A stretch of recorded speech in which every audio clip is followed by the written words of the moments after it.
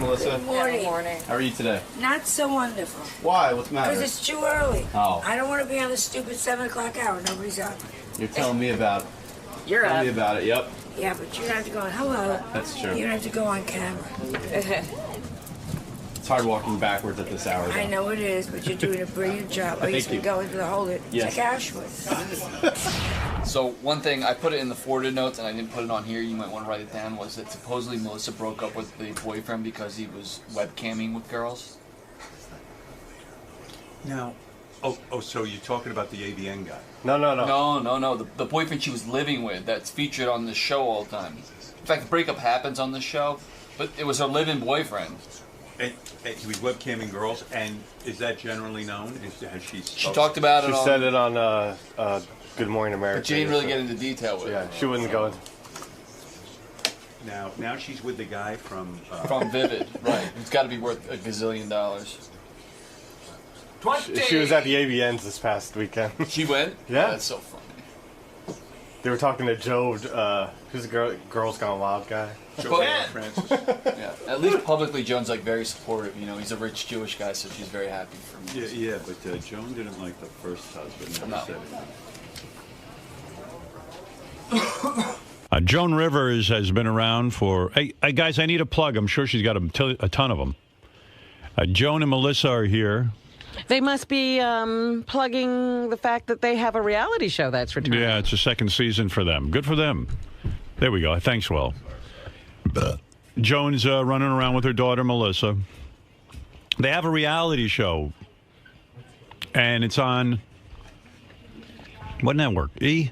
No, W-E. Yeah. We. Not E, we. We? What's with Melissa? Hey, baby. Good morning. Hey, Melissa. Hey there. How are you? Haven't seen you in a long time. Who are you saying that to? Melissa. Oh, Melissa. Yeah, Melissa is a West Coast girl. Yeah, she doesn't come this way often. She doesn't need to do this. Hello. Can I fix my hair? Good morning. What's happening, guys? What's happening? We're pushing our show because it starts tonight at 9 o'clock. What right is it? opposite Obama. I'm going to turn great. Republican. Great. Hey, Melissa. How are you? Melissa, what's the arrangement? Is Joan buy you a lot of stuff? Seriously? No. No support whatsoever? No, I mean, we're supportive of each other. No, I mean money. I'm talking moolah. How does Joan work it? I mean, does she spoil you think she's you? being supported by Melissa? I mean, Melissa's being supported Yes. by Joan? At this point in my life? Yes. No. What's the arrangement, Well, though? the arrangement you live a very should be, big lifestyle. Yes, No, I does. not Ish. like, not really. I see your house on the reality show. It's a very substantial home. But it looks bigger on TV than it is. And Not okay, my room. You were. That's what I'm saying. It's like, What little room did they put but you remember now it's Why reversed. is your mom's room so small? It's a guest room. Oh, right. It's a guest room. You know, in New York in the old days, before political correctness, they used to call it maid's room. Yeah, Joan, are you in the maid's room? She's in the guest room. Right. It's amazing. But listen, in the my broom mom's closet. living with me, not paying rent. Right. She's not paying for any food. No, but is She entertains at the house. But Yes, I do. I absorb all of this. All my many dates. Your many come to dates that. come through and they eat a lot. Joan doesn't offer to pay for rent or like say, hey, No. let me help out with costs or expenses. What is your understanding of Melissa has a very expensive lifestyle. Yes. What is your understanding of how is she hooking on the side? What is she Yes, doing? I am. Right. I've finally been outed. What do you think, Joan? And she's now in the porn industry. I am not in the porn industry. know. She Well, got we're out gonna- with the head of Vivid. She's We'll get terrific. to that. Mom, why don't you just take it and just hurl it out there? And by Joan- the way, I saw your early Tapes. tape, Robin. You were great. What early On days? what? Oh yeah, sure. Oh, on Vivid, you mean? Yeah. Well, she's done some just blowjob stuff, not Oh, it doesn't intercourse. count. Ask Clinton. Why don't you turn to Melissa right now, Joan? No jokes. I want everything off. I want all the jokes off the table. Sure. We'll get real That's here. easy. Yeah. That'll support me. Why you are so bold and brave in your career, and I've seen you on TV in England light into people and really give it to them, and yet you've never turned to Melissa and said in all the years when she was married and these subsequent guys that you don't like the guys she dates. No. You Now, how stay old quiet are your about daughters? it. My daughters one's going to turn 30 soon. No way. Yeah. No way. My oldest, she's 29. Can you believe that? That's right. No. And I have a 26-year-old. Right. I know. With me, people still think I have little kids. At home. Yes. But they think I'm that a- with me with Cooper, too. Cooper turned 11 in December. Are you kidding? Well, 11's a little kid. My But kids. still, I'm thinking Cooper's a baby. Yeah, exactly. And my youngest is in college. You know. Yeah. She's So- she just turned 19 today. Today is her birthday. Happy goodness, birthday. happy Give me birthday, the old Ashley. balloons, the dead balloons. Yeah, they're from left Ashley. over from yours. Right. So listen to me. Yeah, why don't I tell her I don't like him? You did not like her first husband whatsoever. No, You did not. not really. I like him more now. I really like him But you now. used to say to me when she was married, because we would talk privately. Yes. You said, I do not like that husband of Melissa's. Right. But you never would tell her. No, because it's not who I like. It's who makes her happy and who it works with them. You know that. But do you Have tell you- your daughters? Oh, are you kidding? I'm afraid of them. Have you That's ever? just it. Yeah, I'm just being honest. They don't listen to me. Have you ever liked anyone Melissa dated? Yeah, I've liked 2 guys that she's dated. A long time ago, I guess. No, I like Good John, as we used to call him. Yep, you I thought did. he was terrific. You don't like the porno guy? Oh, I adore him. No, you don't. Yes, I do. No, you don't. Yes, He is so Joan, smart. Stop it. I'm telling you, he's not like He's in the Gold Ch- pornography industry. He's in the, and so is a Marriott Hotel. Look, I moved over. So is a Joan, Marriott Hotel. They Joan, buy his product. stop it. I know you many years. I swear. You're not pleased with this. On Cooper's life, this is a businessman. This is one She of his really businesses. likes him. Smart. And you like him? Yeah. UCLA graduate. His partner went to Dartmouth. They're 2 smart Jewish boys who said, we can do that and do it better. All right. But what about the fact that the women are fucking on camera? Yeah. And Excuse me, let's talk about the you don't think- Kardashians and but let's talk don't you about think- Paris Hilton. But don't you think it's going to lead to disaster for Melissa? Eventually, probably. Because the others have too. he is surrounded by gorgeous women. These are Yes. women who want to get ahead in the porn industry. Yes. They're ready to blow him. Yes. They're ready to fuck him. Melissa, what are we up to here? I mean, Yeah, that How did worries this me. happen? yeah. We were set up by a mutual friend. Really? Yeah. Completely, just innocently. Like, you guys would get along, and I said no for a long time. And then. Does he want porn star kind of sex? Is he No. more aggressive in the No, sack? he's very normal. He doesn't spank you? No. He doesn't try to give you anal? No. Joan loves anal. Why? But that's where we're different. So disappointed. That's sorry. where we're She's sorry for different. your Everybody's daughter. always so. Joan- But he always says the same thing. It's like people come to his office thinking it's going to be, an orgy in the office, and people are very disappointed. It's a business. Why? And let's be real. Your mother doesn't really live with you. That's for the TV No, show. my mother really does live with me. Joan, Wait a minute, Joan. What are you doing living with Melissa? She's with me 4 days a week. Yeah, I really like it Because of now. fashion police. is that like really prisoners, true? Yes. You know the Stockholm Syndrome? Joan, That's me. I like myself where do you live? Where do you live the other 3 days? in New York. I have Okay. the best life in the world. I go back and forth. And you have closet space in Melissa's York. house. Yes, we she took took over over- my gym, my Yeah. little, where my treadmill Her is. gym. We took My over the gym, which gym. fits a treadmill. This is so sad. And has put clothing Yes. racks up, and I put a screen in front of it, and her clothes are all over. There's racks all over the treadmill. You don't have a separate place in LA where No. you go to be by No. I yourself. I don't want it. She You doesn't wanna even be have a with- car. Does that bother? Is your mother a burden? I don't think Yes. she's well. Go ahead. I'll have a sip of coffee. Is she a burden? She's not a burden. I'm a Jew burden. She's not Is a she a Jew burden. burden? She's not a burden. Maybe a little bit of a burden. But Does she cramp your lifestyle? I have no lifestyle. right? I have my son and my work. Let me It's tell what you. I do. I can't cram it because I'm so far downstairs that I don't hear anything Would you going prefer on. your mother to have her own space, her own place somewhere? Would you prefer that? I think at 2 days a week it would be ideal. Thank you. 4, it gets a little close quarters. She is so lucky. I like candles. I change things around. She moves I stuff make it around. pretty When you fun. hear that your daughter says she wants you there maybe 2 days a week, that would be a nice thing, and that 4 is too much, does that affect your decision? Well, the other thing, Is that true? You really are not offended by that, and you don't say to yourself, I got to give her space? Oh, she's hurt me in other ways too. well, the best This is not the first hurt. Right. I mean, literally, my mom shows up. My dogs ditch me. Right. My They love her. my housekeeper. My mom has completely bought off my housekeeper, who now barely cleans when my mom's not there. Because my mom just keeps handing her money. Yeah. So my mom's laundry gets done first, like everything. I'm now the renter. But Try tipping them. you seem They to. work for me. I don't need to tip people I give a salary to. I find that a little absurd. You see, you're telling me you're amused by this, though, by your smile and laughing. Yes. You're amused by your mother. Most of the time. Right. My son really enjoys it. You're a good sport. I'm a very good sport. Right. And patient. Right. And your sexual life with this new guy you're seeing, the guy I from can't hear him down the dungeon. Vivid Entertainment. Well, how do you keep that? Do you do it in your house? Well, we only see each other on non-custodial days with our children. I see. Your husband, your ex-husband has the kid, and then you can have sex. And then he comes back to my house, and my ex-husband can do what he wants to do. And do you ever watch the product with him when he No. produces a porno? No. But you went to the AVN Awards. Yes. Was that really skeezy? It was actually, I had a really good time. You it had was fun. hilarious. Yeah. So you're getting sucked into the porno life. Me too.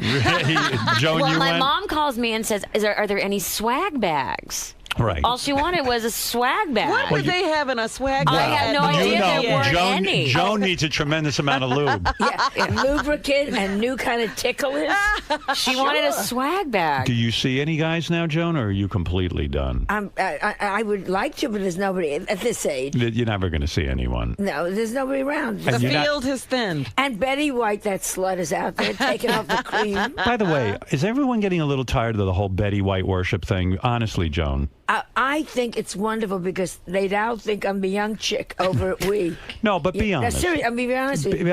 I mean, She's I going think at Betty White 90. is a fine actress and stuff, but I mean, the carrying on and the. But American, first of all, she's a nice lady, truly. Right, right. I think so, and very talented. nice lady. Right, That's but it's a number one. bit much enough. But America needs someone to love. I think it's a lot of we need a someone- grandma. We need a grandma. Right, right. And believe me, you do not want to You be the don't grandma. qualify. You're No, not I don't want to kidding. be the grandma. You don't qualify. Listen, I was thinking about Joan for a second here. And by the way, we shouldn't talk too much to Melissa because Joan gets very nervous. No, You think? Yeah, she can't handle it. She can't handle No. Melissa getting attention? Oh, absolutely not. It's a big competition. Joan didn't get all decked out to be ignored. Joan, I was thinking about you. When Elizabeth Taylor died, I said the connection between Joan and Elizabeth Taylor is very strong because if people remember their history, Joan, back in the day when people were very reverential, Joan used to go on TV and blast and make fun of Elizabeth Taylor. And I thought it brought you to a new level of fame and popularity. yes, it did.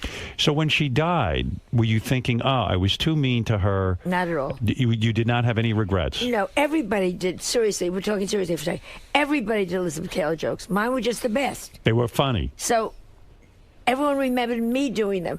Every comedian had Elizabeth Taylor is so fat jokes. Right. But mine were the good ones. So it all looked like I was coming down on her. And in the end, we kind of made up. As much Well, no, as we you did could. a lot of AIDS Yeah, work AIDS together, work together. very much in the beginning. And when you say you did AIDS work with her, you were face to face gave with it her? to her. And when you gave her AIDS. I thought so. I knew you had AIDS. Poor woman. Joan, when you met her face to face, did she say to you, "You bitch, you wrecked me"? No, we did the very early AIDS benefit. I got her involved in AIDS. Everyone always thought it was her, but I got her. It was really you who cured And then she AIDS. took it over And great. What happened to you? She stole it from Joan. Stepped over me. I still have the heel mark on my cheek. Joan had to go to penis cancer to Oh, raise She yeah. had money. to take God up for that. ball Right. cancer. So when you met her face to face, how did you reconcile? Because you were brutal to her. She said to Roddy McDowell, who was a friend of ours, because I had said to him, "Am I going too far?" And Right. he was a mutual friend, because you never want to go to the point where it's really ugly, you know. And he asked her, and she said, "She doesn't get me where I live." She was so beautiful that she was so confident that it meant nothing. I've never had that luck. You know what I'm Yes, saying? right. I've That's never- unusual. That's Yeah. unusual that somebody wouldn't be affected by it. If Not- somebody was slamming me on TV every night, I would get angry and fight back. But she thought when she was at her fattest, when you could put four wheels on her and paint her yellow, and school kids would mount her. Right. I mean, she still thought she was gorgeous. Right. She And never knew that she Never- hit the wall. You know when fat women don't know they're fat, or when old women still think they're young and hot? Right. And That you know, was Liz? Liz, and there are a couple of others out there. Yeah. You know, Right. in California, they still think, I had one of those bitches. She entered a wet T-shirt contest. She had a pacemaker. She was electrocuted. You know what's sad to me? When a good-looking girl lets herself go, that's the worst shame. Because, listen, if you're not a good-looking girl, God bless you, you might as well get fat. But you see someone like a Christina Aguilera, who is so She has no beautiful. neck. What happened to her, Joan? Did she lost her stop neck. caring? I think she lost her neck in a poker game. Have you criticized her for this? Is there a choice? Right, and she's been angry with you because you have tried to yell at her to get skinny again, right? Yeah. Yeah, and it's not working. No. The Donna party could have lived on her for the whole winter and come out picking their teeth. Right. But that's a shame when a good-looking girl lets herself I think so. lets herself go. Don't you think so? Yeah, I do think so. Well, I mean, I don't know what's causing that for her. I don't know what's happening in her life. See, I try who to cares? understand. I don't. Melissa always has to keep herself hot and thin, Yes. right? Your mother would ridicule you if Oh, you for didn't. sure. Well, I get ridiculed anyway, so it's not a big deal. Did she criticize you growing up? Oh, your tuchus is Joan getting is too looking big. at you like, ridicule? Oh, What absolutely. ridicule? Yeah, Joan must have been. I'm being serious now. You must have walked around as a kid completely in fear that your mother was going to criticize you. She's very, very, very looks conscious. Judgmental, huh? Right? It still is. Does she comment still on your appearance? Every phone call I end by saying, put on makeup. Every phone Instead call. of goodbye. No, Makeup is and important. also don't eat. That's Don't another thing. eat. Don't eat. You're going out to dinner. Don't eat. Right. Don't eat. But your mother's right. She's got a great body. Yes, thanks She's to going you. out with the porn king of America. Right. It isn't the time to get flabby. Is it weird when you get naked in front of a guy who really is in the porn industry? Because he's been completely warped out, as I have. I mean, I see so many beautiful women over there. I'm warped out from it. I think everyone's hotter than the next person. So when you take your clothes off in front of a guy who's staring at porn all day, I imagine it's intimidating. I really try not to think about it. Do you get fully naked in front of him? Well, Or do you try to get under the covers? When I'm an under the covers girl. Are you? Yeah. Right, immediately. She's got a great body. We went to Mexico and she was running around in her bikini. She looked fabulous. She did. And the boyfriend was there. Yeah. And he's looking you over, right? But, but she looked great. Otherwise, I wouldn't have let her be in a Otherwise, bikini. you would have covered me up. I would have Yeah. I would have bumped into You and looked her thrown a over, towel right? on her. Joan, you know your mother's looking you Oh, over. always. More than anyone. Right. And did you look for stretch marks from giving birth? Did you really No, I look don't have her over? stretch She marks. doesn't. She has a great body. If And you I saw- get angry because she doesn't show it off. Right, she should dress sexier. Thank Oh, my you. God, here we go. Even this outfit today doesn't reveal much, right? No. She's covered up. And now's the time for her to reveal it, right, Joan? That's what I say. Wait, what? You want Robin, to help me. My Joan arms, knows. I can fly to California and back without a plane. Joan knows that at one point it all caves in. But and I don't no feel offense. I and, don't feel your mother hangs in there, but listen, compelled to walk around with everything hanging Yeah, out. why does Melissa have to do what Joan would do? because Joan Yeah. is in show business. And because she's going to hit an age where she's going to say, "Why didn't I?" Right. Why you didn't think I? that, but you don't know that. Joan, what should Melissa be wearing? Disrobe her Nothing. now. Take it off. Take her clothes Nothing. off. She should in be front of her. Wearing nothing, just naked. She has Yeah, a and great heels. body. Have you seen Jo- very high heels Right, she and wears a whip in her hand? Let me see your heels. Let me see. I'm your not wearing- Yes, No, flats. she's saying Flats. that she should be in high Joan. heels. She's saying I should be in high heels. Is anything less hot than flats? No. Right. I'm 165 years old and I'm in heels. Yeah, look at you. Beautiful. 165? I knew it. Come June. You finally admitted your real age. No, but you're right, because what your mom is saying, honey, I know from experience. When I was young, I should have shown my titties. I should have done something with all of this. You know, your mother works hard on her look. So she's saying you're going to have regrets. You've got a gorgeous body.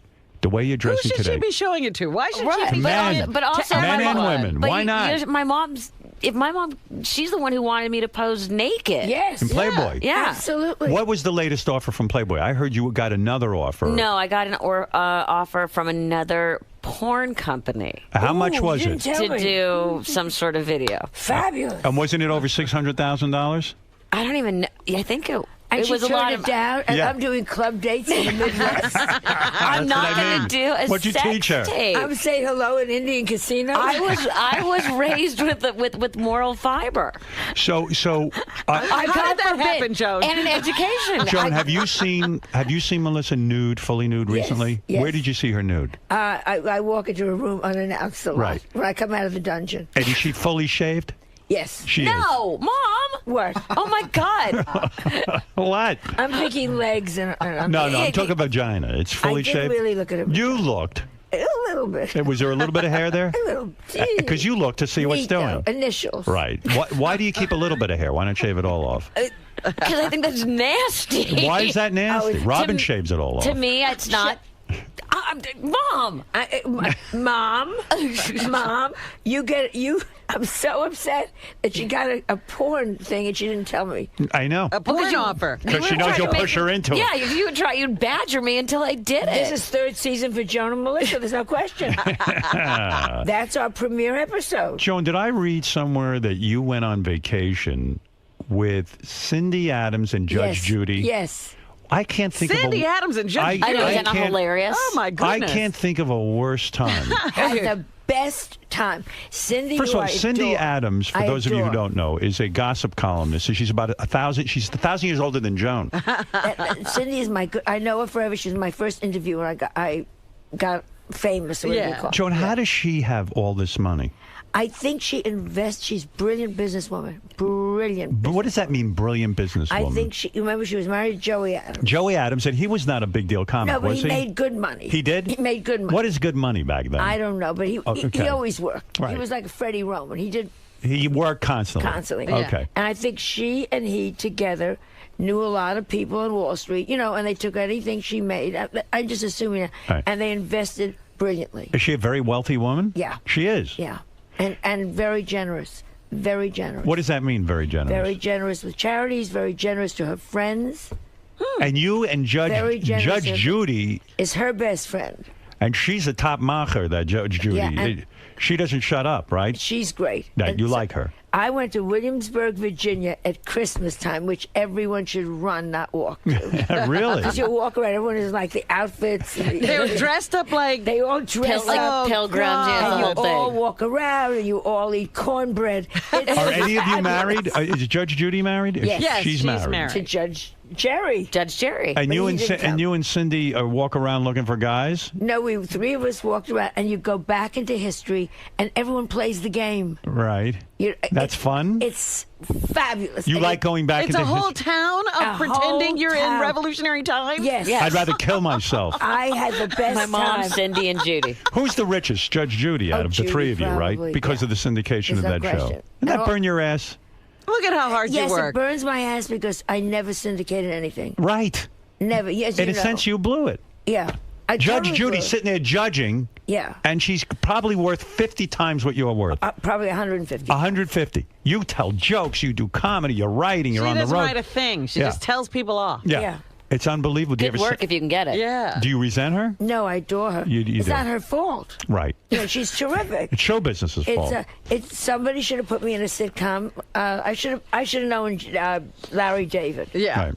There you go. How about that, Joan? Now, yeah, right. You needed a sitcom. I need a sitcom. Melissa, you were dating a guy before this porn king guy. Yes.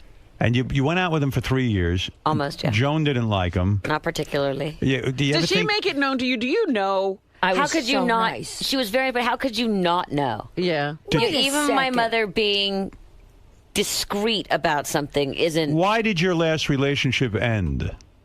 My last, there was, he was. The refrigerator emptied out. Yeah, no, he was living. see. He was living a second life. Double What was life. the second life? No Double kidding. life. Double life. You mean he had another family? No, not that far, but he was living having a lot of relationships online.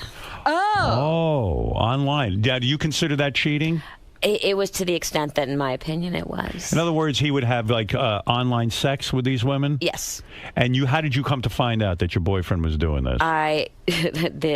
Our computer was on a table, and I was cutting through, and I bumped into it, and the screen flashed, and I looked, and I thought, that's weird, and I pushed the mouse, and up came, he'd forgotten to close a bunch of pages. And Wow. so when you see this and he's like, "Oh baby, I want to fuck you." As He's in not sex? he's not meeting with these girls. I don't know, because it had come to light that one of the tabloids had purchased emails of him soliciting people. Oh wow. Now that's the ultimate betrayal. I don't mean Yeah. to laugh. I was laughing because Joan was ready to chime in. Yeah.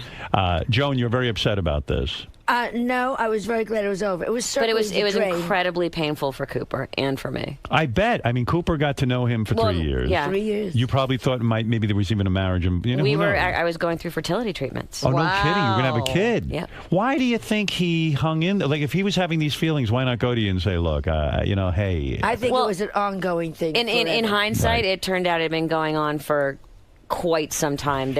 I learned about all these different websites like Ashley Madison that I didn't know about or what these things were, and apparently it had been going on for about a year and a half. And when you confronted him, did he say, listen, I'm willing to stop everything? No, I didn't even give him that opportunity. I was actually getting up to leave for work for Fashion Police, and it was 6 in the morning, and I was going to get something in the office. And that's when I found it, and I called him from work, and I said, I'm done. And then the next day, I started getting phone calls from tabloids saying, we've purchased these emails. So you're here to from say... Craigslist, from people solicited on Craigslist. Are you here to say that Ashley Madison works? Because I think it sounds it like does. he was really meeting chicks. And again, One of our top sponsors. Exactly. And then the irony of meeting Stephen. Right. But the interesting thing is this is all on Joan and Melissa. It happened in the middle of... Oh, it my happened goodness. literally on a shoot day. Wow. So you're telling me when I watched the TV show... It's in real time. You on camera discover his videos, his dialogue on the computer, and then you pick up the phone and call him and break up with him. Yes. And you haven't seen him since. No. That's it. That's over. it. After Done. all that time. Oh, I threw the computer over the balcony, the whole thing. How do you explain this? How do you explain this to your son? Are we being serious for a minute? Yeah. Because it was incredibly painful for Cooper. I tried to turn it into a little bit of a lesson about internet safety. Right. Because we're at that. Well, because he's at that age. Right. Where they're all on YouTube and this and that, and I just said, people make mistakes and people do things that they regret, and people talk. There's bad people out there online. Right. And you have to be very careful what you do. And it was much easier explaining to Cooper what he did than why. So, in other words, at some point you had to be very clear and say, listen, he was cheating on me with these girls. I didn't go quite that far. I just said he was doing having inappropriate relationships with people online. Do you let him say goodbye to Cooper? Yes, I did. You did? They spoke on the phone once. Joan, that's right. And I made sure that Cooper always, I was very clear on, Cooper had his phone number, Cooper had his email, I never wanted Cooper to feel that I was cutting him off from his relationship with Jason. Right. And I made Cooper speak to him twice, even though he did not want to. And since then, I've let it be Cooper's decision, and Cooper has he has no desire to speak to Well, because he knows that he hurt his mother. And Cooper and I are incredibly close. I share custody with my ex-husband, and Cooper and I are very, very close, because it's always been just me and Cooper, where my ex-husband's gotten married or remarried and divorced and had another child. It's really always been me and Coop. Poor Joan is so jealous. She just wishes she could get some action somewhere. Yeah, somebody be cheating on me. I was when he met on Craigslist. Now, it has was such a But I went crazy. Wouldn't that be wild if your mother was seeing your boyfriend on Craigslist? A little creepy. Yeah. Meanwhile, Joan signed up for Craigslist. Exactly. Right. She immediately registered. She's like, what were those websites? Has Cooper met the porn guy, the porn king? Very casually. Right, because we can't go through this again. No, I wouldn't allow it to happen. That's why I'm very careful that we really only see each other on my non-custodial days. But he was with us in Mexico. He came down to Mexico. We had separate rooms. How do you put your... We had separate rooms. How do you put your... A respectful porn king. How do you have the discipline to put your child's needs ahead of your own? Honestly. What do you mean, how do you have the discipline? Because you could easily say, oh, fuck it, I want to be with my boyfriend. I'm falling in love with this guy. I want to hold on to him. I'm going to see him. I'm going to bring him into the house. You could do that. A lot of people do that. A lot of people do But that. you are actually putting all of your fears aside and saying, I got to protect my son, right? Like maybe she's a decent person? Thank you. Are you a decent person? How is it possible that Joan Rivers' daughter would be a decent person? I haven't met. He's doing the same thing with his children. I see. So we're both very... Yeah, like you'd be a bad influence. Yeah. Yeah, hey, you're Maybe the he porn should queen. introduce you to his children. She'd be a real slut to bring her out. So, Joan, what does this mean? Listen, Joan, despite what you say, I know you're a wealthy woman. What do you mean Melissa is living on her own without any help from you? I don't believe it. She owns a part of Shopperati, which is very successful. What is Shopperati? It's a website that my business partner and I created where we aggregate and curate all the top fashion deals of the day. And that's a money-making operation? Yes. Shopperati? Yeah. What do you mean, Joan? Yeah. What are you're carrying making on like you know? Because she tells me. And what is she making on Shopperati? I have no idea. You know. She's got 2.5. She's doing fine. She's producing, what do you call it? Fashion Police. Fashion Police. Executive producing, which is going to an hour. Right. You like doing that still? That's where you make I fun adore of the people, how they dress. So much fun. Fashion Police. So much fun. Right. So much fun. And then we're doing Joan and Melissa. Joan and Melissa, and then I have my website. All right. Very good. What It's can I okay. tell And you? we do personal appearances. I mean, you know how it is. But see, you're we so do, rich. Yeah, we do you mother-daughter lectures. Yeah, you don't have to go out on the road and like do personal Road. appearances. Talk to Indians. I am going. I don't talk to Indians at You don't casinos. have- Poor Joan You is don't have talking to- to Indians, Howard. Yeah, you don't have to go do promotional things in malls that they pay you for because you've got so much money. You own this building. Listen, I don't own the building. You do. You own a good portion of the building. I don't own the building. I'm not as rich as you think I am. Look, I had to take a second job. Yeah, Yeah. that's so sad. That's right. I have to now go out to that California and work. Yeah, well, we'll have dinner. Oh, one that's night. right. The new Right. show. I know a lovely room that I could get for you, Melissa. You can get Melissa's. Yeah, I'm I gonna will stay at I can Melissa's. sublet. And by the way, even when I was desperate, I never had to go into a teepee to make money. Like Joan. Just remember that. Well, I am pleased to see that Joan and Melissa, a lot of people said it would not go into a second season. No. Everyone said it. No one said it. no one said it. I said it. Oh, all right. No. Everyone thought it would never last, but it has. You know what I want to ask about We got Chelsea great reviews. Handler yesterday. Do you have a problem with Chelsea? Chelsea Handler gave it to you, Joan, yesterday. I don't even know who she is. Exactly. You know when people, I don't know who she is. You want to hear what she said or no? Yeah. All right, Love I'll play to. it. I'll give you the short version, 59 seconds. Listen to this. But Joan Rivers was critical of you at one point, wasn't she? Well, Joan Rivers. I mean, what the fuck do I care about Joan Rivers? You don't care. It doesn't bother you. It does No, bother you. I saw Joan Rivers the other day at E, and she said, "Hi," her and that daughter. Melissa. Yeah. And You don't like Melissa? no, I mean I don't not like her. I mean, Right. but I don't think about either one of them ever. So the fact that Joan Rivers, she got up and made this speech. We were at a Comcast event, and they're giving me Conan's old stage at Universal. Right. They're giving me this huge stage, and so they announced that. They make this announcement at this Critics Association, and Joan Rivers gets up and she's like, "Well, I would like to thank Chelsea Handler for giving me a career in comedy." And then says, and then she goes, and congratulations on your stage, Chelsea. She goes, because I don't even have a dressing room. And I'm like, fuck off. It's not my fault you don't have a stage of your own. That's your problem. Yeah, why is it related to you? Why are you? I mean, she was trying to be funny in the most innocuous way without being, but I could tell, oh, this is a woman. And she has said, I've heard she said things about me. I don't remember what they are, but yeah. First of all, never said anything First of all, you see how I stood up for you? Yeah. Okay, thank you. And I was at that luncheon. It's not quite how it went Let down. me tell you, Right. number Doesn't one. seem like so bad. The what you girl said. It made wasn't. it It on was- her back, fucking the president. We all know that of the network. Number two. Oh my God, you she promised is you were very- not gonna no, say no. that. Too bad. No, she started out. Wait, maybe Excuse me. somebody missed it. What did you just say, John? It doesn't matter. We all know how she got there. Number two, she's fine. She's ordinary. She's not a genius. She's an ordinary girl that she was fucking somebody high up in the industry, and they gave her a break, and she's doing okay. I went over very nicely. Joan, why don't you fuck someone high up in the industry? for Because God's nobody sake? wanted me. Yeah, go ahead. I went over to this thing that we had, and I went into the room and went right over to her and said, exactly, hello. She obviously has no manners. I don't know where she comes from. Jersey. When I walk over and say, hello, nice to see you. You say, ignored me. Oh. Wow. That's number one. Who the fuck do you think you are? That's number one. Number two, she gets up and they say, Chelsea broke into late night for women. Chelsea has started for women. No, they said she gives so many young comedians their breaks. Their breaks. Right. And also a lot about women in late night. So I walked up with a joke. I said, and I want to thank Chelsea for giving me my break. That's a funny. joke. But she doesn't have no jokes because she's not that clever. Right. So that was number one. And number two, I thought it was very funny. And I said, we're really the same up here. Right. You get the big studio. I don't even have a dressing room. Right. That's funny. We got laughs. Right. So whatever she is, she's a drunk. She has her own show. I don't wish her good luck. I don't wish her bad luck. And she used to do jokes about Melissa and me before we... mean jokes, you know what I'm saying, for no reason when she was first starting. Go fuck yourself in a pool. And as my mother said, in a teacup of water. Right. I didn't say the first part. I said, Why go would you drown fuck yourself in a teacup of water? I don't understand. In other words, What was with your mother? go drown yourself in a teacup of water. I don't care. I don't think she's particularly funny. We all know how she got what she got. She's doing okay. Good. You're referring to the fact that she was dating Ted Harbor. Dating? Well, but she was living with Ted Harbor. Yeah, You're whatever. Right. Good.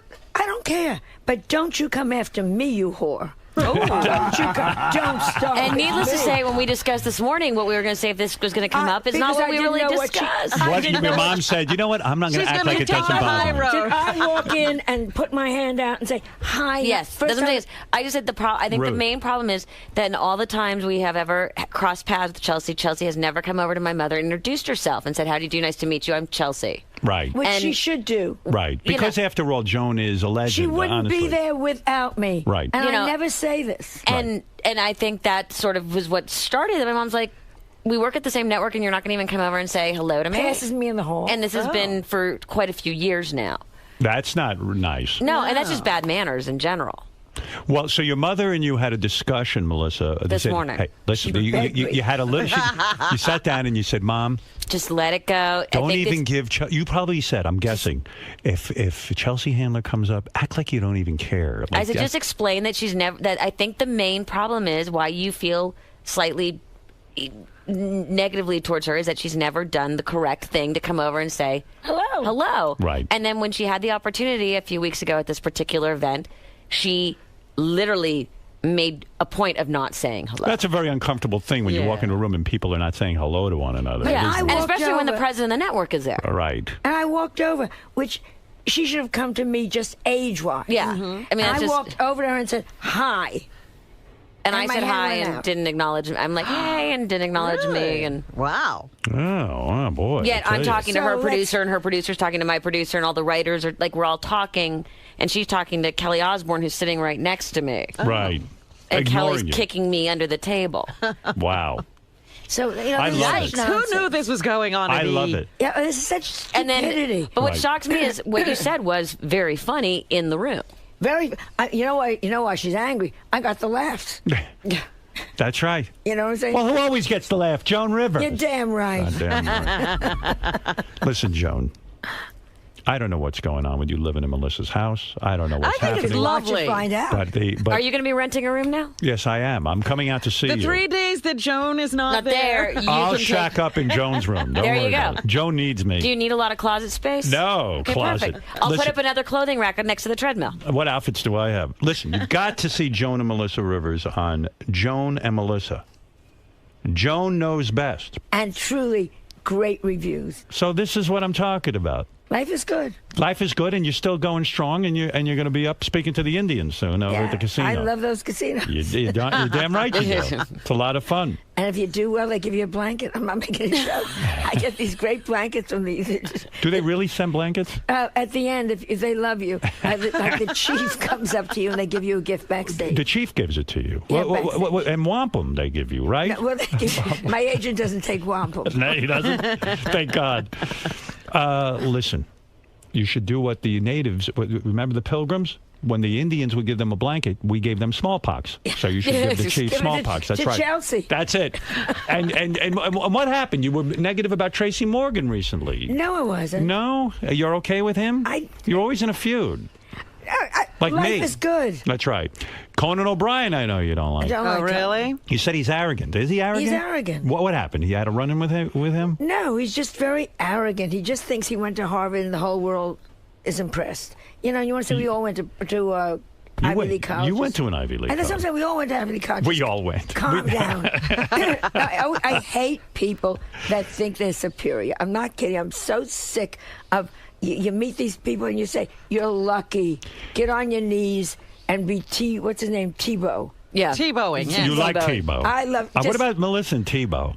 No. No? The Kardashians have that covered. They got the sports world covered. Yeah, they got the sports world covered. But Conan, we got to go to porno. in other words, there are a lot of young comedy writers and comedians who will come out of Harvard and you feel they act superior. No, I feel like you'll bump in some of the housewives, Right. you know, and they carry on like they're stars, and you want to say, calm down. Yeah. You're a girl with big fat lips, you know, And no one's gonna remember you. extensions, and you're having a moment. Enjoy it. Right. Don't yell at the waiter. Right. Do you understand what I'm saying? Don't yell at the waiter. You got so much class, Joan. Yeah. Well, look, Joan knows everything about show business. Is she seeing Cher still, or is that Yes. really? Yeah. Oh, yeah, in the bathroom. They have I dinner. love Cher. When's the last time you saw Cher? About 7 months ago. She ever bring up my name? No? All the time. Always talks about me? Your picture is over the bed. And you go into the bathroom and eat dinner there, right? We go into her bedroom. So weird. No, the bathroom, you told me. That's where they eat. No, they don't eat in her bathroom. Everything goes on in her bathroom. Like she entertains in her bathroom. Maybe Kathy Griffin told you that. No, you've told me that too. I think it's a big bedroom, bathroom, suite. You know, Isn't that weird? Do you like how I great. translate for her now? Yeah. She lives like a movie star. Big Right. house overlooking the Pacific. How's she look? Fabulous. The body? Fabulous. Tight? Well, I've never poked it.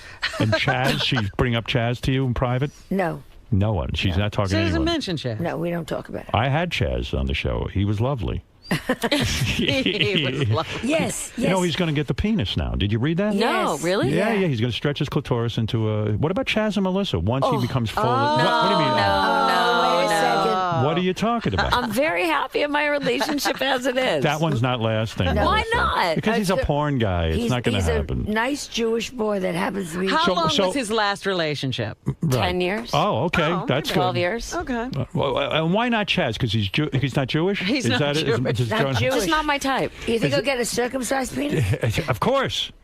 He doesn't. He doesn't want to get disease. But he's even talking about getting balls, testicles, where they're I fake. could send my dogs. Right, but they're fake, but they're going to look Yeah, real. but that's, if you want that, why not? Get Right, it. sure. Absolutely. Why not? Makes you happy? Right. Get it. And he seems happy. He seems very happy, and that's great. And all you want, you have your children, is you're as happy as your least happy child. But all the reports I read say Cher is upset. Cher can't deal with it. What well, is it? I think it would be a little difficult if one of your daughters came to you and wanted to have a penis and balls. I always wanted a son. All right, listen, we could enter it up all day, but unfortunately, we have to move on. I have to be professional. I love you so much. I love you too, Melissa. Love you, Love and you. It's great. And I am considering becoming a woman. I didn't want to say that. That's right. Really? Yeah, Well, that's then it. maybe you should donate to Chaz. I'll give him my penis. I guarantee you his clitoris is longer than my penis. And I'm not kidding. Joan, Chelsea has unleashed the wrath of Joan.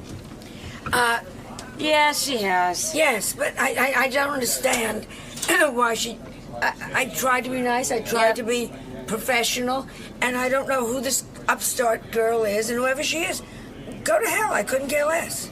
It's Next. not just about showbiz respect. It's about common courtesy. It's you see. about common courtesy to an older woman, of someone who has started the industry, someone who broke nighttime barrier, and you walk over and you say hi, and as every other comedian comes up to me and Also, says, it's basically, it crosses into just common courtesy. common courtesy, common courtesy.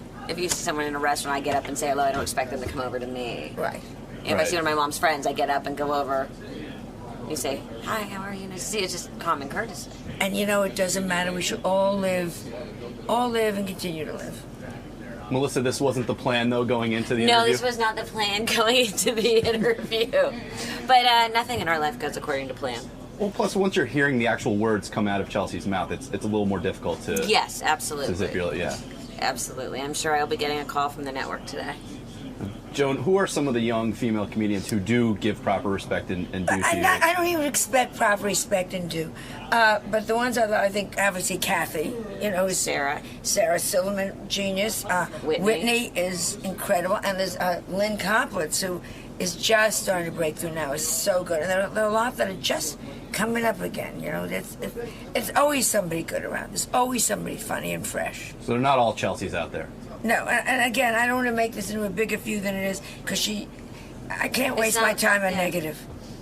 Well, it was a very positive interview other than that. Yes. Good to see you both again. Great, thank you. Mr. Richard Simmons, Oh my God. welcome back. Welcome back, welcome back, welcome back. Yeah! Hi. You look phenomenal, sir. Oh, thanks. Let me see if my picture's here. Let me see. No, not there. Wait. No, not here. Hi. You look amazing. Hi, I'm Lisa. Nice to see you. Oh, that's a nice hug. How are you doing? Good. You look fantastic. Oh, wow. I was looking for my picture. Let me see. No. My picture's not here. Well, that's not my picture. You don't want to be in that picture. In other words, there's no photo of me. Nowhere. Well, it has been a long time since your last appearance. Well, kind of hurts, but I don't know. Maybe I shouldn't do this show. Oh, Mr. Simmons, please. Richard! I'm looking for my photo. I don't... Maybe in one of the green rooms? Look at this pretty one of Robin. It is nice. Holy crap! How the hell did you do? Jesus Christ. I've never seen you so skinny. Let me see you. I've never seen you so skinny. Oh, let me see. You look really good. You look. I read it in the notes. I think Just a minute. You're 135 pounds. Just a minute. Let me just hug you for a second. Two hearts that beat as one. You have any pictures of the family? Yeah. Come on in. Good to see you, Richard. Wow. You look great. You have a beautiful body and a lovely tuchus. Look at your tuchus. Thanks. Squats. The squats do it, doesn't it? Hi. How's it going? How are you? Sit down for a second. Sit down. Sit where? In the green room. Right in here. Oh. We need you to Well, sign a couple of releases. I was just gonna look for my photos again. Let me see. Sounds like who's judging because this is gonna be Well, that's not me. Anything different on your doing? I'm not in this business. Hi. Hi, how you doing? What is this? This is so cute. This little outfit. You like that? Well, Hi, Richard. hi. How you doing? How are you? How you been? Good to see you. Oh. Oh. Thank you. How you doing? Good. Good? Really good. How are What's you? new? You know, we're still here. Nothing new. It's a Howard Stern show. It's the Howard Stern Show. Hello. Can I talk to Howard? No. There's B. He can't hear this. He can't hear this. Everybody do the ack. They can't. He can't hear me at all. Papa, can you hear me? Papa, can you? Papa, can you hear me? Howard, can you hear me? Now you're talking town. He can't. Good job, No, Craig. huh? Christopher. Do you think we should call the health department? Yes. I mean, this does not look good. Look at this. It needs to be dusted. Well, you need to just hose this area off. There's a lot of stuff here. That's right. I'm sexy and I know it. Hi.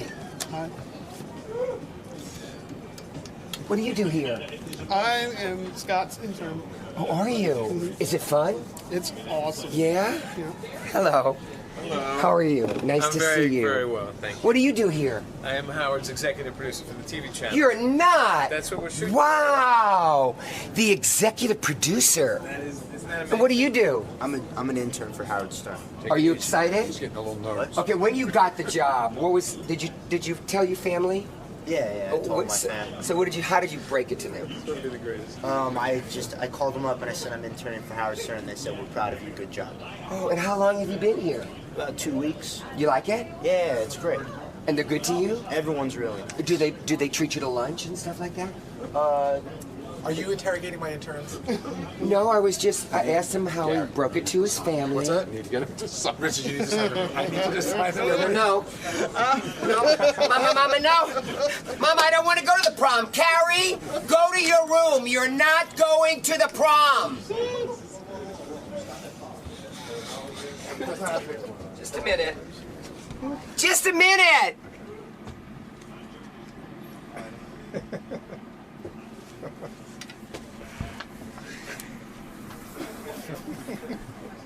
Did you miss me? I did. How long has it been? Well, we've been on the air for 6 years, and I know you've been here once. You came in the first year, but I think you were here once after that, so I'm going to say it's probably been about 3 to 4 years. Yeah. Norman Bates. I love that name. You have to just initial the front right there. Just what? Well, so that both sides are signed.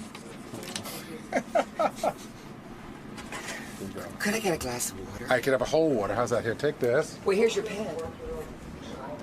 Are you the only one that like dresses like this? Well, when we go in and give the news to Howard, he makes us wear these blazers. These are Howard 100 News blazers. I see. You like these? You know what? It's a classy look. It's a look, right? It's a good color. Okay. You know, we're all look. Pretty good here. Mm-hmm. Looks good, right? Yeah. Yeah. Howard makes us wear them. Richard? Does he make you wear a tie, too? There's Robin. Hi, Robin! Hi! She can't hear you. Doesn't bother me with that kind of They're on the You can't... Right now? Can I say something? You can't talk to them. Why? We're in a different studio. They're in there. Well, you can't hook me up so I can just say, hi, Howard. You can do it from my office in a minute, but come on. No, really? I'll show you some pictures. You can do it from Okay. Hello. How are you? What is your name? Rob Martin. Hi, Rob. Gary, here's your pen. Executive producer. Hello, I'm the executive producer. Why don't I take a break and then we'll get to Richard Simmons? Oh my God, it's like We'll a bar talk to him. mitzvah. He is here. Look at all the people. We'll sit, we'll talk, we'll find out what the hell's going on with him. Yeah, Richard's here, Howard. That's what I just said. I'm going to take a little All of break. Here, I'll start the Well, I break didn't right get to here. I'm meet going to them. do a little commercial. What am I talking about, Fred? Oh, go back to Steven Singer. What do you mean? Are you eating? Am I interrupting? Yeah, you just caught me Oh, by I'm so surprise. sorry. Howard, it's me. Oh, boy. Hey, Richard. Richard, I love your outfit. Hi, Robin, it's me. Good morning. Richard, by the way, that outfit you're wearing is fabulous because I was going to talk to you about that. I always see you in short shorts and a tank top, and you've changed. You've lost weight. You've gotten thinner. He happens to look good.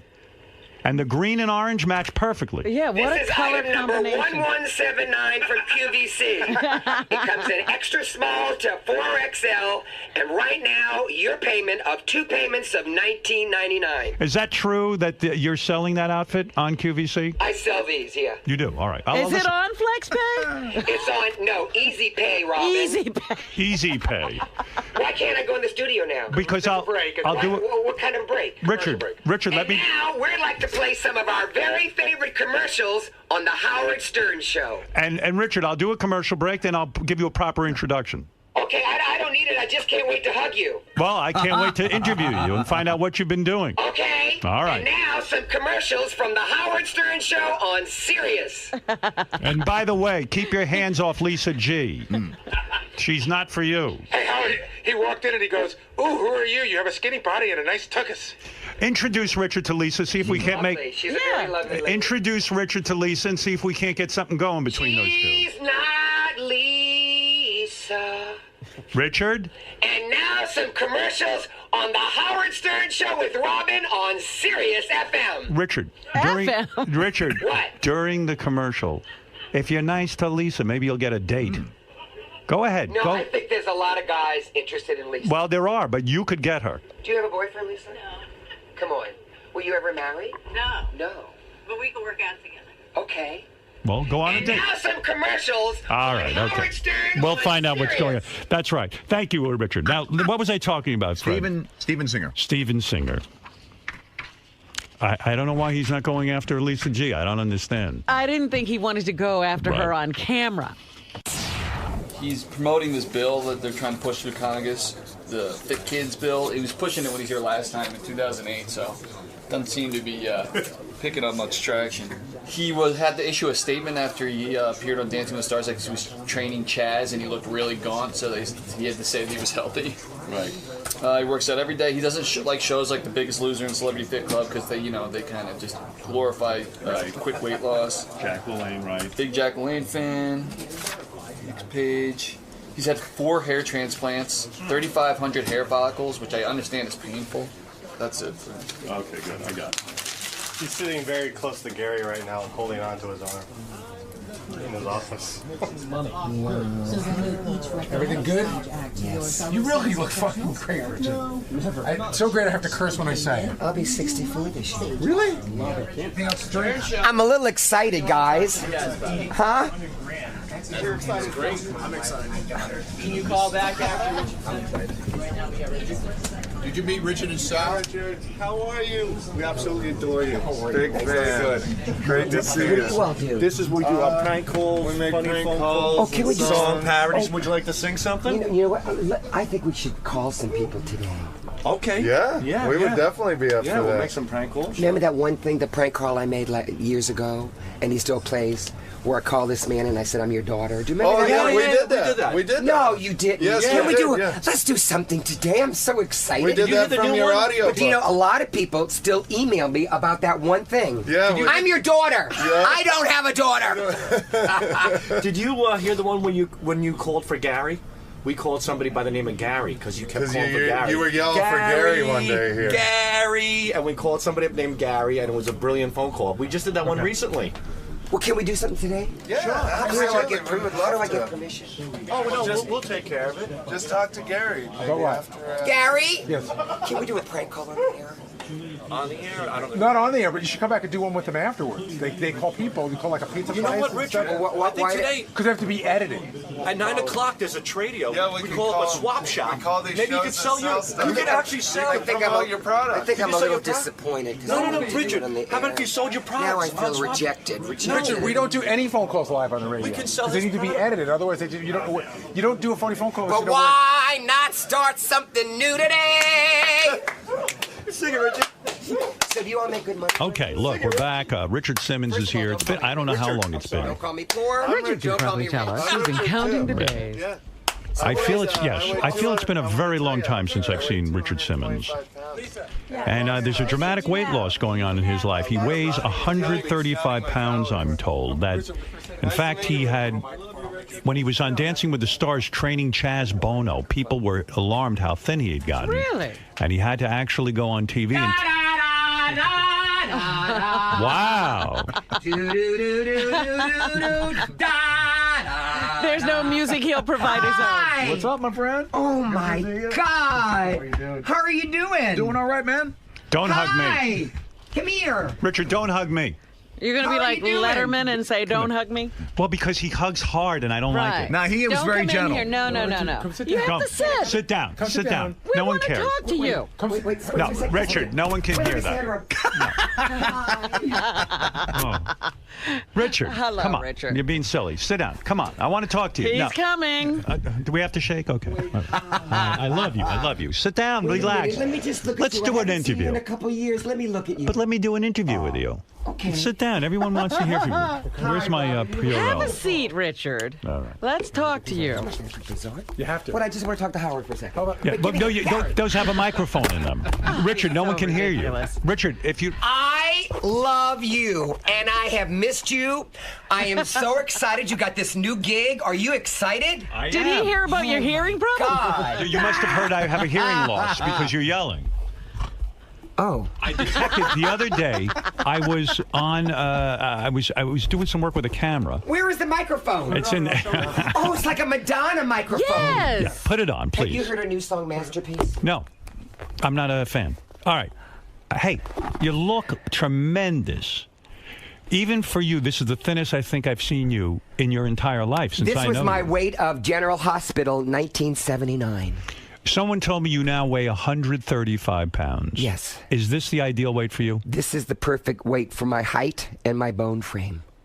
And how did you do it? In the sense that normally they say as you get older, it is more difficult to lose Yes. weight. But as you get older, you can put on a lot of weight Yes. and be inactive. Right. And I'll be 64 years old this year. Fabulous. And I just always... How many times is that? Yeah. Weren't you 64 5 years ago? No, he's 64. He doesn't lie. He doesn't lie about But his go age. ahead. I know that. Yeah. And And what did you? Because I'll tell you how I've been feeling lately. I've put on like maybe 5 extra pounds. Now I don't have a huge weight issue, but I feel like I want to lose a couple. But I can't stand running anymore. I feel I have this thought that if I just cut my portions down and do a little weight training, maybe I'll be happier. Yeah, I cut 400 calories a day. Yeah. And I went from 45 minutes of a workout to an hour and 20 minutes. And in the hour and 20 minutes, how much of that is just working out with weights? 30. And the rest is what? See, I've never had like a body like this. Oh, you look good. You don't have to take your clothes No, off. but I just want to show you. I never had You have- definition like wow, this. yeah. And it's very important for me to be a good example. Right. Because right now, you know, the major thing, and I was really in tears this morning because some new evidence came out and about how many obese children in America. It's alarming. And in the next 5 years, 1 out of 4 children will be obese. I admire you because for as long as I've known you, and I've told you this before, but I'm going to say it again, I believe what you do is very good. I'm talking about good advice. But is he really successful? Because Yes, he everybody's is. been getting bigger while Richard's been talking about this. Well, look, it's a one-man battle. You know what? Eating is emotional, Robin, and Yes. you know this. And when you lose your job, when you lose your home, right, you go for food. The $1 menus. Do you know what I'm saying? Why is your hand shaking? I'm just a little nervous. Why are you nervous around me? What have I done? I don't know, because I haven't been here in 3 years, and, I get a little nervous. I've never seen your hand shake Well, before. I'm a little nervous. Is it nerves, or is there a Parkinson's, or something? Oh, my God, no. Nothing bad is going on, right? You know what? We don't talk. Right. You made fun of me the last time. Right. Going to your house and all that. I did. And so... Oh, dear. It's very nervous for me to come here sometimes, Okay. Howard. I have just to want to make sure be you- honest with you. All right, please relax. I want you. You're in my Yeah, house. don't point out anything. Yeah, the fans love you. Everyone loves you. You don't. And I have got so many wonderful emails from people who knew I was coming today, and they said really nice things. People love you. Well, I just still get nervous, Howard. You're in a safe Because it's space. like, for some reason, I just don't think that we're friends anymore. And Well, you cut me out. I've never met your new beautiful wife, and I know you cut Well, me you out. haven't been around. How can I introduce you? I You mean, cut me out. I've been traveling 200 days a year, Are these teaching real classes. Is this real emotion, or are you? Because sometimes it's funny with you. You think I never he know has the real you. Showbiz tears? I've never had a moment alone with you where I feel you've been real with me. What about at your house? I feel What you about some always of the are on. Honestly, I'm being serious now. It's hard to be friends with you because you're always on. You've never come to me and said, I'm dropping the Richard Simmons persona. But this is really, you know me, Howard. How many years have I done this show? But isn't Seriously. it impossible to keep this kind of energy all? I never bought it. I mean, I know that on camera you have to be high energy. You're motivating people. But this is me. You've known me for 1/3 of my life. But I've when been you would doing come your to the show. house, when you would throw cucumbers into the pool and then you'd squeeze everyone Well, hard. I it was like, where's the real Richard? Well, I always like to be humorous, and I always like to make people laugh, whether But why? they're laughing. Why do you? I'm going because to be it's serious important. with you. Why do you think you always? I'm being serious. Why do you always think you have to be the comedian? Why do you always have to be on? Can't it just Because be a that's time how where you I've been. enjoy yourself? But that's how I've been since a kid. But I feel like you're not enjoying yourself when you're private I with me. love my life. You don't have to put it on. No, I love my life. But you feel the urge to always be the center of attention. And I know that urge. Well, Believe me, I'm an entertainer. But I think it's because I was obese as a kid. I didn't feel accepted, and I thought I had to have a bigger-than-life persona. You were beaten with a against bat these when you were a kids. kid, weren't you? Really? Yeah, I don't know if you know that. I did Part of not the know Richard that. Simmons history was who beat you with a bat when you were a kid, honestly. If we can get into it a little bit, if it's not too painful for you.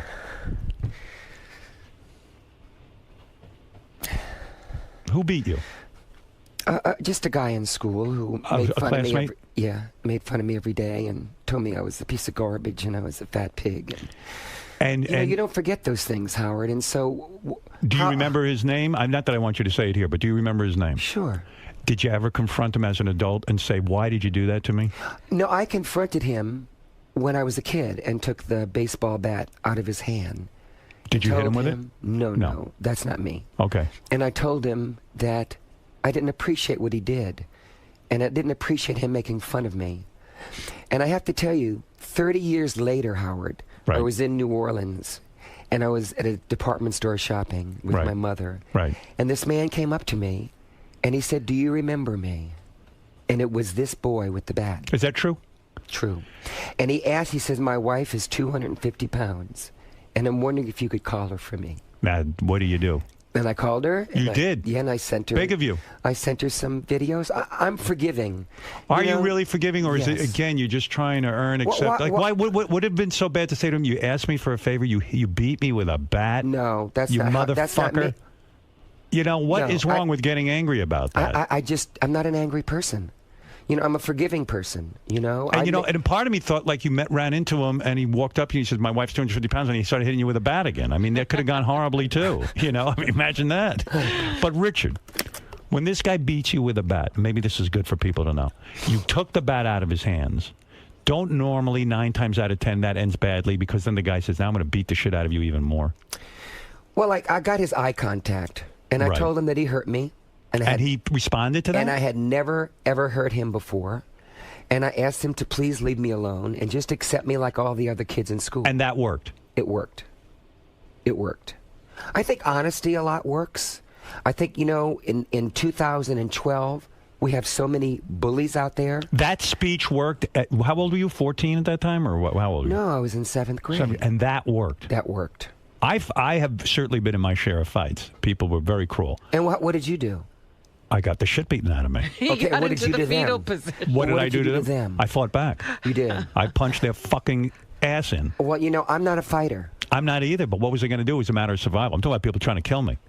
So I had to fight. Really? Yeah, you either fought or you died. Oh. I mean, it was sort of like a prison situation for him. I grew up in a prison. No, I just always try to forgive everybody. I tried a speech. You know what they did to me? I gave the same speech you did. They lit me on fire. They did not. I looked the guy in the eye. I said, why? I've never done anything to you. He said, here, come here. I thought he was going to apologize. He took a match and threw me on me and lit me on fire. That's what my face is like this. I'm a burn victim. Howard. Did you get more hair transplants? No. How many of you had? 1,900. No, seriously, how many of you had? 1,900. Yeah, I know you're open about this stuff. That's why I asked 1,900. You've always been honest about it. Well, I lost 137 pounds and you went when I starved. Why is hair And I important? lost. You don't care about that. Are you very vain, you think? Well, I mean, I like to sort of look nice. Right. I mean, I'm teaching. I go out all over the country. Last year I taught in New Zealand and Paris. Is it painful, the operation? Well, I haven't had it done in years and years and years. Right. But it is painful. You look good. Thank you. I feel good. I would think that this is a major accomplishment with you. Well, you know what? I want to be a good example for people, and I want people to go from decade to decade taking better care of themselves. Our children are obese. We have obese teens. We have obese young adults, seniors, and we have to do something about it. Do you agree with me that companies, like soda companies and stuff, should be the same way drugs are against the law? Shouldn't soda and all that stuff be against the law? I mean, these guys walk around like they're American companies. They're helping America. It's sugar water. Am I right? Yes. But, everything in moderation. Once in a while, when I want a couple sips of Coca-Cola, I have it. But I don't overdo it where you drink 5 or 6 a day. I think we have to, it's up to the parents to educate their children. Well, how can they? They're drinking the soda, too. Well, everyone's uneducated when it comes to this. This is why I like Richard. Let me say something seriously here. Richard always had a technique. I know you're against these shows like Biggest Loser and all these kinds of things. Yes, I didn't know that. Because he feels that you're inspiring people by offering them money to lose weight. I don't think competition is the way to lose weight, Robin. You also don't believe in rapid weight loss. Well, I think, and I've done this, many times. Dropped a lot and then you drop it and then you gain it right back, Are you a disciple of Jack LaLanne, the great? He was one of the first guys to come. I feel you're more in league with Jack LaLanne, that you talk about a lifestyle, you try to educate people. I've talked to professionals that I respect in this field of yours, and they all say to me, Richard Simmons is the best guy, the top guy, because he's not a bullshit artist.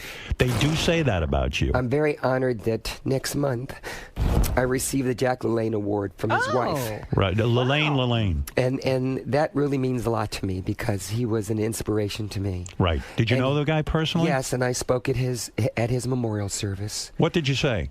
I just told the story about how he came on the Richard Simmons show and how we bonded and how we Did you watch him on TV as a little boy? No, I didn't like him. You didn't like Jack LaLanne? No, why? Not at all. Because he was fit, he was smart. Oh, and at that time you weren't. He was energetic. How did you know to get into this business? Seriously. Well, I did it for myself first. Yeah. And then I said, well, if I can learn the portions of food and I can learn to exercise, I can teach others to do it. What did you want to be when you were a little kid growing up? Did you want to be on TV and be an actor or something? No. What did you want to be? A priest. Is that true? That's true. Why didn't you go into the priesthood? You were horny. No, it just wasn't for me. Could you have given up sex for the entire life? I mean, that would be a major, no way I could go into the priesthood. Well, I wanted to help people. Right. And when you're a kid and you go to Catholic school, right, the people that you admire are the policeman, the fireman, the priest. And I decided that maybe I could help people. Did you tell the priest you wanted to become a priest? Yeah. And was everyone sort of grooming you for that? No. What? Why did they not think you were because priest material? I was crazy and funny and Should priests be allowed to marry? I think that's a really tough question, Howard. Why? You're afraid of controversy. You don't want to offend No, anyone. no. I just think I don't know. Other religions, their priests and bishops can marry. Right. Will it happen in 25 years or 30 years? Right now, a lot of people aren't even going to church. Right. You know, when we have to get people back to believe in something, because we all have beliefs, and that's what makes us good. But can I say one thing quick?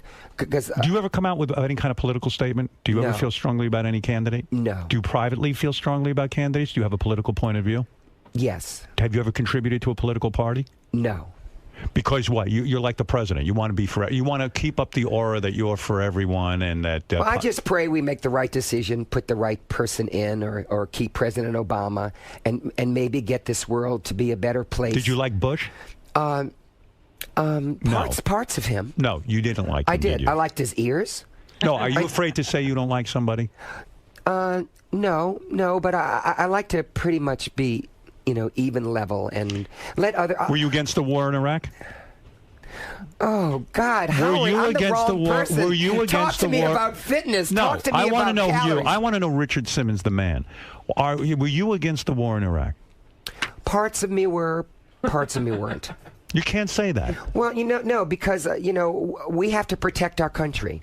It's very important that we protect the United States of America. Do you feel we were in danger in Iraq? Do you really think so? Yes. You do? Oh, yes. You feel there Were they weapons? going to attack us? Howard, I don't Where do do you political. stand on abortion?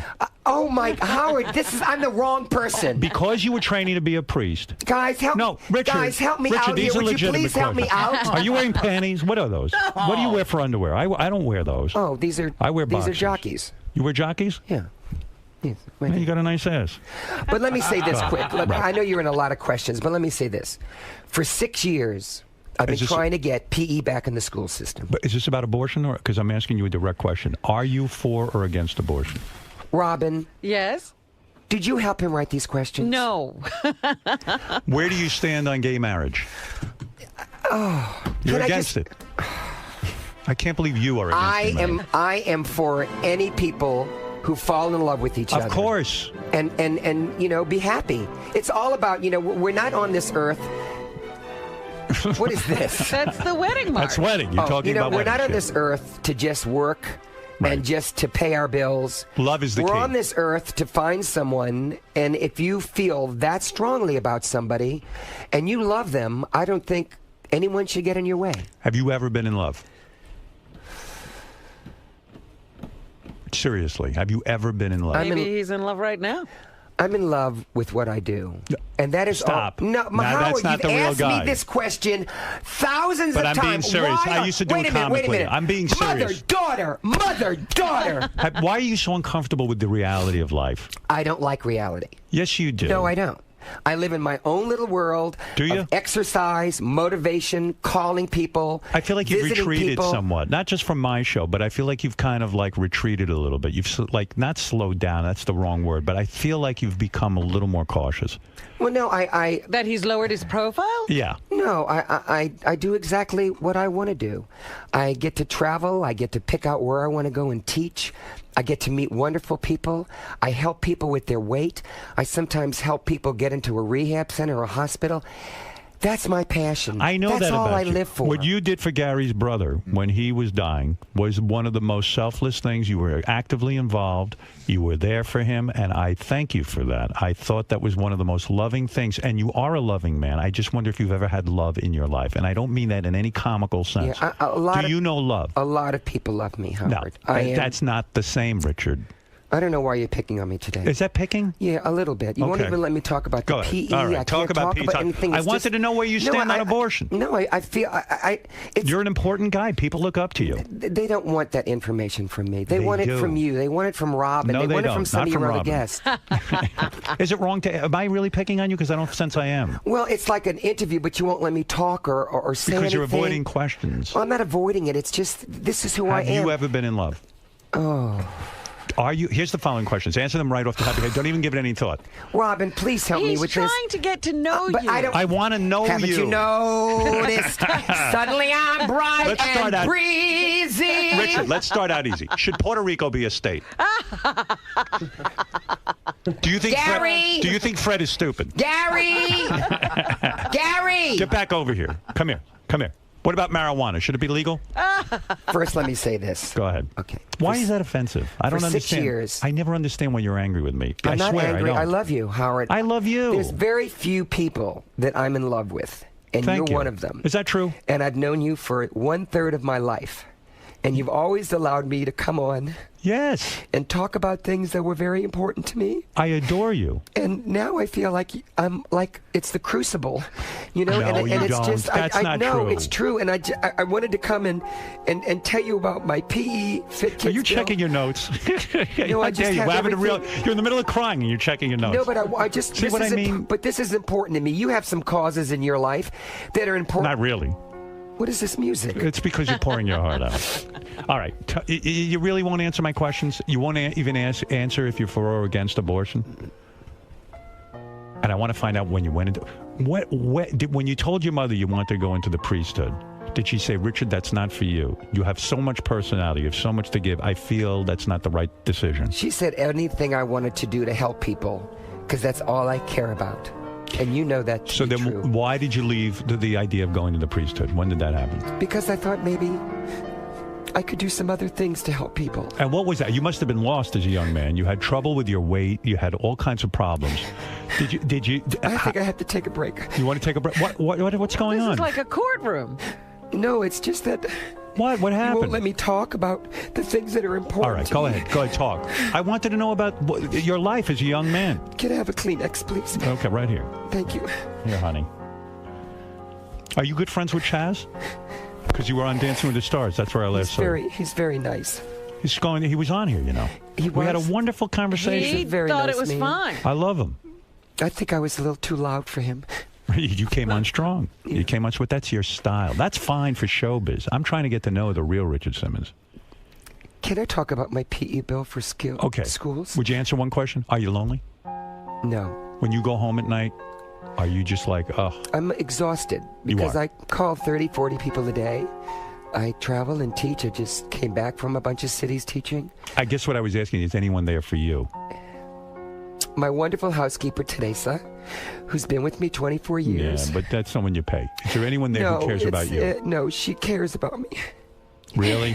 She loves me very much. Well, as long as you pay her. You know what I mean? That's not true, Howard. She does. Howard, stop. No, I'm saying, is there someone who She's you the don't... greatest lady, and I love her very much. And she's been with me all these years. This is Teresa, your housekeeper?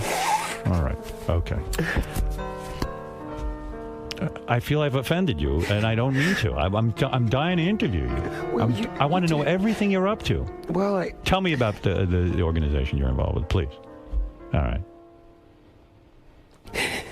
Oh, dear. What the fuck Why is does going this on? always go this Richard, way? Richard, what happened? What did I do? I upset you every time. And you know what I said to Gary? I said, when Richard comes in, he's going to be shocked. I'm going to give him a serious interview. I really want to find out about how he's been in his life.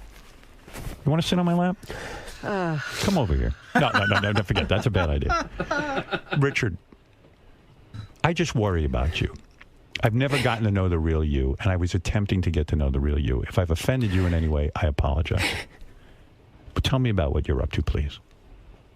Please. Everybody pay attention, please. For 6 years, I've been trying to get PE back in the school system. Right. Which, by the way, I always thought there was physical education in the school. No, that's one of the first things along with Yeah. music programs That to goes. go. It is very important. These kids sit in a classroom all day, and they really don't have any physical fitness. First of all, a lot of schools don't even have recess, Howard. That's been taken away. And by the way, I hated phys ed because the teachers were so mean, and they really weren't educators. They were just like, "Hey, do push-ups, do sit-ups." They were But really things have they changed were now. fucking dicks, if I may call That them was that. where a lot of bullying happened. Yeah. You know, my physical education teacher in second grade made us stand at attention because some kid was bad, and two of the kids passed out stand stiff, and if you moved a muscle. So, what happened now? Why are you upset? About what happened? Nothing. Anyway, I went to Congress, and I had a congressional hearing, and I told them why PE was very important. And it's been 6 years now, and really nothing has been done. That's right. They've taken my Fit Kids bill, and they put it in the new education bill that the president has not okayed yet. Why do you think that is? Because his plate's very full right now. Right. And there's so many other things, unemployment and the whole crisis in America and people not working and people being very depressed and then getting sick over it. You know, some people lose their job and they get sick. Right. Physically sick. Absolutely. Stress is a big factor in illness. So I was just going to ask all of your millions of listeners Go ahead. to go to richardsimmons.com, and there's a little square there, and you can just send a little email to your congressman saying how important it is for our children to work out and to have PE in the school system. P? PE, yeah. Okay. There's 40% of schools have nothing. Some schools just have 15 minutes 3 days a week. Yeah, it's too little. And you know they're not getting it at home because both their parents work. So I'm just asking. Why is phys ed? Why are the teachers so poorly trained? Like I know when you go, if you're an overweight person and I go to your workout studio, you're really good at motivating people and understanding. Like you got to bring along somebody slowly. Why are these phys ed teachers? And I'm not saying all. There's so many good ones. I think you're sort of cubby holding them. There's a lot. NASB, all these organizations for people who teach physical activity, they want to now bring in toning, cardio, stretching, the things that we all need. You feel that their level of education is higher now, and they're a little more enlightened. Yes. Okay. And they're very trained to go in and teach. I love to teach at schools. Last year I taught at 25 schools, elementary, high school, and college. I just taught at Ohio State University and Pepperdine, and this year I'll do 15 more colleges. The amount you work. And this is a little bit change of a topic, but nevertheless, I read that your net worth was $15 million, and that seemed low to me because you've been working very hard. You've been very famous. You've had many successful ventures. Deal a Meal, I'm thinking about. You do a lot of this stuff is sold on QVC, all this. Is it true you're worth $15 million? Is that something you're comfortable talking about? I never talk about money because it's really not that important to me. But is that your net worth? Is that somewhere in that ballpark, or are we low? Honestly. Robin, help me. You don't have to answer See, any questions I would never ask you that. you don't want to. Because I don't know if that offends you. I have to ask you. I'm not interested in how much money you make. I'm only interested in you as the loving, but I'm interested. kind human People being are that I interested. care for. I feel like you have an empire. That like $15 million is a small chunk of it. Cayman Islands, it's all there. It's all okay. Good. Okay, that's what I thought. So let's go back. Right next to Romney, right there, the next post office. Let's box. go back to Puerto Rico. Should it be a state? Anyway, I'd like to give a plug. All right, go ahead. For a fabulous new restaurant here in New York. Go ahead. I love a good restaurant. And I am so excited to talk about this. And if it was opened earlier, I would have come here. Why do you like it? Because it's low fat, kind of a healthy restaurant? The name of the restaurant is Parm, P-A-R-M. Okay. It's in Soho, that area. Uh-huh. And you have never had a turkey sandwich. You still eat turkey? In your life, like Parm. Do you still eat red meat? Once a month, I have a steak. Do you? And turkey and chicken, you're okay with? Yes, turkey, chicken, fish, lots of vegetables, lots of fruit. What do you think of Robin being a vegan now? Do you think it's a difficult life? I was a vegetarian. It's a hard life. I agree. I'm But down right to now- just eating fish, and I find it But difficult. right now, but I'm in doing it. 2012, there's a lot more recipes, Right. a lot more restaurants, a lot more choices. Do you eat beans and stuff like that? Sure, beans and rice, all kinds of grains. She loves Sure. it. Yeah, but this restaurant, Parm, you're not going to believe it, Howard. Right. And you have no interest in this financially or anything? No. does it? Someone told me about it, and the last time I was in New York, just for a couple hours, I went over there and had a turkey sandwich. I've never in my life. Why is it so good? Well, they do something with the turkey. I don't know if they marinate it or steam it or whatever. Howard, you eat turkey? Yeah. Oh, I stopped recently. Oh. So, but when they marinate it, that's extra calories, or you don't? You're not counting calories. No. I eat 1,500 calories a day. Is that true? 30 grams of fat. And when you get it at night, don't you get tremendous hunger at night, and you want to like eat a lot of nuts or something like I'm this? going to tell you the truth. Yeah. When I finish talking to 20 or 30 people, many of them housebound, and many of them who've given up. Okay. it is very hard to get food down my throat. I'm going to be very honest with you. So it motivates you not to eat. No, I get very sad for what's happening in America today. So you don't get hungry at night when you're watching TV? 1,500 calories is a light. What do you eat for breakfast? Egg beater omelet, half of a bagel, fresh fruit and yogurt. How many calories is that? Would you ballpark that? I do like 400 calories for breakfast. And then you work out for an hour and a half? Yes, sir. And that doesn't count. No shit. And then when you eat lunch? Like yesterday, I was in Orlando, Florida, and I did a convention for 1,600 people who work for Murphy Oil. These are managers and district managers of gas stations all over the country. You work out every day? Yes, sir. And you're telling me you eat 1,500 calories? Yes, sir. And the workout's an hour and a half, and you're not ready, dizzy and passing out? No. Wow. I'm shocked. Well, you know what? I would like to live to be 100. You know, That's your goal? You're in love with a beautiful lady. You have beautiful children. That's right. And I know you want to be on this earth a long time to be with them. And if your weight stays good, I look good, and you're healthy, right, then you will live a longer life. And that's what I want for you. Thank you. Well, you know what I want for you? And for Robin. And for everybody. Can I say what I want for you? I want love for you.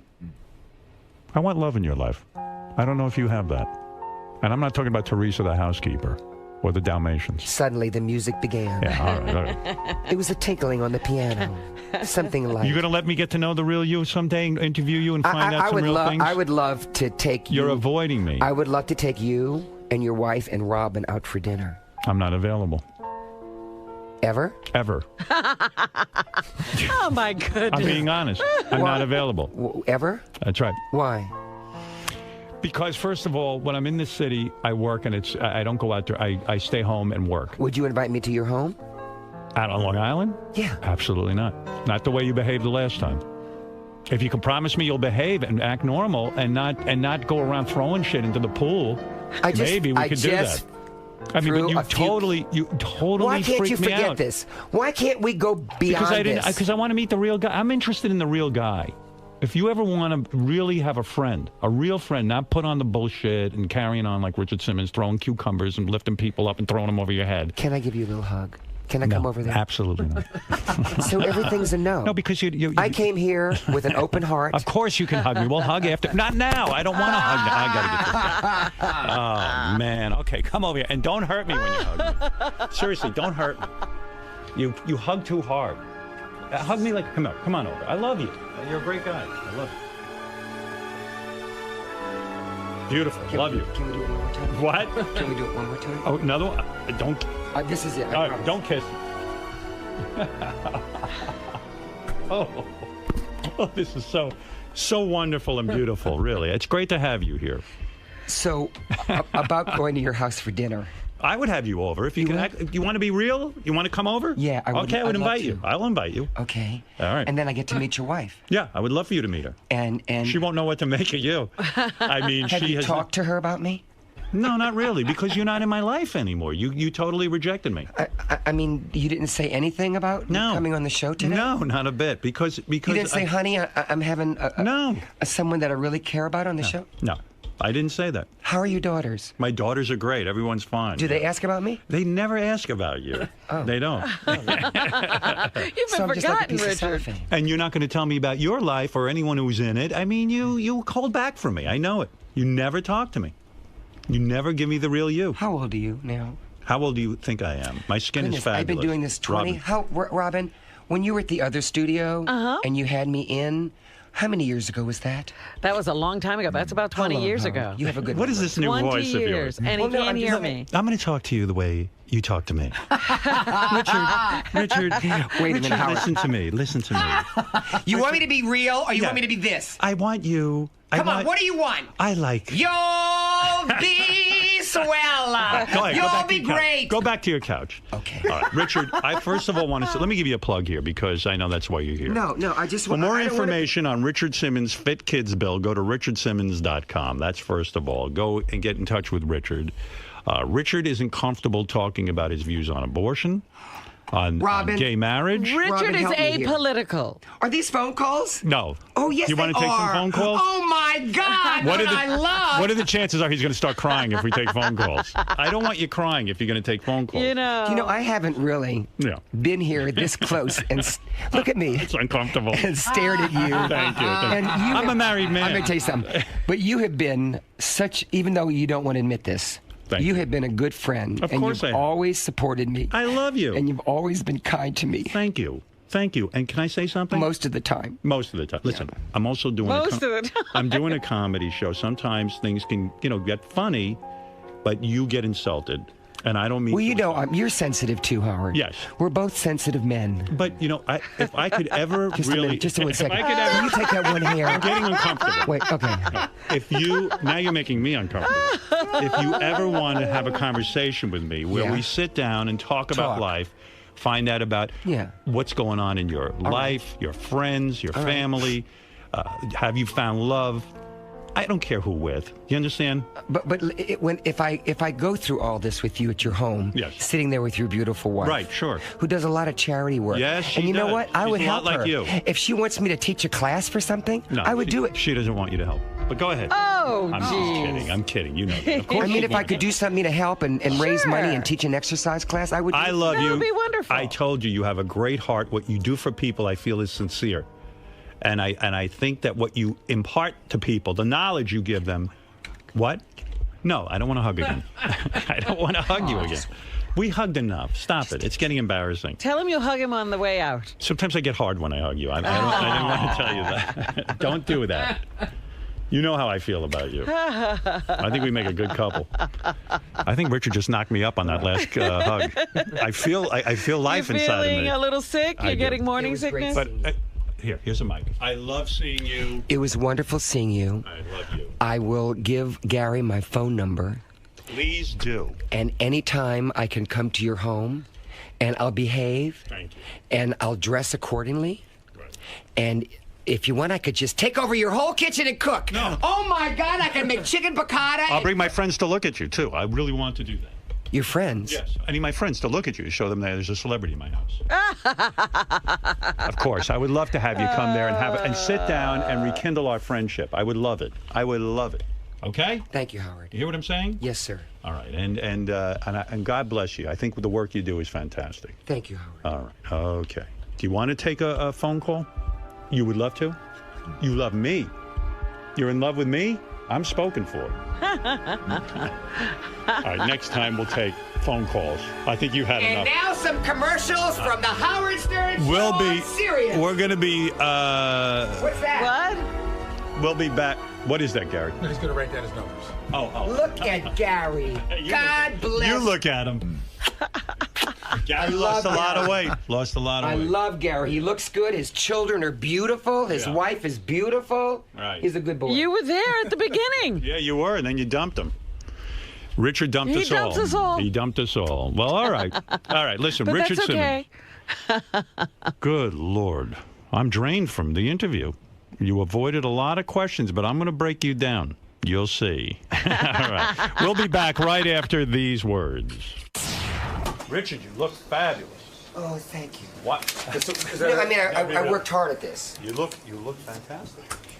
Now, you see, running and stuff is Bad just for beating your the shit knees, out of everything. lower I back. walk around like an Well, old why man. don't you do the elliptical? You're only doing it to burn calories. I love to go outdoors. A recumbent bike? What if I walk an hour a day?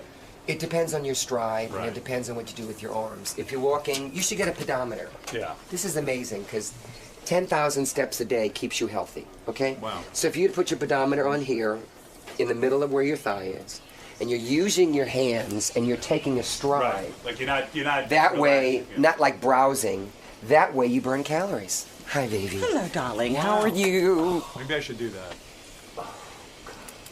I can handle that. I don't have enough time. I don't have 2 hours. It's so good to see you. We got to do the Artie thing where you put the pedals under your chair.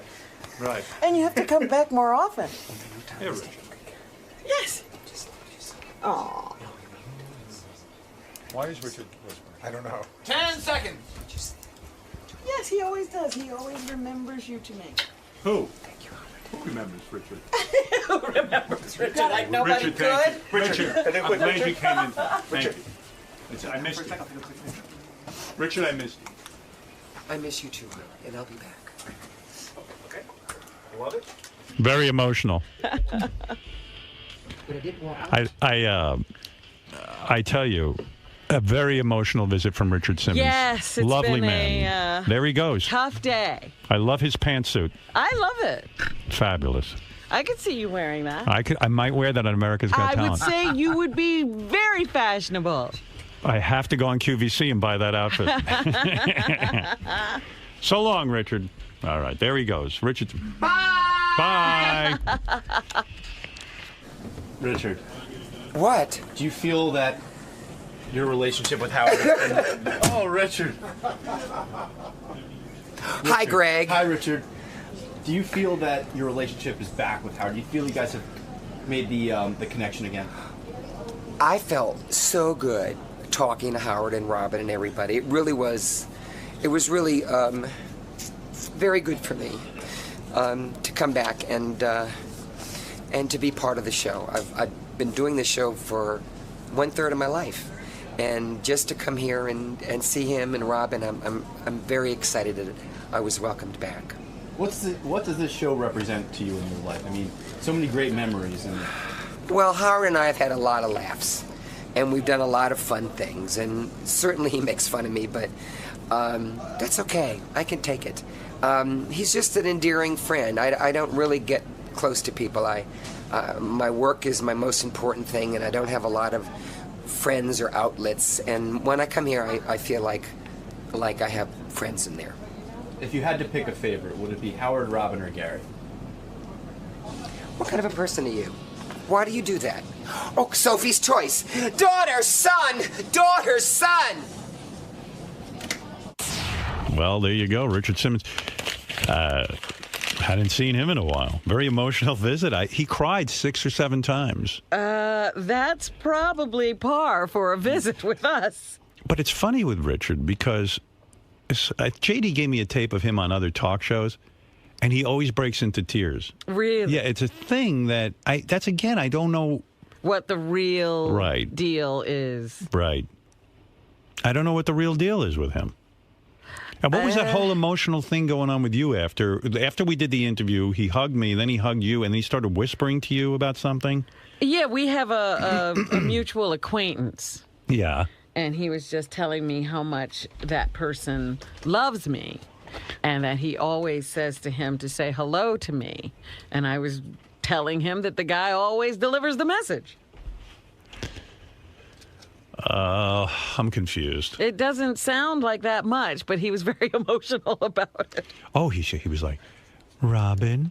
And he went, and I go, what? What are you whispering about? Do you think Richard's too thin? No. He looks I think good. he looks fine. Yeah. It's weird with him. I'll never get to know the real him. I don't think it's possible. I don't think... What is that? He's safe behind that persona? Yeah. Yeah. Fascinating guy. Mm-hmm. And he actually does really good work. He's very sincere about his work. Right. He really is. I mean, he gives good advice. Everyone I know in that field goes, Richard Simmons actually has solid advice for people. It's very practical. It's not pie in the sky. I'll get weight off you in 2 months. You'll be a whole new person. You know, he's very, very practical about it. And ultimately, I think he's pretty successful. I mean, not with everyone, but on a mass level, he does pretty much. I think he gets people to lose weight and get healthy. I was simply commenting on the numbers constantly going up. And we never did talk to him about Paula Deen. I wanted to talk to him about What's to talk about? Paula Deen is one of these people who promotes, fatty cooking and fast, all this food. And Richard's been on the show. Yeah. Well, Richard doesn't make any judgments. But it's so unhealthy what she's promoting. Yeah. Oh, Richard's been on the show? Yeah. Well, he probably said to her, what do you, the stuff in moderation, Paula? Any of that stuff shouldn't be eaten at all. Yeah. Honestly, deep fried lasagna, nobody should have a bite of that. I didn't ask him about it because I didn't really think of it. And the Wasn't woman avoiding now it. has diabetes, and she kept it secret for 3 years Yeah. until she got an endorsement deal for a drug. Hey, Mark. Mark in Boston. Hi. Hey now. Hey now. Hey, my favorite part of that interview is when you're, at night when you lay in a bed and you get hungry. Don't you like nuts? Yeah. I didn't think of that. Oh, you did. Do you ever eat some nuts? Oh, you did shit like that, like 3 or 4 times throughout the interview, and I know you didn't do it on purpose, but it was a riot. Well, with him, it's funny because, I was actually interested in the fact that he wanted to be a priest, and I really wanted to know what went wrong there. Yeah, that was the other thing. I'm like, what, the priest, you said the priest didn't want you? But I don't know. With Richard, it's tough, Oh, I really tried to get through. Yeah, like to crack that shell, but you can't with him. No, it was like if you put Benjy, JD, and Sour Shoes' minds all together. That was like that interview. I couldn't understand what the fuck I was supposed to get out of it, other than he's more bizarre than I even thought he was. I don't think you got anything out of it, quite frankly. Oh, my God. I mean, it was fascinating, but I just wound up. It was just like a vortex, just like Benjy. Yeah, and then he starts crying, and you don't want to, you just... You don't want to keep that going. No. Because he'll leave. Oh, my God. So what did you do? Keep Sal on a leash? Sal must have been begging to come in. Well, no, Sal wasn't begging to come in, but he was on the phone. I was going to go to phone calls because I saw Sal had some tape of... Sal, what were those tapes you had? You know when Sal is on the phone but with tapes? Yes. And it's, it's Mark the Bagger. Can you call in so I could have heard what that would be like? Call in as Mark the Bagger, Sal? Yeah, I saw a thing up there. It said Sal's on the phone with his Mark the Bagger tapes. And I went, I'm gonna, well, I was going to get to it, but then he kind of left and he was hugging me and, you know what I mean? It was like the interview was over. Yeah, it's tough with him, you know. Yeah. Let's see what Mark the Bagger would have asked. Okay, hey, thanks, Mark. Later. Hey, Howard. Yeah. The boys can't call in a second because they're in the middle of a call. Oh, okay. Oh, they got Tradio on the line. Yeah. They do. Tradio goes on at 9 o'clock sharp. And then, Ham Hands Bill was on. No, that's going to go back. Hey, Ham Hands, what were you going to ask Richard? Hey, how you guys doing? I was going to ask Richard a question, but I wanted to ask you, about a month ago, Howard TV recorded the Wack Pack Superfan Roundtable. Do you know if that's going to air? That's what you're going to ask Richard?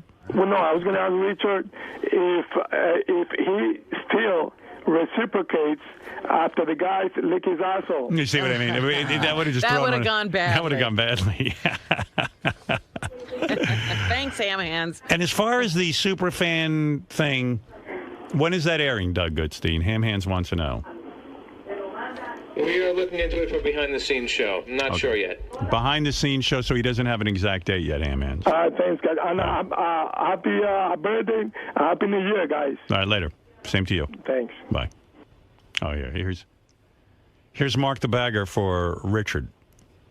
Hi, Mark. Hello? Hi. Love the show. Thank you. And what do you want to say to Richard Simmons? I need your advice. Okay. How far up my ass can I stick a wiffle ball bat? Wait. Howard! I just have one question. All right, ask a serious question because Richard's getting upset. I'm getting upset. I don't get a Michelob bottle out of my ass. I need your advice. What is that? How do I stuff my cat's asshole back in? What? Is it wrong to jerk off to my dad? Why do you do this to me? Why? I just have one question. What? Please, a serious question for Richard. How do I get a monkey to stop biting me? Why, fuck it. How do you... Howard, can't we talk about phys ed? Out of my ass. What? You won't believe this, but I just farted and a black cock fell out of my ass. I want to talk about PE, Robin. Salami, my brother. Robin. Get the cum out of yours, and that's what I'm trying to say to you. Gary. What happened? Did that gerbil crawl out of your ass and chew out your eardrums? Thank you, Mark. There, that would have been Mark. Rob Schneider will be on the phone. He's got a new hit show.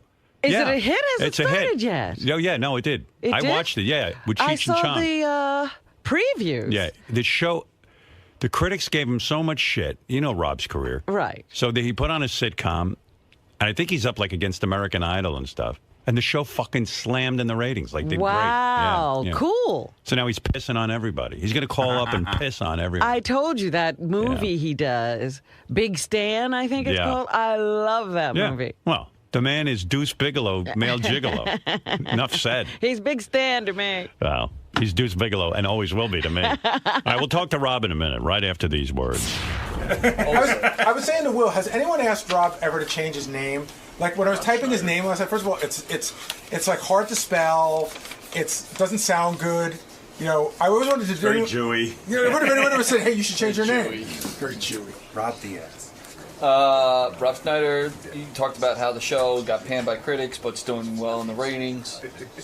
You know, the show is supposedly loosely based on his real life. He married this hot Mexican producer, dude. She was really attractive. The last time he was on the fence about doing a prenup because he didn't know how to approach it, so I'm curious whether he ended up signing a prenup. I guess for years and years and years, 15 years now, he has supported his high school band, like just funded the entire program, more than $2 million, and I guess times are tough, so he had to stop doing it last year. Let's get to the phone. Come on, let's talk to Rob. Find out what's going on with him. We haven't spoken to him in a while. Rob Schneider, who, of course, is the genius behind Deuce Bigelow, male gigolo. And Big Stan. Big Stan, yes, but Deuce Bigelow, male gigolo. I mean, what a film that. The most complete comedy.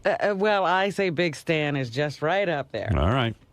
We'll forever debate it. Rob, in your opinion, which is a better movie? Big Stan or Deuce Bigelow? Gosh, I like, I got to say that Deuce Bigelow's probably got the higher highs, but we had no money on Big Stan. I mean, we actually shot it in a real prison with prisoners. You know, that's what I like about it. It's real. It's real. It's raw. Rob was butt-fucked by 14 prisoners on that movie. He took it. Somebody had to do it. You're not kidding. How you doing? I'm good. Thanks for having me on. Hey, congrats on everything. I'm excited for your new show. America Got Talent. America have voted. Yeah, I know. Well, hopefully it'll be better than last year's talent. I mean, I put a question mark by America's Got Talent on that show there. Yeah, I did too. I didn't think... I met that guy, actually. His name's like Eugene Landy Jr. or something. Yeah. He was like a Frank Sinatra. First of all, I don't know anyone who likes to sit and listen to Frank Sinatra. I know that there are people who do, but I don't know them from my generation. I don't know. Ralph loves Frank Sinatra. To be honest with you, they kept showing clips of him cleaning his car, and I think he was better at cleaning his car than he was at Sinatra. I think he's back to cleaning his car. But actually, no, now he's like in concert and everything. I met him, and he's a really nice guy, and he had a great backstory, but I don't know that that's the next big star. You know what I mean? So, but I think it'll, as this show will go on this year, I think it'll be more interesting, and maybe it'll get there. So that's good. And congratulations to you. Now, the critics, this is always the story with you. The critics just fucking beat the shit out of you. They go after me. They could not have been more vicious. Rob Schneider strangles children. He masturbates farm animals. If you watch this show, you'll go blind. It's the end of civilization as we know it. It was in a way, it almost made you watch the show because it was like, hit New York Times. Rob is so retrograde and unimaginative that it makes Mr. Schneider's 1996 sitcom Men Behaving Badly look sophisticated. Wow, that's vicious. Well, they were brutal, and I went, oh man, this show must be off. I watched it, I laughed, had a great time, and the show kicked ass in the fucking rating. Good, right? It did great with 13.5 million people watched it the first week. I just wish the reviewers were more honest. Like, why him, not us? Well, in a way, yeah. Why do you think? You garner that kind of I get that shit reaction? Too. I do too. It's almost like a professional jealousy. Well, they think, why should he get to date beautiful? Why should they get to date beautiful women and get to go to nice restaurants and be seated before everybody else? Why should he get upgraded to first class and get extra pretzels and hang out in the Admiral's Lounge? Why not us? Do you think it's because you don't look like a movie star? In other words, you're a comedian. You're not the tall, strapping leading man. I think so, and I think, but it's funny, because somebody asked me, I was talking to this one director, I don't want to mention his name, but he said, why do they love Philip Seymour Hoffman so much and kiss his ass every movie? And it's because they look like him. They're schlubby, they got a lot of facial hair, they're balding, they're not getting laid, they're up late at night watching porn, it's all these things. Rob, when you produce are you the producer on the show, or is it? Yeah, I'm executive producer, too. Does it have anything to do with Adam Sandler, this production, or are you free? No, it's not. I I just, Adam is just. I wanted to, kind of do my own thing and break out a little bit. Right, and rightly so. So, what does that mean, though? That you don't like being under? No, in other words, Adam always teams up with Rob. Yeah. And I was just curious if Adam had his hand in this thing. Yeah, but he said this time he decided to step out. I mean, is it bad being under Rob? Well, yeah, Adam? because no, I mean, first of all, it's mainly Adam. Yes, it is. I looked at my old house and go, "This is the house that Sandler built." Right, you want to build your own house. But I also like, it'd be nice to break out on my own. And this way, a couple of years from now, we'll do some more stuff together. I mean, he's like my big brother, except he's my little brother, my very little rich brother. Right. It's annoying. So, is Adam to you like the Godfather, where you have to go to him first and say, "Listen, Adam, I'm thinking of producing a show on my own. Would it be okay with you?" I mean, you don't have that kind of relationship with him. No, we don't. But, he's just really happy for me. I mean, he's the first call that's like my biggest cheerleader. Said, "Hey, man, I'm psyched for you to, kick some ass." And it's that kind of thing, Because when we first got into show business, the thing we both had in common was nobody wanted to hire us. It was, of course, kind of weird looking, not really like handsome leading man kind of things, and just kind of, we're laughing at our own jokes kind of stuff. And then, the first thing I remember he got was this little movie, the Shecky Moskowitz on a cruise line thing, and I got some crappy TV series, 229 or whatever. And you just, we're not even in show business. If it wasn't for stand-up, I don't know how we would have made a living back then. Were you friends with him before Saturday Night Live? Yeah, I mean, I lived on his couch for a while, and he was living with Judd Apatow in the crappiest part of North Hollywood, Oh. It's amazing how all you guys became famous all of a sudden. You know what I mean? And David Spade, we were all kind of in the same kind of. We were lucky because that's when there was stand-up. It was like there were clubs in every city, so you can actually kind of make a living. Rob, when you were in that group of like Apatow, Sandler, Spade, all those guys, was there one guy out of your group who didn't make it? Like, you always go, that's the one fucking guy who was hanging around with us and never made it. Well, Apatow never made it as a stand-up, but it was a funny stand-up. But Drake Sather was a guy that was like one of the best stand-ups there. And just, there's people who just couldn't make a transition to becoming actors. What was his name? Drake what? Drake Sather. He's a great comedian. He had some amazing jokes. And just everybody from that era remembered him as like, wow, that guy was amazing. Is he out of show? Yeah, is he out of show business? He passed away, he's no longer alive. But it happens, sometimes it's the comedians, I remember him saying, it was just, he suffered from depression. He said, the only time I'm happy is when I'm coming. And I went, it can't be that dark. But I remember like the guys who were kind of lighter was like Seinfeld, Jay Leno, and and Sandler and me. We weren't depressed. And I remember thinking like, do I have to be depressed to make it in this thing? I never felt that way. I know, because they always say that the best comics are these guys who wrestle all these inner demons. And if you don't have all those inner demons, what do you do? You go, hey, maybe I'm not a great comic. But there are a lot of guys out there who don't have all those inner demons. Yeah, I don't think you have to suffer miserably to be a great artist. But I do remember thinking, like, well, maybe I got to be more depressed or something, or stay up later or something, because these guys are all miserable. Right. Sandler, I forget the story. Didn't you brought Sandler into Saturday Night Live, or he brought you in? No, I was there first, about 6 months before, and he came in, and I just remember, the people, nobody liked him at first, as far as, like his material, but like everybody, the younger guys were like, this guy's hilarious, what are you talking about? Right. But the old guard just wasn't into him at all. Who was the old guard? Well, the old guard was like, the older writers who were there. There was the Dana Carveys and Phil Hartman. Dana was actually more open to it. I bet those guys are sorry now. Well, Dana was actually one of the guys who was cool, but like the old guard that was with him there, like Al Franken, Austin Powers, Al Franken hated him. Right. Senator Al Franken really could. But to Al's credit, though, years later he kind of came around. I mean, we said, okay, I get it now. Yeah, and you said Al Franken didn't get it. Carvey kind of got it. But Austin Powers didn't get it. Austin Powers didn't get it and stuff. But you understand, though. I mean, I understand where those guys are coming from now, because like, were they threatened? We said, who are these new a-holes? Because I was at that time, there were so many cast members on Saturday Night Live. Half of the show was just, and also feature player Dana Carvey, and David Spade, another feature player, Rob Schneider. So I could see these guys kind of getting frustrated because they had put in the years, and so. Yeah, but it is sad that they couldn't mentor you guys and say, you know what, hey, let's break the pattern here. Let's be nice to the new guys. Yeah, but guys like Kevin Nealon was always amazingly cool to everybody. He seems like a real good guy, like a good-hearted guy. Everybody loves him, and like deservedly so. I'm glad he's having success doing TV show and stuff like that. But the guys who are talented, they survive. You walked away from stand-up comedy, but now you're going back to it a little bit? Yeah, I did. I did Grown Ups with Adam Sandler and Kevin, James and David Spade, and Chris Rock saying you got to get back and do it. And I said, I don't know what I talk about. Just talk about what you're talking about with me. And he said, and then he said to me, you know what I think? I think you don't like money. Yeah, because I've talked to Spade about this, and certainly Chris Rock. I mean, those guys are making a ton in just even showing up at corporate events. And yeah, well, I'm not in that kind of league like Chris Rock, but like I've been doing it for the last 2 years, and it's been great because I haven't had to do jobs I wouldn't want it to do, and it's actually I never got to that place where I felt like I had a killer stand-up hour because, like Jay Leno told me years ago, hey, all you need is 20 minutes to be a star. All these guys think you need 2 hours of material. Who cares about 2 hours of material? All you need is 20 minutes. And so that's what happened. Basically Adam Sandler and David Spade got 20 minutes of material, and that's all we ever had. And then we became famous. Hey, by the way, the chick on your new TV show, the one who plays your wife, yeah, major piece of ass. Yeah, she's a beautiful girl from Spain. Did you cast her?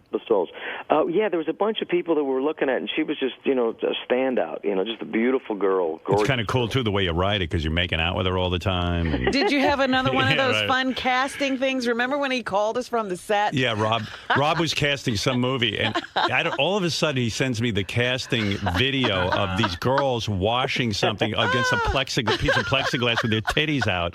I go, what? Is that even in the movie? He goes, no, we're just auditioning people. That was actually more. If you watch that, was actually more interesting than the movie itself.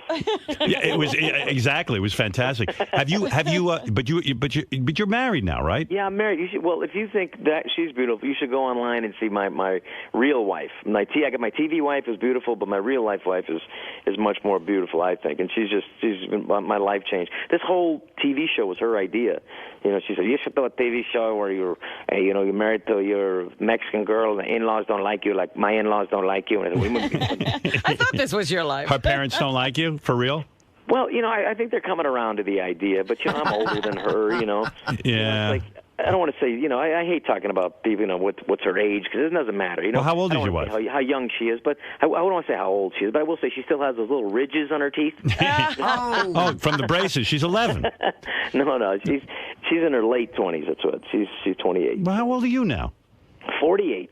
That's not such a how spread. old I am? No. Yeah. I'm in my. It's like I'm at that age. When I'm in my 40s now. I know when I jerk off standing up, I get winded.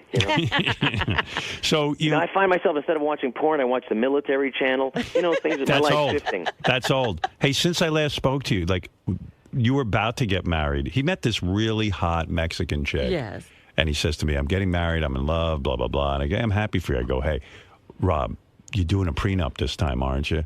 He goes, it's weird to bring it up. I'm in love. What is with some of these guys who think it's weird and you can't bring it up? Did you ever bring it up?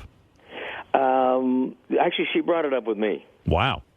Good girl. And she said she wasn't signing one. Rob, I thought about a prenup, and guess what? I'm not signing it. Hey, there's a picture.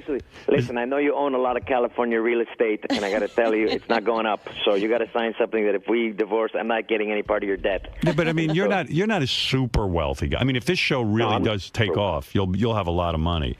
No, I'm like sneaky wealthy, I do okay and I'm all right, but if I stopped working for 6 months, I'd be, you'd see me doing some sort of fried chicken commercial somewhere. I have to work. Yeah, I mean, here, I'll tell you something Rob did that was really nice. People don't know this about Rob Schneider. Rob was in his high school band or something, right? Didn't you play music in your high school band? What did you play? I played trombone. You can never get laid with a trombone. I know exactly. Why didn't you take guitar? Early. Well, because it just, back then it was like whatever instrument you could make a noise out of. And my town was a poor town, so we didn't have guitars. You picked up, I couldn't make a noise out of a saxophone or a trumpet, but I said the trombone, you can make a noise out of that, then you play that. And you couldn't say no. But, it's like it would have been a lot cooler because Rob could have been like in Van Halen or something, but instead he played the trombone. So he played the trombone. But anyway, he has a soft spot in his heart for his high school band. Mm-hmm. The high school has an orchestra of some kind, so Rob was in it. So they had no more money for it, and Rob agreed to finance their whole music program at the school, at the high school, to the tune of almost $2 million, right? Yeah, it's been almost $2 or $3 million, and it's been nice because the towns in California. But the thing is, Rob had to stop giving money to him because he couldn't afford it. Yeah, he ran out of dough. Yeah, I mean, at a certain point, like when I wasn't really making movies, I'm more proud of the program when we were broke and didn't have money, and my family found the money to keep the program going. But now that hopefully with the TV series up, we'll be able to help out, and we've got some other people pitching in because I was paying for it all by myself. Wow. Yeah, Rob's a good guy. People don't know. We did it for 15 years. If the critics, that's amazing. If the critics knew what a good guy Rob was, they wouldn't be so hard. Yeah, he's like Clooney. He's a good man. He's the whole package. Yeah. If you survive long enough, they come around. That's the whole thing, So what was the bottom line? Did your wife sign a prenup? No, we didn't. I told you what she said. Tell those high school kids that they're not getting any band. What was that? I signed a thing that if I go in further into debt, my California, because I had an office building in California, I had a couple of homes, and we took a massive hit here. I mean, California. I mean, we're like Chechnya. I mean, it's really tough out here. Right. So you took a big hit financially. Yeah, but it's okay. I mean, it's like compared to what? But it's been a good thing, because my wife came up with a TV, so I mean, even if it was a prenup, she could sue the crap out of me. So that's so you don't care. You're a hopeless romantic. You are. I am, and you know what? And it's like it's honestly the best time of my life. She's been so great to me and with me, and I'm trying to learn Spanish. We take dancing lessons together. Dancing lessons. The hell? Yeah. We took tango lessons tonight. Yeah. Is that fun? It was fun, yeah. I stink at salsa, but tango is a very stiff kind of dance. And as I'm getting older and more stiff and I can't move, tango actually works really well for old guys. You would never do Dancing with the Stars, though, would you? No, I mean, first of all, Dancing with the Stars, I question I put a question mark by the stars. I don't know half of those people are. Yeah. And it's not fair for the football players. They're professional athletes. They can learn moves and stuff, That's right. It's fixed. It is fixed. So, but I'm just doing on this, and hopefully this TV series will be fun. I get Cheech and Chong. I mean, they get a chance to work with one of my heroes. Yeah, Cheech is amazing. Cheech, I love that guy. I love Chong too. He's still having fun. I know Tommy Chong, and they still perform. I know. They recently went back when Tommy got out of jail, and we used to have Tommy on all the time. We were like trying to get Tommy out of jail because he went to jail for bongs. It was fucking retarded. Ridiculous. He was just in at the wrong time to sell bongs. I mean, during the Bush administration, it was just a bad idea. Yeah, Obama allows you to sell bongs, I think. I know. So, that's the thing. With the new Republicans in there now, I haven't heard one new interesting idea of how to, from the Republicans, how to get us out of this economic quagmire. At least Obama had a new idea. Change. Yeah. Hey, take whatever dollars we have left in America and turn it into change. I got to tell you, I had no idea how political you were. Like, Rob's all political. Is he? Yeah. Here's your quote from Rob on America. Right now in America, there is this undercurrent of anger and staunch conservatism taking over. I think capitalism at its zenith is very ugly, and I think we're starting to see some of that. You're like one of those Occupy Wall Street guys. Kind of, yeah. But as my show becomes more successful, you'll see me being less and less political. Right. Smart. Yeah, calm down with that shit. Yeah. But you know what, though? It is funny, though. But you get out there and you realize it's tough out there, Yep. I mean, it really is. You see people are struggling, and it's, it's kind of be heartless. But by the way, it's not the 1% that's the problem. It's not like me and you, Robin. It's 0.06% like Howard and like Romney and assholes. Yeah, like let's call a spade a spade. It's Sandler. It's me, Sandler, and Romney. And Clooney. And Clooney. These are the guys who can afford to put. Yeah. First of all, I didn't realize your investments. I got to get some more investments. Me too. 13.9%. I didn't realize that. You got to shift your income over to your investments. That's what I learned from this whole thing. Me too. I said maybe Romney should be president. The guy's a genius. I want to pay 15% of my taxes. I get a check. I don't know about you. It doesn't seem to work out for me. And I got to tell you, I was also a genius is Gingrich. I mean, he's just really it's amazing. I mean, he's a creative thinker. That's what we need in America. I mean, if he can talk his wife into having an open, an open marriage. I mean, think of what else he can talk people into. If he could ask his wife for a divorce while she's having cancer, he can ask the tough questions, and he can negotiate with governments he from can other talk countries. People into talk Americans, hey, you're not homeless, you're just camping. That's right. He's that kind of strong personality. Yeah, just people without health care, just don't get sick. Hey, how's the sex life? How long you been married now? It'll be April 23rd. It'll be a year and a couple of months. I will say it's I'm not that taking more long. pills. I'm taking more pills for my penis than any other pills I've ever had. In my No, life. you're not. Are you? No. I got the healthy stuff. There's stuff you can take called maca. There's horny weed. I'm trying to do the healthy way.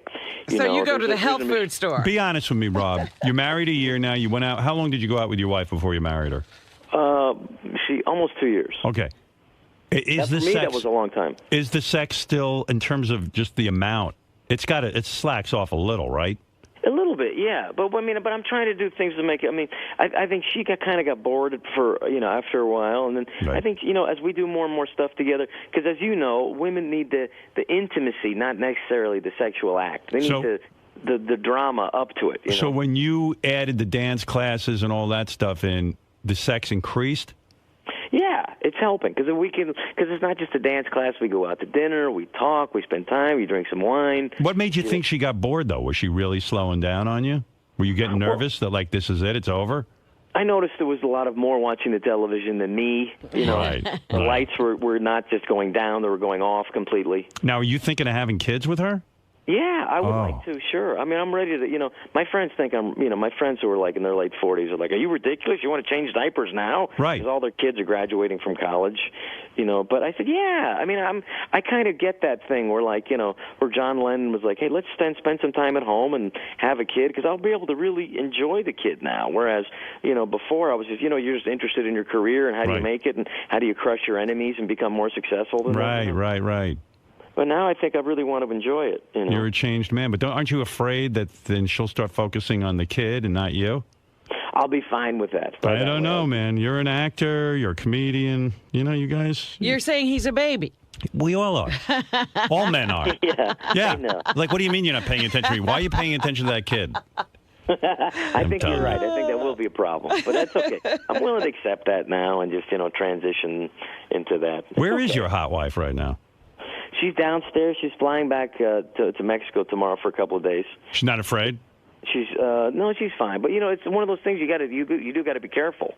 I mean, something like that. So she goes pretty low profile. Right. She is hot though. I'll tell you. I just looked at a picture of her online. She's a beautiful person. She's super smart. She was a television producer. That's how I met her. Oh, yeah? She's producing 4 shows at the same time down in Mexico. And one of them was called Guerras de Chistes, which is like War of the Jokes. And I was on. She didn't want me on the show because I don't speak Spanish. And she said, why do we have this gringo American doesn't speak any Spanish? It's going to be boring for the audience because they're going to have to interpret everything. It's going to slow everything down. And so, but they said, you have to have him on because he's a movie star, blah, blah, blah. And so then I asked her, and when you see, the thing I love about Mexicans, when you see them, they kiss you as soon as they see you. That's nice. It's really nice, and this beautiful girl kissed me. I said, wow. I said, I like this girl. So I asked her out to dinner, which the dinner meant that she had to fly to Los Angeles, but it was a couple of weeks later. She wasn't sure. She came kind of as a joke. She brought her mom with her, and then she liked it. And she kissed you the second she met you? Not on the lips, though. No, just kiss you on the cheek. That's how they greet people. But it's like, I'm not used to that. How long did it take you to get in her pants? Well, it was like we kind of went back and forth. I mean, she flew out here with her mom, so it was kind of an impediment. You know what I mean? Yeah, right. And the mom tough to make out with in front of your mom. Is your mom going to use the restroom at the restaurant pretty soon so I can make out with you? And plus, the mom thought you were an asshole, right? Like she just didn't like you. Well, sure. Well, you can imagine. Who's going to want to go out? Who's flying my daughter in from Los Angeles? This movie actor schmuck. Right. But then, she just kind of was like, okay. And I said, well, if you're going to want to do this, you got to move here. You got to just, and so she quit her job and everything. And nice. I think it was tough at first because it's not just giving up her job. It's her language. It's her food. It's her culture. Right. She wasn't one of these Mexicans who was coming over here and just trying to make a life. She had a life and left a life. Right. So, she actually was making a living in Mexico. Yeah, and she loved it. She loves her country and her culture. She's very proud of it, and so, you know, I mean, if anything, it's like you know, that's why it's been fresh for me. Is I have to constantly make up for that all the So time. how long does it take you to get into her pants? Because like it's obvious her mom is watching over the whole situation, and no one trusts you and thinks you're just like some movie guy who's going to fuck her and leave her. I think it was the third trip after the mother kind of trusted me a little bit more, and then then the mom took an extended shower, and I think it all worked out pretty well. Right. While she was showering, you banged your wife. Yeah, but I felt terrible for minutes after that. Yeah. So Rob, based on his real life, wrote this sitcom which is called Rob. And it's kicking ass in the ratings. Excellent. And Rob is funny, you know that. Cheech Yeah. is on there. Cheech of Cheech and Chong. And there's this great comedian named Eugenio Derbez. He's the biggest comedian. It was Patricia's idea, my wife's idea, to have this guy. He said, you got to meet this guy. He's incredible. The guy who plays your brother-in-law. Yeah, Yeah. Fantastic. He's a really funny guy, and and his English is getting better, but he's just physically so funny. So this is our next, I think he's going to be our next big comedy star in America. Is this guy? Hey, after you got the good ratings the first week out, does CBS kiss your ass a little bit? They've been great. Well, they've been promoting the show, and they've been terrific. It's funny, but What do you mean terrific though? Did they send you a gift or something like when you have a good week? I just noticed that they're promoting it on the TV show, and Right. that they've been come by and say hi and stuff like that. I mean, honestly, I've been out of TV so long, and the show is like, by the way, it's like not even 23 minutes like when I did a sitcom 15 years ago. It's 20 minutes 30 seconds. So it's basically like you get you can't go to the bathroom during the show or you miss half the show. Right. Yeah, it's true, and it's But and they've you been write good. the show. Yeah, I've been writing it. I got some good guys. Joe Fury and my buddy Lou Morton writes the show. So we got one Mexican guy. I don't know his name, but I hear he's good. So, but we're hanging in there. My wife comes up with some stuff too, and it's been fun. So Here's some people want to talk to you. Hold on, Ryan, go ahead. Ryan in Powell, Ohio. I'm with Rob Schneider, the star of Rob. Hey, how you doing? Hey, man. Hey, Rob, so you had this show in the 90s called Men Behaving Badly. Yeah. And it was hilarious, man. I just watched it again on Netflix. Very funny. After the first season, your co-stars started complaining about money, and they had to be replaced at the beginning of the second season. So how do you feel about them, ruining your hit show? Because Is that true, Rob? Did they ruin the show? He wasn't complaining about money. I think it was more about controls. I mean, first of all, if you ever saw the British show was better. I'm glad. Thank you for liking the American show, but the British show, I said, if you just do the British show like you guys told me you were going to do, we'd have a monster hit here. And so we had some conflicts, and he was fired off the show, unfortunately, because I thought, Ron Eldard, not only is he a really good actor, he's Ron's a real good actor. Yeah. He's he's a great guy, and I felt like we never got the chemistry after that. And honestly, I was more, confrontational then. And I had some problems, and I remember, one of the things I can't recommend you do as an actor on a sitcom is to grab the neck of the vice president of the network and throw him off your set. And I don't know if it was He didn't like that?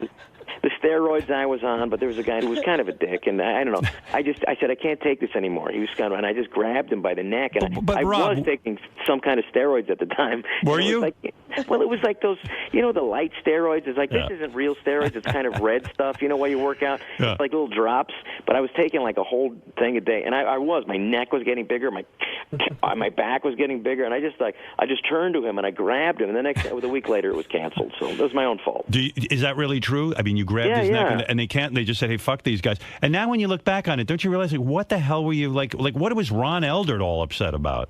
Well, when you're in your 30s and late 20s, you're an idiot. You don't realize what a great opportunity you have. Right. And I remember Jay Leno sat me down one time, and he's always been nice to me. He said, "Hey, listen, let me tell you, hey, Rob, hey, you got to find a way to work this stuff out. Hey, we're all replaceable. You don't think they get another Tom Cruise tomorrow? They get another Tom Cruise in an hour. You don't think you get another guy to host the show if I leave? They get another guy in 2 minutes. They got to find a way." And so it's true. So he was trying to talk some sense into you. In other words, hey, yeah. And at the time, it was I'm trying to make this show great, and that's not what it's about. You have to try to make a way to make it as best as you can. It's never going to be perfect. And I remember when I finally started doing meditation and relaxing, and then a week later after I choked this guy, I remember I think I'm going to be relaxed. I'm going to take it easy. I'm not going to fight anymore. And it got canceled. Yeah, you finally got your shit together, and they canceled it. Jimmy, go ahead. Perfect. Jimmy, you're on the air. Yeah. Cheech Marin is the luckiest racist in fucking comedy.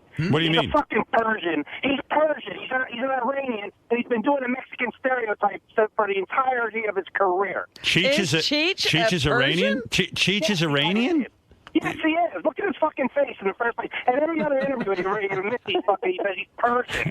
He's a fucking Iranian. Rob, Persian, hold on a second, Jimmy. Rob, can that be true? That he's not. He's a Chicano, but he. Oh shit! No, because I was going to say, has he been lying to us? No, Geraldo told me he's Mexican.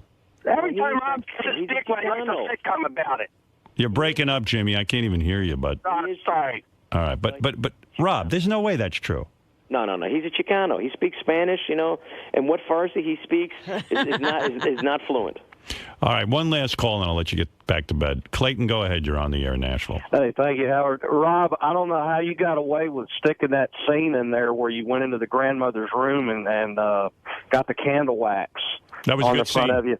Dude, that was one of the funniest things I've ever seen. Yeah, in Rob's first, the pilot episode, he bends his grandmother. His wife's grandmother gets bent over the bed, and he gets candle wax all over his shorts. I think that he fucked the grandmother. Oh, dear. Oh, yeah, it was funny.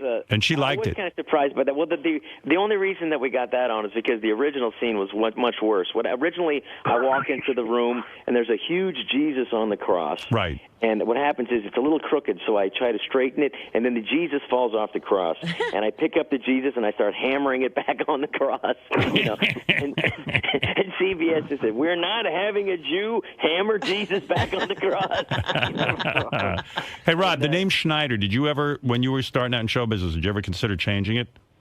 You know what? I never did, because there was a guy that I went to high school with who changed his name from he was a magician, and he changed it to Mark Hardin. And I said, "What a wuss, man!" I said, "Keep your good Jewish name, Right. And it's like I said I wouldn't want to, and now I wish I would have changed it just because a cool sounding name sounds better. But I'm proud of my name. It was my grandfather's name. He couldn't barely speak English.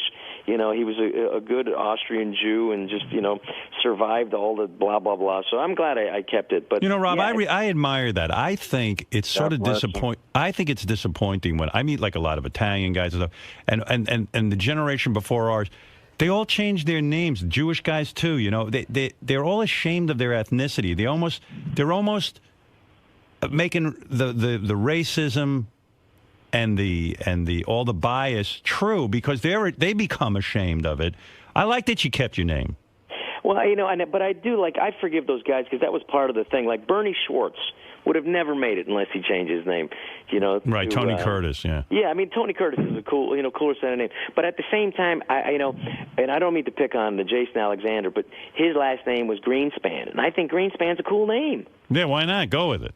Greenspan's a cool name, I think, and the thing is, if you go with, that's why the thing I love about Adam Sandler is he was always proud, and the very few guys have been as upfront as him and you about their past. To have a Hanukkah song for kids, Jewish kids, to be proud of is are you kidding me? That was incredible. It's true, yeah. Sandler never tried to hide all that.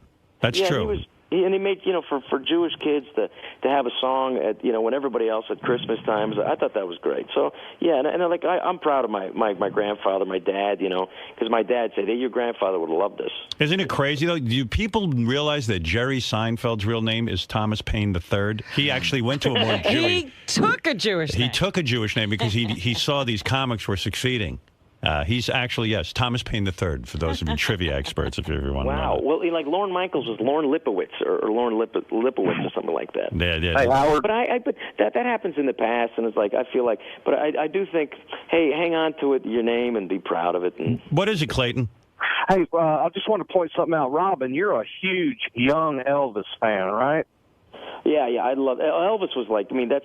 Well, yeah, not Rob, but Robin. Were you really a fan, Rob, of Elvis, or were you really goofing on him? Because you do a pretty good Elvis impersonation. Yeah, that's the thing. That's what I was going to bring up. He does a spot. I was going to ask Robin, but I know that Robin's a huge young Elvis. All right, forget fan. Robin for 1 second, Clayton. Because I don't do an impression. Right.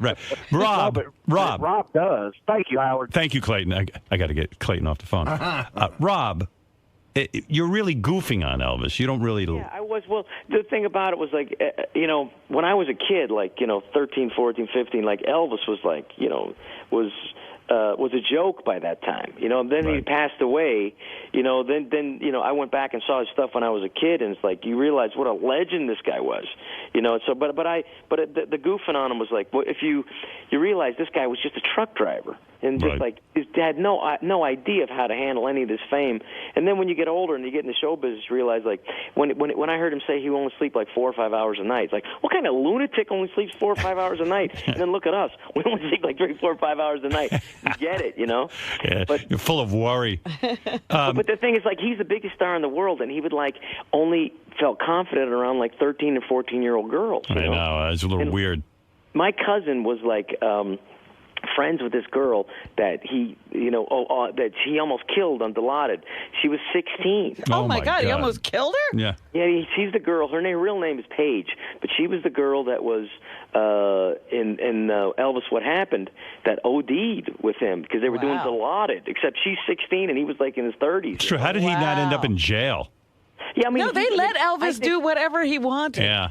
If Elvis would have gotten busted, just like Jerry Lee got busted, or what's his face, Hail Hail Rock and Roll, yeah, Chuck Berry, Chuck Berry. Then I think he could have survived it. But like everybody worshipped him so much that just like they let him do whatever he wanted. Yeah, and I think that would led to his downfall. And that's what I'm hoping is going to happen to me. Yeah, we hope you're so successful with your new sitcom that you can start destroying yourself. Giving Dilaudid to 14-year-olds. Yeah. One day, Rob Schneider will get to give Dilaudid to 14-year-olds and get away with it. Look, I'm ready for it. I wish you a ton of success, Rob. I think you're a great guy. Thank you, Harry. I love you. Hey, congrats on your new show. I look forward. I'll come out there and see you guys in New York in a couple of months. Good. Love that. All right, Rob. Good luck. Thanks, Robin. Love you. Bye. Later. Bye. Rob Schneider, everybody. Like that guy. I'm seeing a lot of Cheech Marin is Iranian on the internet. Don't tell Rob. Because Geraldo told me that Cheech was a Mexican, and well, how did it come up? Because Geraldo is like best friends with Cheech, and they go boating and stuff all the time. And he wouldn't be with him if he was Iranian? No fucking way Cheech is Iranian. I mean, maybe but he's Hispanic. I was going to say, isn't there such a thing as a Hispanic Iranian? Maybe he's got an Iranian descendant or something. Right, that seems to be what the case is, but I can't really get a total handle on it. But I thought there would be nothing. There is stuff. Well, you know what it is? I think Cheech, okay, now I remember. It's coming crystal clear. All right. Cheech has joked of his Iranian descent. In other words, like making fun, like, how sometimes I'll go, oh, I'm Italian. Right. He goes, oh, yeah, no, I'm not Hispanic, man. I'm Iranian. And then it ended up in all these websites as factual. Okay. Because I'm like, wow, there's stuff here. Well, look in the web. Look up Salma Hayek. They have her down as an Eskimo. You'll see. Just take a look.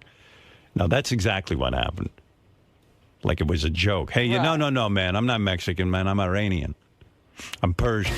This is the best of the wrap-up show. A recap and behind-the-scenes look with John Hyde and Gary Dell'Abate. The best of the wrap-up show begins now. Hey, it's Sal Governale, and on Monday's wrap-up show, we discuss Gary the Retard. Yay! Everybody loves Gary the Retard, and I love the fact that he embraces the fact that he's retarded. Hey, I'm retarded too. It takes one to know one. We also discussed my feelings on certain handicaps, like people who are deaf. How I have a soft spot for them. Though there are some times that I personally wish I was deaf myself. But that's another story. So check it out. Sal Governale is now joining us, and I wanted to compliment you, Sal, on a nice job you did during that whole Gary the Retard segment. Oh, thank you, John. Very nice of you. Now, I'm not going to go out on a limb here, but I will guess that you had no idea who Carrie Ann Inaba was. I thought it was Carrie Ann and Arbor. Like, I thought it was like a Captain and Tennille type of thing. Can I give you a little insight into how Carrie Ann and Arbor. This is so great. Howard goes, let's talk to Carrie Ann and Arbor. And Sal's running down the hallway, and he goes, who's Carrie Ann Inaba? And we go, she's on Dancing with the Stars. And he goes, okay. And he runs into the studio. I had no idea. So did you think you were doing two people? Like what? Well, I shouted it. I go, who the hell's Carrie Ann and Arbor? I thought it was a singing group or something. And Gary goes, she sings on whatever. She's on whatever it is. So I walked in, and I had no idea she was Asian as well, right? So she's Asian. She's on one of these talent shows. Dancing with the Stars, right? And that was primarily it. But thank God Gary's retarded because regardless, I think I could have done Carrie and Arbor if there was another Ann Arbor, and he wouldn't have caught on either way. Gary was oblivious to who she or they were. Now, you mess with Gary the retard all the time, and you say he has a great sense of humor about it, or you were saying, like, I don't want to put words in your mouth. He embraces being retarded. Yeah, what did you mean by that? Exactly that. Like Gary, yes, Gary is retarded. Gary has an extremely, extremely low IQ, but Gary's also aware of it. He has the ability to recognize things, and he loves that he's Gary the retard. Everybody has a niche at something, and Gary's niche is being the lovable, fun retard. And I think we live in a society where we pity these people. I think it's almost like that attitude that certain people have against, let's say, for example, like Michael Stivic from All in the Family was a liberal, and he would pity African Americans, and that was more insulting than what Archie Bunker would do, which would be an ignorant stance. I think it's the same thing with Gary. When you pity a retard, I think it's very insulting. Gary has the ability to get by. He puts on his own clothes. He can do a lot of things. So, yeah, he knows he's retarded, but he embraces it, and he celebrates it. But is goofing on someone retarded insulting? Yes, it is, to a certain degree, but Gary, in some odd way, gets it. Like, look, I'll goof on Gary for his teeth, but just because he's smarter than Gary the retard doesn't necessarily mean he can't take the joke. Gary has the ability to take the joke, and I think embrace it to a certain degree. As long as it's not mean-spirited. Do you think Gary oftentimes knows it's a joke? Yes, absolutely. Well, listen. You think he knows a joke every time you're making a joke? When you guys, not every time. Do you think that he was panicked that the retarded flu was coming after him for real? That's a great question. I don't think so much panic, that maybe more annoyed, maybe a combination of the two. The retarded flu thing, how that evolved is that Wendy called. What I did. No, I got how it evolved. Don't worry about that. What I'm saying is, I guess he did at the time. I think he was scared of the retarded flu. So how could he have a good sense of humor about something he doesn't fully understand? In some cases, some things go over his head, as they would me, as they would you. Some in rare occasions, and I don't know. How rare do you think it is for Gary? Well, look, now when Rich and I call Gary, half of the time he's like, "You fucking idiots!" Gary's cursing us out. He's calling us morons. He gets the joke immediately. 90% of the time, he gets the joke, and he's funny because he'll give it right back to us. So I just wonder if you saying that he gets it, he's one of the guys, is just a way for you to feel better about yourself. No, I think he gets it to a certain degree. He knows he's Gary the retard. He's proud of being Gary the retard. We did a prank call where Rich and I called as a nurse and a doctor, and we gave him good news that he's no longer retarded, and he was upset about that. So, yeah, I mean, I have a soft spot for people with what kills me, like deaf people, like really kills me. Every time I see somebody deaf, I'm on the verge of tears. I don't know why. I always cry when I see deaf people. I saw a documentary with deaf people, and they went to a Motley Crue concert, and they were holding the speakers for vibrations, and I just broke down in tears. So I definitely have a soft spot for handicaps, but. So do you have at the same time, what I appreciate about the deaf people is that they didn't want. I felt bad, like I'm pitying them. They were enjoying themselves. They, that action of holding those speakers made them enjoy music like we do, and it was very, very inspiring. And I think that's the same thing with Gary. It's like, you have to know how far, in any capacity with any person, how far you can push it. Well, you talk about that you have a lot of empathy for handicapped people. Do you have the same feelings for, say, Eric the Midget that you do for, say, Gary the Retard? Eric the Midget's, God was in a bad mood when he made Eric the Midget. No matter how you slice it. I mean, Eric, if Eric wants 4 cans of soda, so be it. Eric should get a warehouse full of soda. The guy's built like a turkey with lobster claws, sits in a wheelchair. I mean, it sucks. Look at his life. It's absolutely horrible. He has every right to be miserable and bitter. I have a functioning penis. I have feet that work. I have somewhat of a head of hair. I'm not overweight, and I'm bitter. I shouldn't be bitter. He should be. Sal, why do you think you have that soft spot for deaf people? Did something happen at a young age, or what about it do you think drives you to tears? I have no idea. It's just that. You know why? Because I love music so much, and when you see somebody who's been denied that gift, it's so heartbreaking. It really is. And being blind. I mean, I really think we take it for granted. But you're right now. You're pitying those people. Well, it upsets me. I'm not pitying them, but like But you're like, in a oh sense, my God. You got that weird tone of voice that pity people get. Yeah, I do. You do. Yeah, to a certain degree. I mean, I feel bad. I mean, I wish they could enjoy what we enjoy. But I'm not saying that's a bad thing. I know. You feel for them, but I can't figure out. You were saying like it's a good thing not to pity a guy like Gary the retard, but then you were pitying the other people, so I can't figure out where you're coming from. Well, it's not. Yeah, what makes you pity one but not the other? Okay, that's a good question. I have to think about that. Thank you. First of all, if you have a heart, you would feel bad for anybody with any certain type of handicap. And I do feel, I mean, it sucks that Gary is retarded. But the beautiful thing about Gary the retard is that he makes me realize that, hey, even though he has this affliction, he embraces it and it doesn't get in the way. Same way like Marty the midget, who's a phenomenal wrestler. It's inspiring in a way, that's all. It doesn't mean that I don't feel bad. It sucks. I mean, if I had a retarded child, I would feel horrible. And when you see people who are mentally challenged, you feel terrible about it. But Gary, to me, the fact that Gary gets a kick out of it and he's embraced it and he makes it entertaining is great. I think what Sal's saying, deaf people need to like become like Harry the hearing impaired, like get like a moniker. Is that how you feel? I don't even know what the hell a moniker is. Alan, it's a thing Jewish people wear during the holidays. Well, that's a yarmulke. Alan, you're on the wrap-up show. Hey, I just wanted to say, Gary's been good on the show when you guys aren't picking on him. Remember when they took him to the strip club? I mean, that tape was great. You guys could have him in and be nice to him, and he would be I think that could be a good segment to just bring him in and be nice to him. I agree with this guy. Like, just every once in a while, I'll say, hey, Gary, how do you feel about that? Yeah. I think visually and orally. I like him as a judge. I always said that. I like Gary as a judge for any contest because not only is everything the same thing, but he's so funny to me that he's so nice. He would never say that anybody sucks at anything. Right. And I think that's funny. But when Howard was going through all the bit ideas, and there were plenty of ideas, he was just like, you know what, we're just not going to do it this time. Did that decision surprise you, Gary? I mean, it's different than it was in the past, but I think Howard was. Gary really was panicked when we sent him to the moon. He's like, get me off the moon. He was scared. I know, and I think we felt a little bad about that. Now, Sal, why do you think he was scared with that? Because it was a rocket ship the size of a fucking mailbox. Even I think Gary was in there for a brief moment, Gary Delabate, and he almost shit in his pants. I mean, that thing was pretty scary. I'm claustrophobic. I would never go in there. But do you guys think, like what Sal said, do you think he was really scared that he was on another planet, Yes. or not a planetary body, and not just like the confined area? No, he was scared that he was on another planet. I really do believe that. I think it's great. I mean, that's Wait, funny. Did you not get that? I think he's sort of like Sal. I think he doesn't 100% get what we're doing all the time, but I think he gets that he's playing along. Hey, it's Gary Delabate. On Tuesday's wrap-up show, we did something we swore we'd never do again.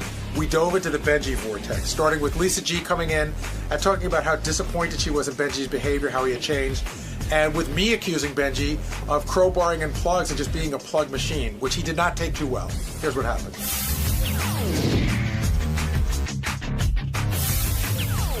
As we dig a little deep into the Benjy vortex, although we're still awaiting Benjy to get here, but we do have... Isn't that part of the vortex? Yes, I guess it is. This is his master plan. But we do have 2/3 of the news team here with John Lieberman and Lisa G. And by the way, Lisa G came to me earlier today and was emphatic that she would not be able to come down to wrap up today to discuss this topic. Lisa, thank you. It's called peer pressure. Thank you for making the time, Lisa. Thank you.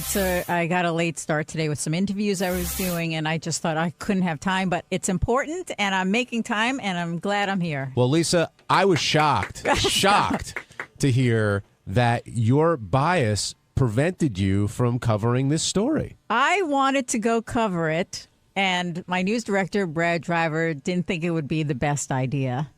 Why? Because it's hard for me to answer. I think everyone feels I'm too emotionally involved. I felt I could have done a fair job, but I understand. Are you feuding with Elisa? No, I'm not. Was she feuding with you? John would know better. He's interviewed Well, you her. would know, Lisa. Let's be honest. There's not a chick in the world that doesn't know if another chick's giving you shit. If Lisa has said, and Lisa, I don't want to put words in your mouth, but Lisa has said that she thinks Elisa may be using Benjy or not have his best interests at heart, I can understand why Elisa may be upset with that. I think she heard a comment I said, and that upset her. The bottom line is Benjy's doing what he wants to do, and that's upsetting to me because I liked him the way he used to be, and I feel that when she says jump, he jumps. So it's not against her. It's probably more so against Benjy. To me, he has turned into a hamster. He looks like a hamster. He's acting like a hamster. Like, oh my God, Lisa, what can I do for her? Like that? And so that's upsetting to me. I liked him the way he used to be. Gary, this sounds like a jealous woman. No, I'm not jealous. That's what it sounds like. Why is it jealous? Because that's naive. Why can't It's people? But why can't people change? Pet names like hamster?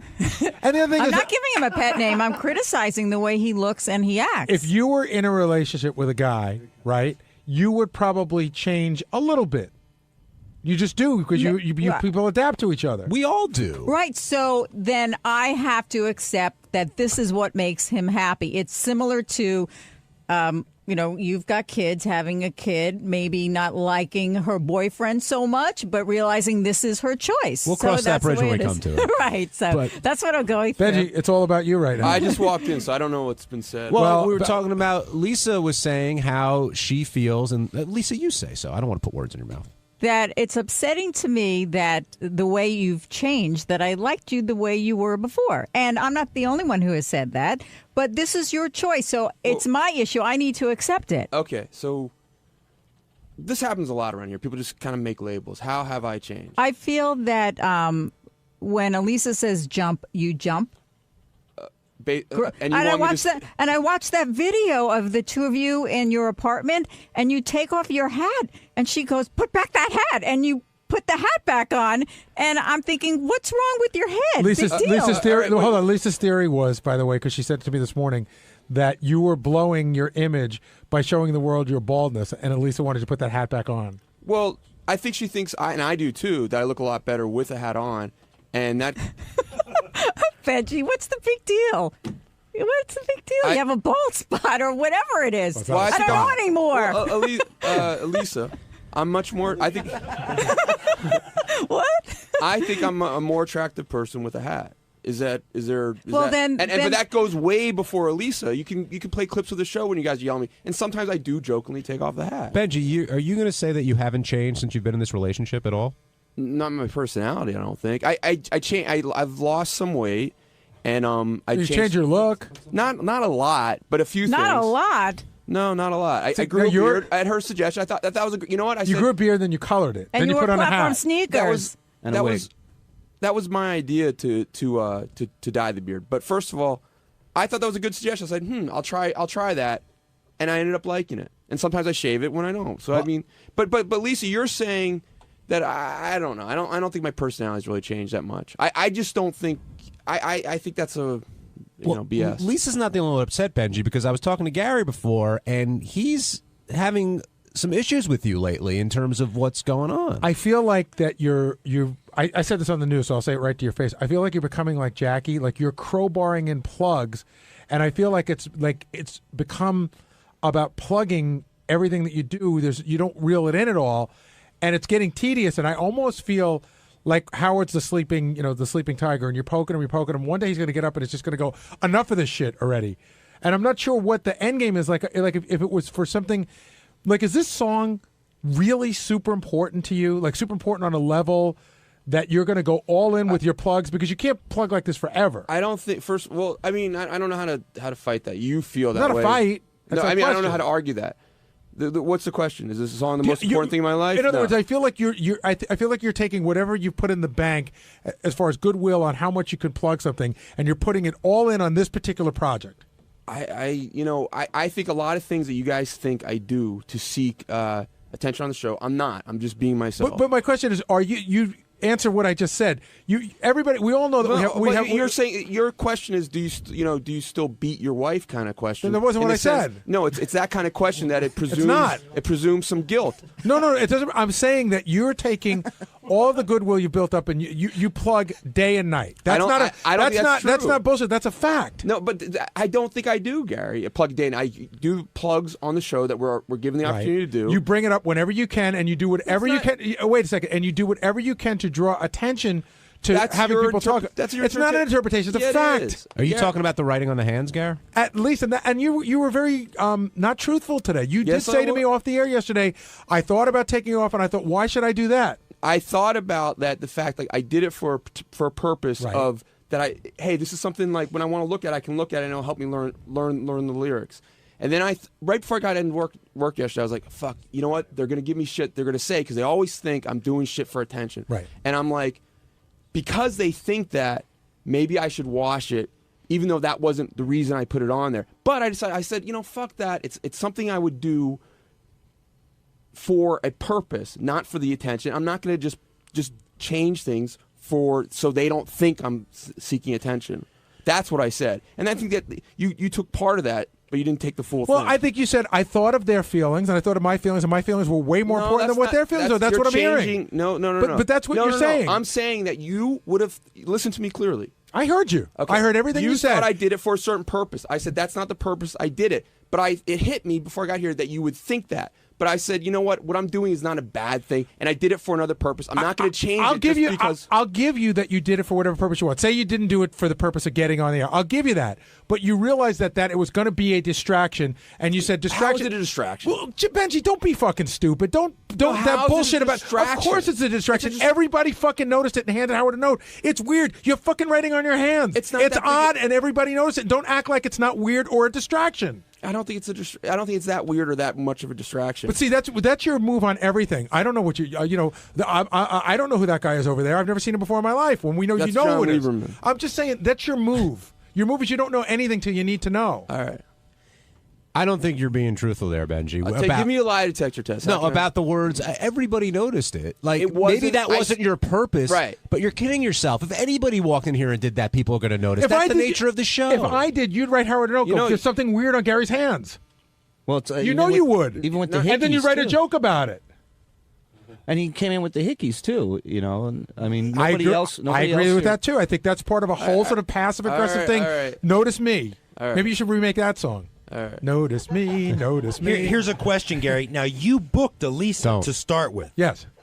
Do you regret opening up this whole can of worms? Absolutely not. I thought that was a great... Benjy pitched this idea. I love the premise of what it was. I love that we got to meet her. And I'm even glad that they're a couple. I don't regret that for a second. That was a funny bit. John in Pennsylvania, you're on the wrap-up show. Who, John? Hey, John. Hey, John, how you doing? Gary, why do you care? Why do you give him such a hard time? Because I think that we're all held accountable here, and Benjy sometimes thinks he isn't. I mean, it's like yesterday, Sal. I mean, you have a unique way of just twisting words around and making them both look like douchebags. Well, what did I do to Sal yesterday? Yesterday, when he was talking about the blind guy, and you just have a weird way of just twisting it around to make it seem like, like they're assholes. Sal said yesterday that Gary the retard is really happy being a retard. He's really embraced it, and that's his niche in life. So I questioned that. And if you think that's a problem, maybe you should question your niche in life. Gary the retard. Now, easy. Gary, don't get me wrong. You're amazing at what you do. You just have an odd way. And Benjy, But what's odd about it? Sal said something stupid that maybe you didn't hear it as stupid, but a lot of us did. John and I looked at each other right away, go, "What the hell is that?" So we explore that. John, do you think Gary's picking on Benjy unfairly? I don't know if it's unfair. I'm writing on your hands a little weird, and the fucking hickey thing's a little crazy. But I mean, he's just a unique person. You guys, even you, John, sometimes you guys have a way of just picking on him and just let him go. So he's fucking weird. Let him go. God, I just don't get it. Benjy, I'm on your side, buddy. Thank you, man. I think everybody here, for the most part, does let Benjy go. And I agree. Beforehand, we said we're happy that him and Elisa are in a relationship, but I know Lisa and others are concerned that he's being used, and I don't think that's a crazy assumption to make. I hope it's not the case, and Benjy, you're the only one, and maybe even if you are, you're still enjoying the time with her, and that's great. Lisa said something interesting the other day, though. Boy, I talk 24 hours about it. All day long. Yeah, and that's all we have to hear all day. She really is. It's like in the cop movies where the chief says, "You're too close to the case. You're off the case." Like, it's the same thing. So the other day she said something about, how he's kind of changing, and she said, it's as if your son starts acting weird.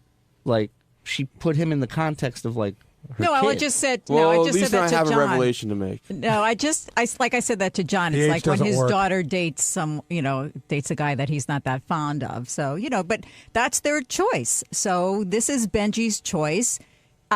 it just feels tacky to me that everything is Lisa on the air, and other spouses or girlfriends, you're not hearing that. So it feels tacky to me. And So why? I agree with that, by the way. Okay, so who are you mad at? Not mad at anybody. If I'm mad at anybody, I'd be saying I'm mad at you, but I'm not really mad. I think the word is it's disappointing. It's like there's unspoken rules here, and you sort of like you don't want to overstay your welcome. You don't want to exploit the show, and I feel like you're treading onto that ground. That's just that's my opinion. I can't tell you what to do. So what's the principle I violated? The principle that you violated, that you should show some respect for the show, and that when you're constantly plugging, and you say you're not, but you are, no, I'm and you're not. saying that I'm making that up, and I'm not. Benji, So, I'll translate in here. You're using your plugs to plug Elisa's stuff all the time. And it's my stuff too. But you say my plugs at the end of the show? Is that what you're talking about? No, that's total. That's fine. The plugs at the end of the show are fine. It's all the stuff in between to try and get noticed. I mean, you come in. You wore like you don't even know that you come in with all this stuff to try to get us to notice you, and there's actually been a movement to not notice you. Whether it's the shirt or the hat or the beard or the lifts or the writing on the hands, and I could go on and on and on.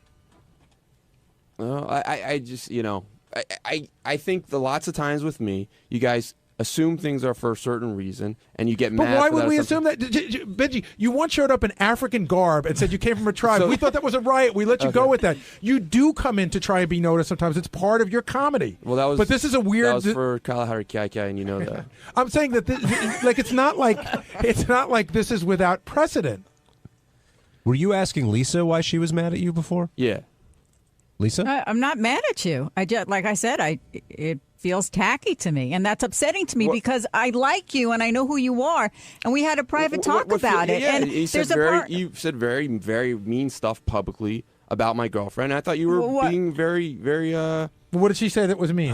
I'm not going to repeat it. Well, I think the comment was in one of my pieces. John will repeat it. Lisa called Lisa's career a non-career. No, I said referring to her musical ability. No, I said Benji is trying to be a hero to a non-career. That's what I said. Lisa's memorized the line. So that was a strike. And I apologize. No, you never did. Actually, you said I'm sorry. You kept saying I'm sorry if that hurt your feelings. Didn't you never also said apologize for saying it? I think you said it. I don't know what your rage is about it. What your upsetness is about She's it. not a rage. You haven't heard what everyone has been saying here. That so why do you? Why are you? Look, why are you if giving? she's that talented, she'll be fine on her own. She's getting noticed. You can take a breath about it, Benji. Okay, what if I feel like you're in this like trance about. Oh my God, I have to get her a career, a recording contract. It will happen. Enjoy being part she's of this. being mentioned. Yeah, but it just feels like too much. Well, it doesn't feel organic. That's for sure. It does not feel to anything. It feels very manufactured. All right.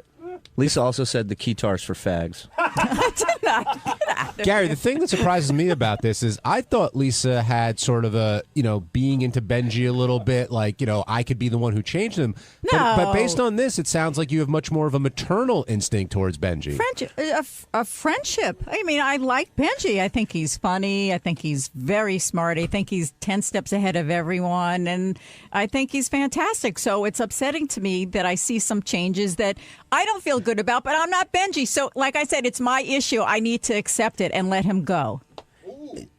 That is true. That is true. Meaning, like, let him fly. Let him be who he is. John, is this obsession driving you guys crazy? Well, yeah. I mean, I have to keep my headphones on for 9 hours a day listening to silence just so that if she starts talking about Benji, I have an excuse. I have the headphones in my head. Let me say one thing. I brought Lisa in an article over the weekend, the New York Times, How to Break Up with a Friend. And that's what I feel like as a third person is happening. Lisa can't let Benji go as a friend, and that's what's happened here. But I just have a quick question for Benji. Sure. I think it all. I did a number of interviews last night at the concert with Elisa's family, her mother, her brother, and it actually changed my view a little bit. I think this all started off very shticky. I don't know what happened between you two in the beginning, but her family at least believes this is a real relationship. It's really heading places. Is that a safe? Was there a point where this went from maybe being shticky to all of a sudden now being a real relationship? No, it's always been. It started with I had a really big crush on Elisa, and she really liked me a lot, and we were friends, really good friends, and I had a really big crush on her, and she developed feelings towards me. She wants to get married sooner rather than later, is what she said. Yeah. Are you ready to do that? I'm not ready to do that. I would want to date longer and get to know each other. What's I laugh because I'm not giving you a hard time, but it's funny because I don't know that you'll ever be ready. Well, that's an issue we're exploring. Because you were with somebody for a long time that I thought was as close to being a person you would marry if you wanted to get married, and it broke up because you didn't want to take it further. And I just see you getting older and older, You're right, and that's something like I am in therapy, and we're going to like couples therapy, and that's one of the issues we're talking about. Like, I absolutely love Elisa. And I think she would make a great wife, and I'd be very. But I do struggle with the happiness of marriage versus the freedom of not being married. We got to take a break, but really quick, even that is a notice me move because who goes to couples therapy 2 months into being a couple? You have to be a couple first.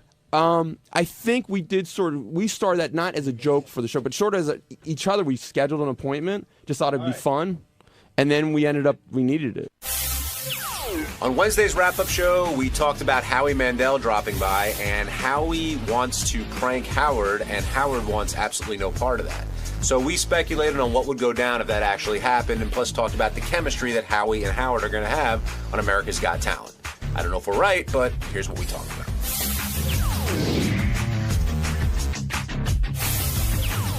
Does Howie think that Howard is avoiding his phone calls? You heard some of that paranoia today, and you can't tell if he's messing with Howard or if he really thinks that he's avoiding him. Yeah, I couldn't understand why.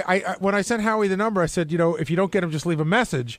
And I don't know why he won't leave a message. He said he won't leave a message to an automated type of attendant sort of thing. As opposed to what, an answering machine? I guess. I mean... Or a voicemail? I think, to me, I thought, what I took out of it, he was concerned I thought that if someone else was getting the message and someone else getting his information. He might think like, well, I'm not positive this is Howard's number. I do that sometimes. Sometimes I'll call a number and it won't say it's the person. And sometimes I just say it's me, but I don't leave my number because if I'm leaving it on the wrong machine, I don't want somebody to have my number. Well, and Howie did say that. He said he left his name because in the beginning it asked you for your name, but he didn't leave anything else and thought Howard got it, but he did. Howard said he didn't. But Howie's also the guy who's telling Howard, relax, take it easy, just enjoy yourself when you're judging America's Got Talent. And I don't know if Howard can do that, Gary. I mean, he says he's going in, he just wants to judge, but after hearing what he's going to go through today, I think it's going to be a difficult task for him. I just hope, partially being a little selfish, but especially for Howard, I just hope it's as good an experience as he wants it to be because he's doing this because he really wants to do it for the fun of it.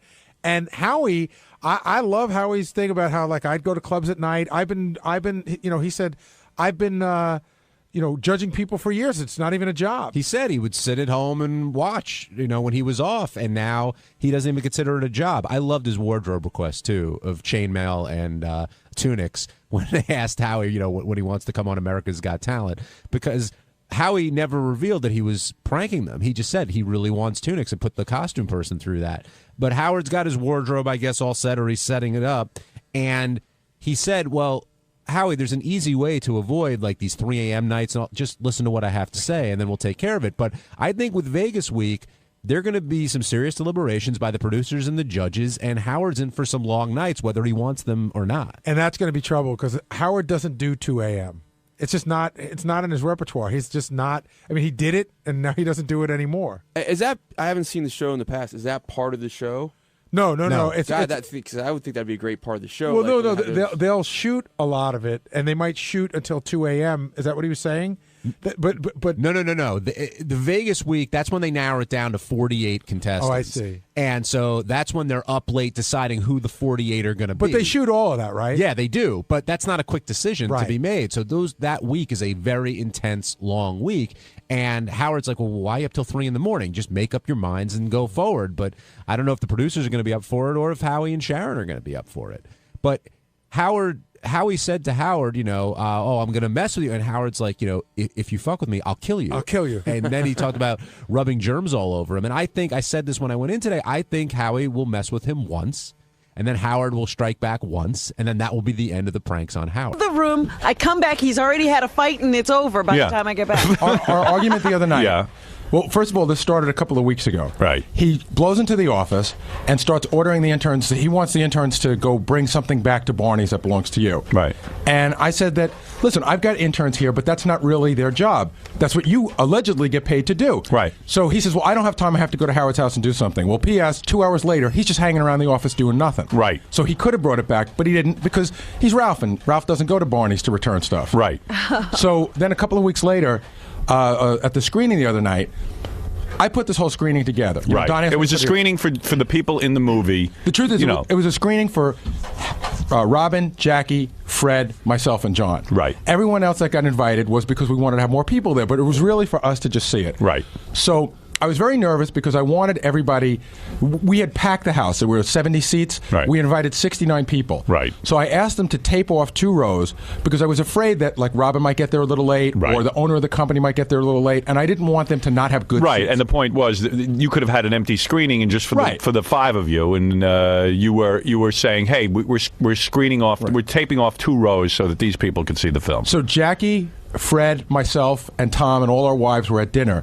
I left early because I wanted to get to the screening room to make sure. I wanted this to go perfect. I didn't want anybody to walk in. Right, and you want to have have an enjoyable experience. After all, everyone is excited. So I know Jackie and Fred and everybody are on their way, and I know I got these rows taped off. So then I see Ralph. Well, where is Ralph? Is he on the phone or I no? tried. I tell him all the time. His answer machine picks up. Yeah, he can't turns get over. through. All right. That's another annoying thing.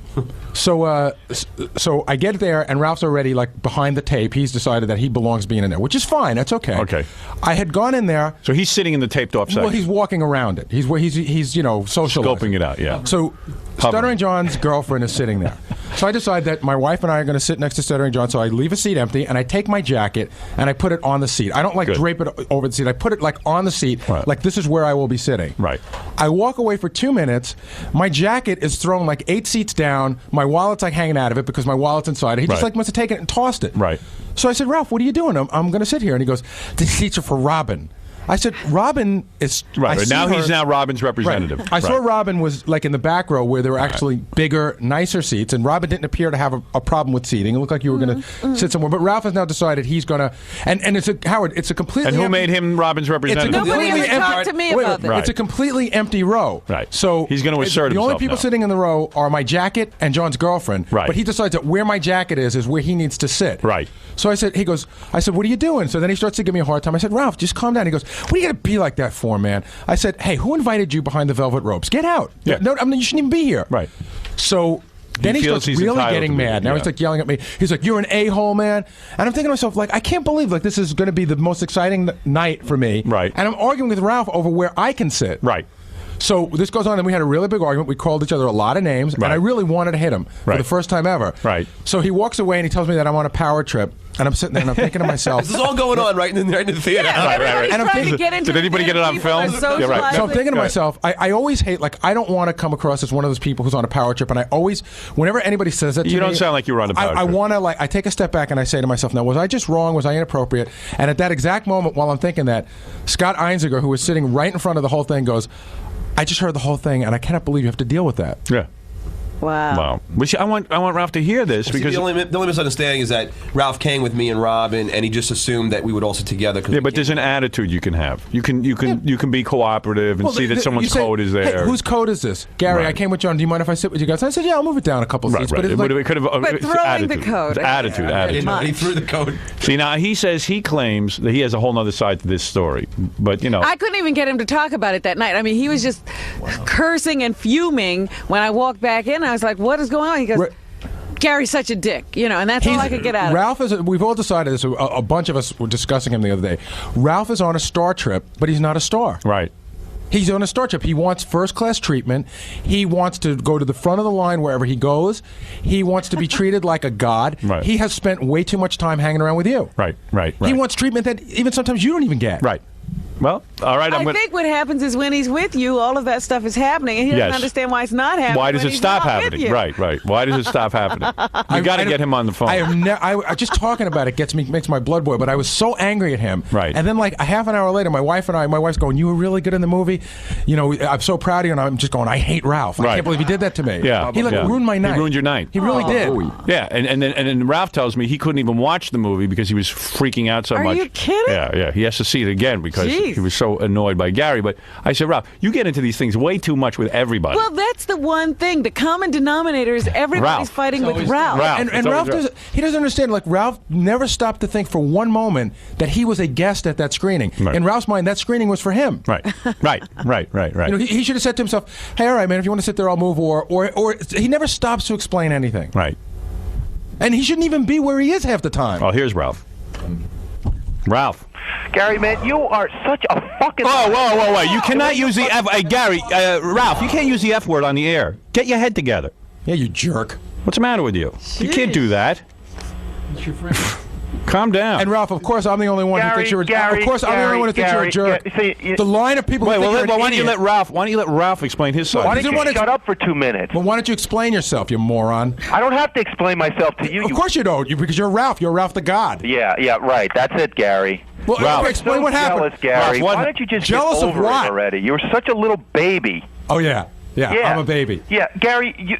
Ralph, don't you realize the entire world hates you? You realize you're hated by all. Hello? Did he hang up? Yeah. What's wrong with him? Ralph is a big pussy. Yeah. Oh my goodness. I told you these two guys went at it the other night. And Ralph yesterday was just screaming the whole time about Gary. Anything that Ralph attends, any meeting that he attends, it's just trouble. Wow. Howard, if it were just he and I fighting, right? You might think that there's a personality conflict, which, by the way, there is. Right. But if it were just he and I fighting, you might. Well, you guys were getting along for a while, weren't you? Yeah, when Ralph like makes a truce. You know what happens? Ralph makes an effort to be a human, and everybody talks about this. Ralph really, the truth of the matter is, Ralph. There's a good guy hiding underneath all that. He really is a good guy. I have a great relationship and with for the him. most part, he wants to be okay. But it's almost like it's like a disease. It's like Dr. Jekyll and Mr. Hyde. He can't help himself. Right. You know, sooner or later, he's going to do something to make the other shoe drop. Sheesh. I would have liked to have heard Ralph's side of it. Why won't he come on the phone? Because he can't use the F word. Yeah, he had to open up with the F word. Where is he? Sounds like there's a lot of witnesses against him. But it's not even just this. We're not No, here's talking Ralph. about the code. Here is Ralph. incident. All right, Ralph, calm down. I won't say a word. Don't. All right, good. Let Ralph have his side of the story. Hi, Ralph. Yeah, I just hiding underneath all what, Gary? Why do you have it? You've had it in for me since day one.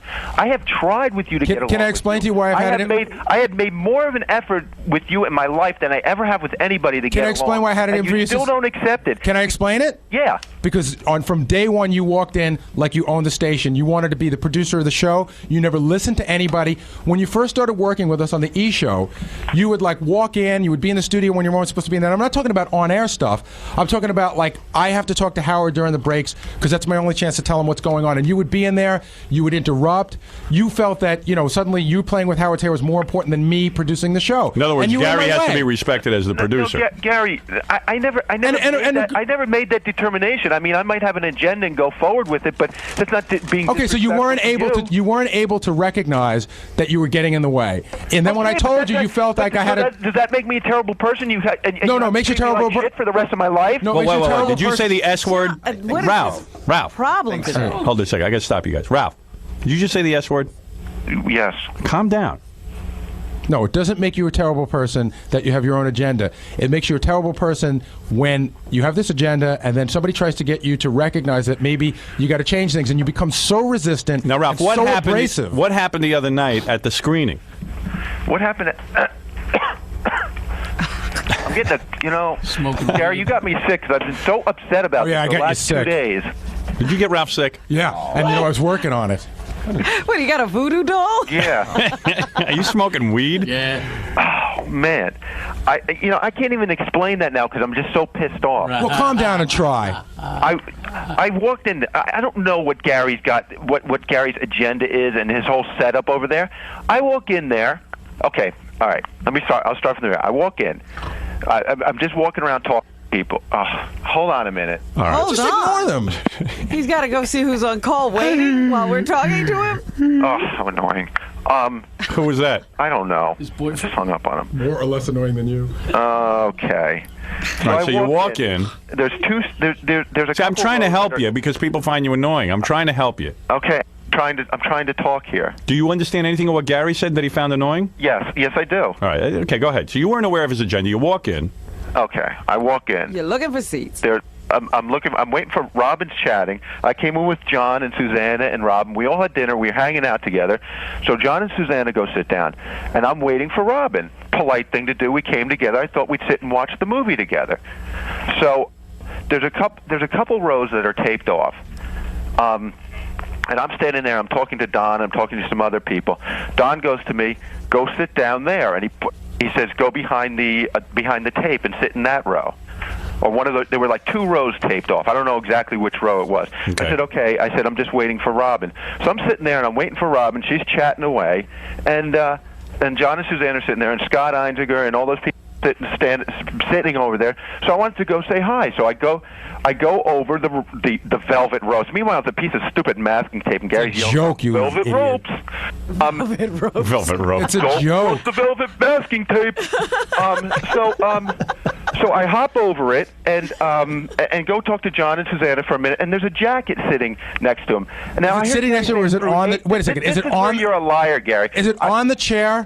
Is it on the chair? Is it very obvious that someone's sitting there? Yeah, Is it very obvious? And I moved it over. Did you ask one any? seat. No, you moved over No. 3 seats. Did you ever? No, I didn't, Okay, Gary. Ralph, move it over a quarter of an. Interrupt me. Move it over a quarter of an You inch. shut up. No. You shut Did up. you ever Well, let stop? Ralph explain. No, Wait no. a minute, you Shut up. had your say. Shut Let up means Ralph that you has put those big fucking lips. Oh, wait a second. what? Hey, You're don't use so- the F word. You're so Are you going to use the retarded. F word? Can you not use the F word? I'm trying. You were making a illiterate. point, and then you exactly. You're so illiterate. You're so not so bright that you can't use another word besides the F word. I guess I'm stupid, Gary, just like you. Yeah. Well, we're both stupid, except I'm here and you're not. You. All right. Well, you know what? I'm not here either. Oh, here There he you go. goes again. He's so bright. I'm never going to Such a understand bright what guy. happened the other night. Ralph was starting to explain himself, but I could be as mad as Ralph and not use the F word. Right? I can do it, but he can't pull that off. You conducted yourself properly. Well, then you win the argument. He was Gary's almost on making pretty a firm point. ground. Ralph was almost making a He point. was about to make a He point. was almost making a point. But he Even if it was wasn't, no, of course No. not. But If you went to a movie theater and there was a coat sitting there, right. would you just pick up the coat and move No, it? but What I if it was wanted a to hear. 10-foot-10 Maybe guy? that's why he hung up. Maybe that's why he hung up. Yeah, because Maybe. Gary's on But pretty solid the ground. thing I was saying was, Gary said it was 8 rows away. Now it's only 3 seats. No, he threw it like 3 seats away. I didn't say it was 8 rows. No, He you threw said it- 8. You said 8 seats. No, I said 8. You said 8 seats. All right. In the throes of arguing, you said 8. So whatever, even if it was 1 seat, somebody had reserved a seat. Yes. And it was thrown in a way. It was I would thrown have. in a I would have way- liked to have finished the story. Oh wait, here's Ralph again. He's back. What are you going to do? You gonna keep hanging up like a girl? Hello? Howard? Hello? Hello? I don't know. Howard, he's not there. He's not picking up. Hello, Howard. Hello? Howard. Yeah? He's not picking up. All right, well, I don't care. I would have called him. He's pouting. He's pouting. He's having a hissy fit. What the heck is wrong with him? This couldn't be that big a deal. Well, I don't evidently there's something he can't explain. I care less about this argument, about winning this argument, more about how Ralph's going to explain why everyone else has a problem with him. Well, we were getting to that. He hung up. Oh my goodness. Should I be afraid? Will Ralph come here and punch me? No, you could kick his ass. I probably couldn't, but let me tell you something. You don't think you could beat him up? Ralph has admitted It's he's hard to not a tell. fighter. He's a big guy. Yeah, but you're a wrestler. You're a wrestler. You're going to wrestle the guy? Always punching in the teeth? No, but you're a good fighter. I've seen you fight. I wonder I'm sure you could take him. You're not a pussy. I wonder how he fights, but I'd be willing to fight him in some sort of... John kicked his ass. Did he? Yeah. Oh, there he is. Are you going to calm down now? Yes. He's back. You think you could beat Gary in a fight? At that movie screen, I could have. No, because I was just as angry. No, I think I would have punched you right in the head, and you would have I think I would have punched down. you right back. Oh, Well, you know what? You are really fat, so you probably would have absorbed most of the punch. that's right. right, anyway, so go ahead. So you see this coat. And you move it over. I move it over one seat. Hey, by the way, anybody want to bet Ralph hangs up again before this conversation's over? I say he will. $10 says he is. I say yes too. So can I get some of that action? Up at 50, I hang up in about 2 minutes. I know you're going to hang up. I don't bet any. Yeah, because we'll get through this, and then when you explain why everyone else hates you, you'll hang up. That's going to be the tough question. Right. That's going to be the tough So one. let's go on with this story. You moved Go it ahead. over to 1 seat, 3 seats, whatever. There's a coat. There's a coat, and there's an empty seat next to Susanna, and then there's a coat. Go ahead. Let me think about that. There's an empty seat next to Susanna, and then there's a coat. On the seat next to her. So I move the coat over one seat. One seat. 3, but okay. But 3. One seat. 3. Gary. And then I sit down kind of like on the armrest, and I'm talking to Robin, Redzinski, and Scott, and all the people who are sitting in the row. I'm just saying hi to everybody and chatting. Gary comes running over. And then starts yelling. I don't even remember. I said, Ralph, why'd you move my coat? And then he immediately comes back with something that, like, how dare I ask him what he's doing? No, hey, man, I'm just moving it, man. You gave me the attitude, like, how dare I sit down there? Who asked you to sit behind the velvet rope? No, I asked you why you moved my coat. And why did you? Why would you or if you would have asked Susanna, she would have said, oh, Gary's sitting here. But you never bothered to ask because you're so selfish. You just don't care. Where you need to sit is where you need to sit.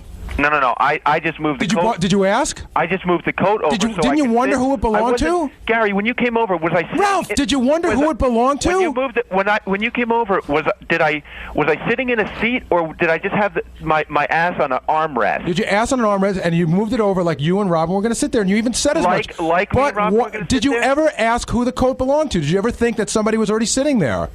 Did it ever dawn on you? You're so selfish. That's not being selfish. I just moved the coat over one seat. What's the big deal? Because that's what you needed to do. That's what Gary, it's no big deal to you because you'll end up where you want to be. It's a big deal to me because that's where I wanted to be. You don't understand. You don't understand anything. You have no manners. Who are you signing with on this, Jackie? It sounds. I'm not trying to take sides. It just sounds like Ralph's wrong here. Because Gary had put his coat down to sit there, and so he. And also, it's claimed kind that of. It's seat. like you And shouldn't he wanted assume to that sit you- with Susanna and John. And, And when you see some tape, maybe you shouldn't just cross over. Wait, Howard, all you got to do is it's say. got nothing really to do with the section that's. So, wait a minute. So if Ralph had, Gary. let me ask you something, Ralph. So when Gary comes up to you and starts screaming about his coat and stuff, He immediately puts me on the defense. would you ever say? If he I'm would've just sorry. come- Would you Gary, ever say? Would you ever say to him, "Hey, I wasn't thinking. I didn't know realize, you- I didn't know you were sitting here. Would it be all right if?" If he would treat me with an ounce of friggin' respect and just say to me, "Hey, I was going to sit there." I did say I was going to sit there, and he came back with some wise-ass response. I was saving this. If you could be. What happened? You said to him, I said, hey, I was sitting there. And he came back with like some wise-ass response. I didn't see you sitting there. I see a coat there. Yeah, duh. Don't you wonder who it belongs to? Let me tell you something. If that were Howard's coat, you'd be groveling like a pussy right now. Because it's my coat, you don't care. Ralph, people show up in a movie. You put your coat down. You Gary, stand up to always have talk or make- go to the you always bathroom. have to That's make- normal. Gary, you always have to make that comparison, and that's Well, that's the right, problem. because you have no respect for anyone but Howard. That is not true. Well, then why don't we ask everybody else that thinks that? Publicist for the movie, Howard's a limo driver, speaking everybody of- that works hold on on. E. Let's get online. Ronnie Hold did on. say he has no problem with Ralph anymore. Yo, well, Yeah. Since when? I don't know. Recently, Your publisher just That's called yesterday. Yeah. Your publisher just called to leave a message for Gary, and I said, "Are you listening to this?" And he goes, "Ooh, I'm loving every minute of it." Really? I said, "Do you want to come on the air?" He goes, No, that would not I'm be a appropriate. private guy. That would He goes, not "I'm be. a That would be private guy." inappropriate. This is He between goes- Gary and Ralph. Yeah, that but would be he real said that inappropriate because he's- we'd have a real big problem then. He goes, he said that he is the sand in his Vaseline. Yeah, what's he doing with the Vaseline? I wonder. Oh, please. No, but This is Ralph, absurd. I mean, let's go back. Let's go back seriously. Take it back a step. Let's go What back does to when that we mean? met you at Channel Yeah. 9, right? Go ahead. You and Dan couldn't Gary, get along well. Gary, let's not. Let's discuss this incident. But what is Well, okay, Gary's let's go- point? let's Are go you back- saying that Dan and Well, Ralph didn't get along? Let's go back to the incident. The I- incident He's is saying from day one, Ralph who are you? hasn't gotten Who are you along with claiming? anybody. Gary. Who are you claiming that Ralph doesn't get along with? sooner or later he's had a run-in with everybody. Gary. Maybe people like Dan. I'm sure likes him now, but sooner or later he's had a run-in hang with up everyone. pretty of some- soon. Good. Stop it. Oh, curse. I'm still standing here. Go ahead, Ralph. Hang up. The point is, let's get back to this other thing. Okay, first. so Ralph, Are you simple accusing? question. Are you accusing? Let him say something. Are you accusing Ralph of being a listener gone wild? No, we've said that in private. Ralph, go ahead. Make your point. No, but Ralph, here's a simple Let him- question. I want to ask you a simple question because he asked me one. The question is, did it ever dawn on you to ask who the coat belonged to, out of courtesy? Ralph? The silence is deafening. I didn't really think about it. And you don't think that was wrong? No. Let me ask a question. I just moved it over, Gary. I think that shows a lack of manners, Howard. No matter who's doing it, and no matter whose code it is. No, actually, here's where I think this is where you guys go wrong, and I'm gonna. This is where you guys go wrong. Listen to me, Ralph. Listen to me. No. Wait. Listen to me for a minute. Wait, let me ask one question. Let Ralph say something, Gary, and you'll go. If you had just If you just walked over you came screaming over at me with an attitude right away, and you just totally disregarded what we just spoke about. What do you think? I'm going to not get defensive? And you just totally disregarded what we spoke about. There would be no need to run over and no need for any defensiveness if you behaved with manners. Gary, if you don't have them. If it was anyone else, you would have said, "Hey, I was sitting there," or "That's where I wanted to sit. Can you sit over a seat?" But you were like, "You piece of crap! Get out of here! You don't belong." Yeah, that's what I said. That's what I said. What did you say to him? I didn't say anything like that. I said, "Why did you move my coat?" He immediately came back with some wise-ass response, and then I attacked him after that. Get out! You said you're not part of the show. You don't belong. I didn't say you're not part of the show. I said you don't belong in these two rows because you were giving me a hard time, and I decided that I didn't need to argue with you on an important night in my life. I didn't realize you were producing the seating. If somebody had told me that, I would have checked. What he's saying is that I would have checked with you, Gary, to see where I could sit. What he's saying, I don't care where you sit. I'm just saying have some manners about it. And you're so stupid. You picked the worst rows. The best seats were in the back where me and Robin ended up sitting anyway. Yeah, that's right. Because the whole theater is 20 feet long, Ralph. I had awful so what's seats. the big deal? Why do you have really to? relevant. Why do you have to separate people? Why do you have to make that distinction? It's not about separation. You're missing the point. Ralph. You're missing the point. It's not about separation. It's about where I was sitting. Ralph, that's where you go wrong. Ralph, that's where you go wrong. Push it on me because that's how you are. Ralph, you're off base. I'm not. It was his screening. He invited who he wanted to. I didn't know that. Forget that he doesn't know. Why can't he make that distinction? Forget that Ralph doesn't know that. Why do you analyze that? Gary didn't call and invite me. How do I know this? The point is that if there's a sectioned off area, you ask first, am I supposed to be in the sectioned off area? Well, he claims that he was told me to go sit there. And you don't have a problem with that. Right. You're saying there were two empty rows. Why do you have to move my seat? Howard, there was a whole row. If Ralph had sat down in that row, I would have never blinked an eyelash. Gary, never. Seat, you know what this is? What? This is a bunch of misunderstandings, and neither one of them knows how to communicate. And I'll tell you why. It's No, wait. not a I'll tell you why. misunderstanding. I'll tell you what it is. It's a culmination. And Scott Einzinger's a jerk off because that's not. It's a way to conduct yourself. Something else to me. Ralph, anybody that doesn't agree with you is a jerk off. That's right. When have you You're ever, the biggest jerk Ralph? off. Of all the confrontations you've ever had, when have you ever once admitted that you might have been wrong? Never. I'll think about it. Hold on a second. Wait, here's Scott Einzinger. He was there. Let me ask one thing. Einzinger, what happened that night? Straighten this out for me. I'm trying to. I know Ralph has personality conflicts. I'm trying to help him with it. Ralph, don't call me a jerk off, man. Well, why do you tell Gary one thing and then me something else? Actually, that's not what I said to Gary. First of all, that was Scott Einzinger, the producer of the E! Show, who happened to be an eyewitness to this. First of all, it was an incredibly uncomfortable moment. Go ahead. Basically, what Gary described is correct. I guess Ralph moved a jacket. Ralph, you were sitting on the arm of the chair, and Gary questioned why Ralph was there. How did he question him? What did he say? It was basically like. Did he walk over in a Did huff? he have an attitude? Was he gruff? I will admit I walked over angry. There's no doubt Gary about was it. angry, but I think that's based upon their history that they don't like each other. Right. And that's what's causing the problem. And that's what I said to Gary, and I told you, Ralph, that you guys have so much baggage between each other. This was just that it became one more incident. This is just more fuel. Yeah. So Gary was in a position of power right there because Gary did set this whole thing up, and it was really intense. Ralph wasn't really sure what to do.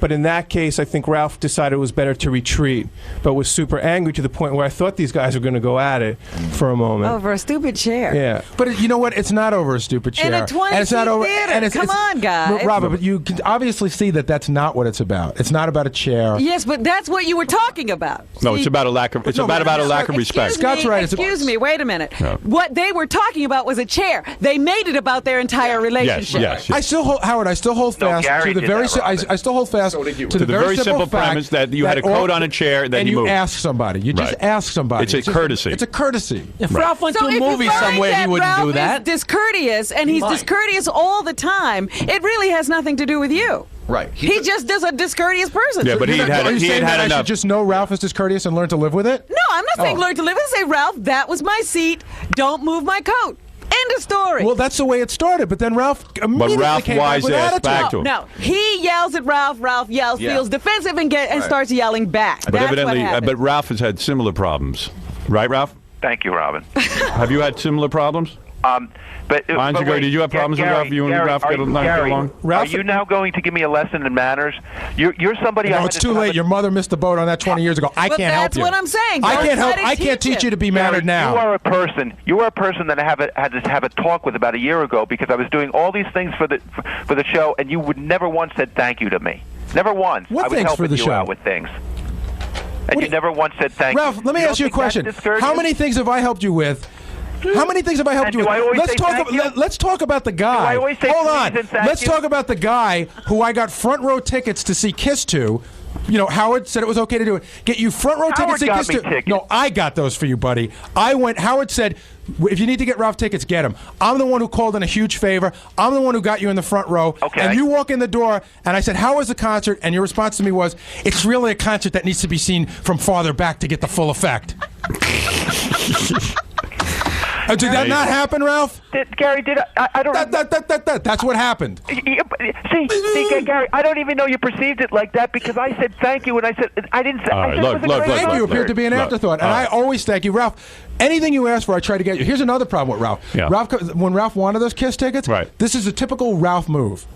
Listen, he wanted tickets to go see Stone Temple Pilots or some concert. Go ahead. Help me understand. I told him to go see Peggy. He went to see Peggy, and he felt it got blown off. Okay. But everybody comes to me for tickets, and I can't get people tickets for every show every time. Right. This ain't your job. But Ralph comes to me, and it's just this funny attitude that he has. He says, listen, Kiss is my favorite band. I really want to see them. I want tickets, and I don't want crummy seats. If I can't have good seats, I don't want to go. I didn't say you certainly did. You interpret, and you do that with everybody. So why did you bother getting him seats then? You put a spin on it. Because I still, deep down inside, I think there's a nice guy hiding in there, and I wanted to help him. I knew that he loved Kiss. Right. I knew that meant a lot to him. Right. You and I thought I could pull it off. And I said thank you. And Gary, you got me like that really cool. You see what he's saying? I mean, Ralph, you see what he's saying though? What? Attitude. Why you ask for stuff? Oh, hey. Maybe he's being rubbed the wrong way. Maybe there's something there. Did you say that you wanted really good seats and that if you couldn't get good seats, you didn't want them? And what I said to you, Gary, was that I said, when you ask Howard for these, tell him that I'm not constantly asking for tickets and getting them. I haven't. Last few times I asked for tickets, I didn't get them. So I'd really, and I asked you like 2 months in advance. If there's anything you could do, can you just make sure that I get, can you make some kind of extra effort to make sure that I get good seats? And then the kicker was, and if I don't get good seats, I'd rather not go. I didn't say that. Oh, yes, you did. Yes, you did. Maybe you said if I don't get good seats, it's not worth it to me. You know what? Well, you guys have a. I probably did say that, Gary, because if I don't have good seats, what am I going to do? Get binoculars and watch the show? What's the star treatment? What? He wants the star treatment. No, Gary. I just said if he can get me good seats, get him. If not, don't worry about it. You know what I mean? What were all the great things that I have an attitude and want the stern treatment? What were all the great things that you did for me that I didn't thank you for? I think I thank you every time you do something to help me. I know that you helped me do a design for my very short-lived T-shirt, which I thanked you for, even though you misplaced it for 8 months. You didn't pay me for the colors. It's $19 for all those color copies. $19 of color copies. I'd be more than happy to pay you back. I can't think of how many things I give you, how many things that I give to you that come in through here, or how I'm going to look at for things that you like, and I help you out. But then it always falls apart. It's like this strained relationship. I always feel like I got to walk on eggs with you. No, you just have to learn. I have to end this. Hey, Ralph, just explain one more thing to me. The day that we came in and we had that fight about that stuff being returned to Barney's, and you said you couldn't return it because they opened at 10 and you had work to do. Right. You were here till noon that day, doing nothing but walking around checking out the hot new interns. No, I know I was. What were you doing? That's what Gary, he had to do. No, but what were you? He had to do that. Forget the intern comment. Forget the intern comment. What Gary, were you doing that day? I was checking out the interns from 8 to 10. Right. And what were you doing from 10 on? That you couldn't run a block and a half away to return something that's your job to do. No, Gary, I didn't.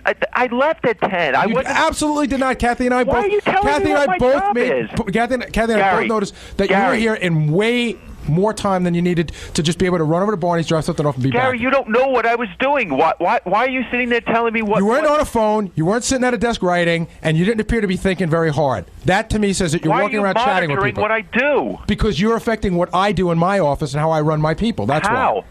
by taking somebody out of my office who could be answering the used phone an intern. or working on an article or doing something and sending them out because you're just too goddamn lazy to do it. No, it has nothing to do with me being lazy. See, you make that determination in your mind, and all of a sudden. But then explain to me what you were doing that day that kept you from going over there.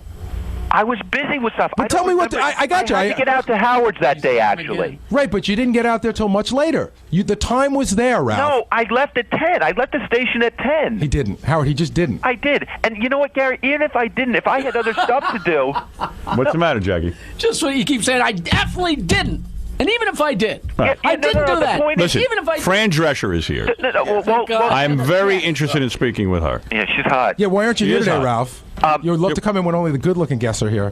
What's wrong with her? What? What's No, Fran's good-looking. Oh, I see. Why isn't? No, Fran's good-looking. Why isn't Ralph here today? He likes to meet the big stars. Because I didn't want to see you. For a year and a half, Ralph had to put makeup on us every day, and it was like his whole reason for living. Right. He was like Picasso with the makeup. Right. He hasn't been here in a year. Right. Like it doesn't matter. Now listen to me, stupid. I told you to listen to me. There's a psychologist on the phone. I'd love to hear what he has to say, Wait a second. but Wait a I've got second. Fran Wait here. a second. Yeah. Wait. I want to explain this situation the other day. If I went to Kathy and I asked Kathy, I said, I have something that needs to be returned to Barney's. Is there anybody who can do it? And she said, sure, no problem. I'd love to get some of these people out of here or something like that. It was no problem. You want to hear from a psychologist? It was no problem to Let Kathy. him talk about this It's relationship. a problem to me. Is this Derek? Yeah, but Gary, I don't know that. Yeah.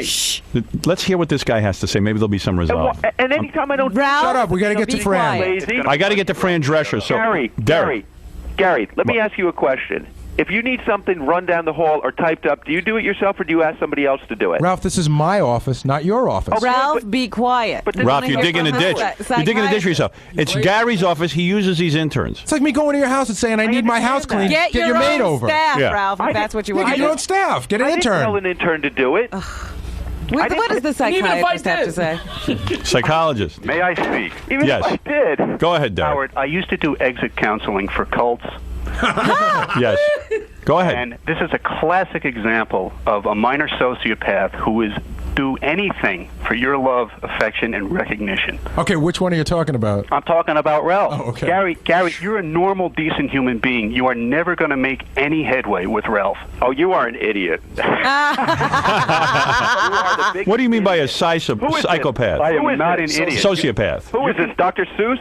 No, you can liken this whole thing to Howard as a guru and all the interns, all Ralph, John, Gary, Fred, Jackie, not Robin. Robin's special. But all of these people are the inner circle of this cult, and it's the Howard Stern cult. And Howard, you play him like a violin. It's beautiful. It's the best entertainment of the 20th century. All right, let me say something here, Ralph. Disregarding even for a minute what this brilliant psychologist has said, and he's right. He's right on the money. Dr. Seuss. Do you feel? And I'm going to ask you a question because I got to get to Fran Drescher. I have to ask you a question. Do you feel? Do you feel? That the United That you States. are? Do you feel? You want to joke or you want to? Because you got a personality problem, pal. lack of it. Do you feel? No, he's got too much of a personality. That you have a higher elevated position. If you were to put a map of the organization of this show, The echelon. do you feel you really have to answer to Gary? Do I feel I have to answer to Gary? In what respect? Okay, I'll give you a question. Gary comes to you and says, That's your answer. I don't want you in the air studio unless you ask me first. And then a day later, you walk into the studio, disregarding everything Gary just said. Do you feel that he is in any way... That is not right to do. It's not right. Have you done that? Yes. Okay. And So I've then... apologized for it. Okay. And I don't do that anymore. Well, you're not here often enough, but you apologize for it. You did it several times, not just once. Okay. So you would say that really you have no respect for Gary. True? No. Be honest. You don't have that much respect for him. He's got minimal respect for me. You know, I really think Enough that to where get by. Ralph has the problem is he doesn't think Gary understands him. So he has to go over Gary's And it's head. not Gary's job to understand Ralph. No, it's not his Right. job to understand. But that's what motivates Ralph. It's not that he doesn't respect Gary. If Gary understood him, Right. he would listen. But he feels he couldn't possibly make Gary but he doesn't understand. make the right decisions. Sometimes. Now, isn't it true? Not for Ralph. Don't you think sometimes in dealing with, let's say, the E! Show, or I'm starting to understand what might be the problem, or many of these people, they don't seem to understand you. Right. Do you find that? Do you find that, let's say, publicists don't seem to understand you? Scott Einziger doesn't seem to understand how important you are. Do you start to feel that various they don't people get that he knows something they don't. Right. Do you ever feel like they don't get it? Sometimes, yes. Okay. Now, here's what we got to do. I think I've solved your problem. You have to now assume that they get it. That's it. There's the answer to your problem. Howard, there's How do you feel? Do you feel better? part of it too. What is that, Derek? Give Ralph a title. Ah, you have hit on it exactly. Yes. Gary is the producer. He has more public profile. Thank you, Derek. Ralph, I'm going to give you a title right now. This should be good. All right? You are my douchebag. No, you are going to be called. You are my valet. How was that? That's no. Thank you. No, You don't want to be that? Valet. No. I'm going to come up with the title for you. Derek is absolutely right. Okay. Yes. He needs a position. You'll be above Gorillo, below Gary. Okay.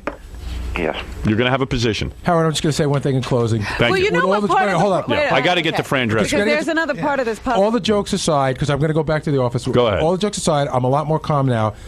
Let's just do it here on the air so we get out of the way forever. We're never going to get along. We're never going to like each other. We admit that. Let's just be civil to each other when we see each other. I don't want to have some uncomfortable thing when you come in again where we go in a room and talk. Handle yourself Gary, professionally. No, but Ralph, we're just going to say we'll just be that's it, Gary. Gary, that's what. Gary, you don't want any that's discussion. What hurt me and upset you. Yeah, it's done. It's done. Is that I've always liked you. I never. And I like you. All right, but no side agreed. No side discussions. No. You agreed not to get along. whatever you need from me, you call me and you let me know. If you need something for Howard, call me and you let me know. But we'll just leave it at that. Good. Ralph, fair enough? Fine. The other part of this problem, though, is that he does have such direct access to you. He has the hotline to Howard, so he can ignore anything else that's going on. It's not that he can ignore it. It just confuses Ralph. All right, so what are you saying? Because he does have this direct access to Howard at some points. You know, he works directly Yes, with he Howard. has to have that. And Right for on the money, Howard. Robin. And then at another time, he's supposed to go through Gary. So there's conflict. Yeah. I see. Can you, Ralph? Can you figure out how to handle Gary? In other words, how to be diplomatic? What is it, John? Well, I've got to go to Fran Drescher. I know you do. I've got to end She this. looks great. Yeah, But Ronnie just called. He can't talk now because he's got people in his car. Right. But he doesn't want to add to this because he has plenty of stories of Ralph. Creating problems. Well, all right. So here is the deal. Robin was making a valid point there. All right. Whatever. Listen, I got to stop with all the valid points.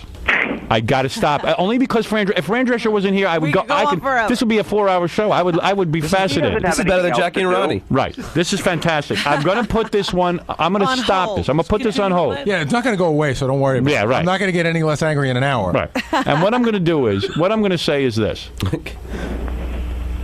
You two should not even talk about this privately. Just, well, because Howard, you've already, it's boring. Howard, yeah. Kathy's in the back, and she said Gary and Ralph have both been, talking to her about it, both saying how they were going to beat each other up about this. Right. I've heard it too. We both were so angry. Right. We both wanted to tape all conversations. All right. Thank you, Ralph, and thank you, Gary. Now, do you think this problem is over, or is this going to continue and linger? It's going to continue and linger because he hasn't. Because I mean, even during the break, even though the guys were being sort of neutral all of a sudden, I just walked in the middle of a conversation, so it wasn't for my benefit. They were saying Ralph didn't hear a word. Did not hear a word of that. He doesn't think he's doing anything wrong. He doesn't think he's got. I mean, if we would have had time, we could have lined up people to call in. He does have a problem with everybody, but he doesn't think he does. But do you think Ralph has the worst problem with you? Yes. Oh, that is without question. That is without question. Because I think he thinks he could do the show, with his eyes closed. I don't know what he thinks, but he doesn't think much of me. He can antagonize you so horribly that you just want to strangle him. There's really no other way. I knew he was so mad at me that he wanted to hit me. I know he gets that mad, but I don't think. I've been mad at him. Oh, what an asshole. But that night, I really when I got in the car with Mary, I thought to myself, I could have, we could have rolled around beating each other up, and it wouldn't have been out of the question. I totally totally expected it. I mean, I walked in and I saw you like freaking out over it. I was like, Gary looks like he could definitely swing, and Ralph was like being smart at least and walking away, because I know that Gary would definitely have pummeled him if it had gone any further. And I was like waiting. I was sitting there. Part of the story. Ralph didn't walk away. What happened was, after we were fighting, I go, "Get out! You don't belong here. Get out! Who invited you here?" And he goes, I go, "Go! Get out of my face!" So he walked away. So I mean, he could have turned around and punched me in the face. Normally he would have come back at you and went back at you, but he didn't. So Why is Ralph pushing you like to that point? You know what I mean? because he has to have attention constantly. That's why. He needs attention. How much proof do you need that he's out of control when he's talking on Howard's radio show and curses 5 times? You know, how much respect does he have for anything? But he does give great oral sex, Ralph.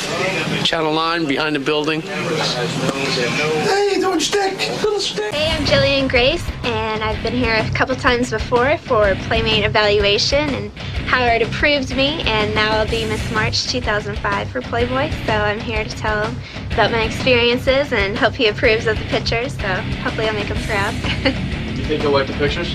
I think he'll like them. There's a lot of like sexy ones and just a lot of ones. And I even have a few from Washington, Missouri to show the whole town.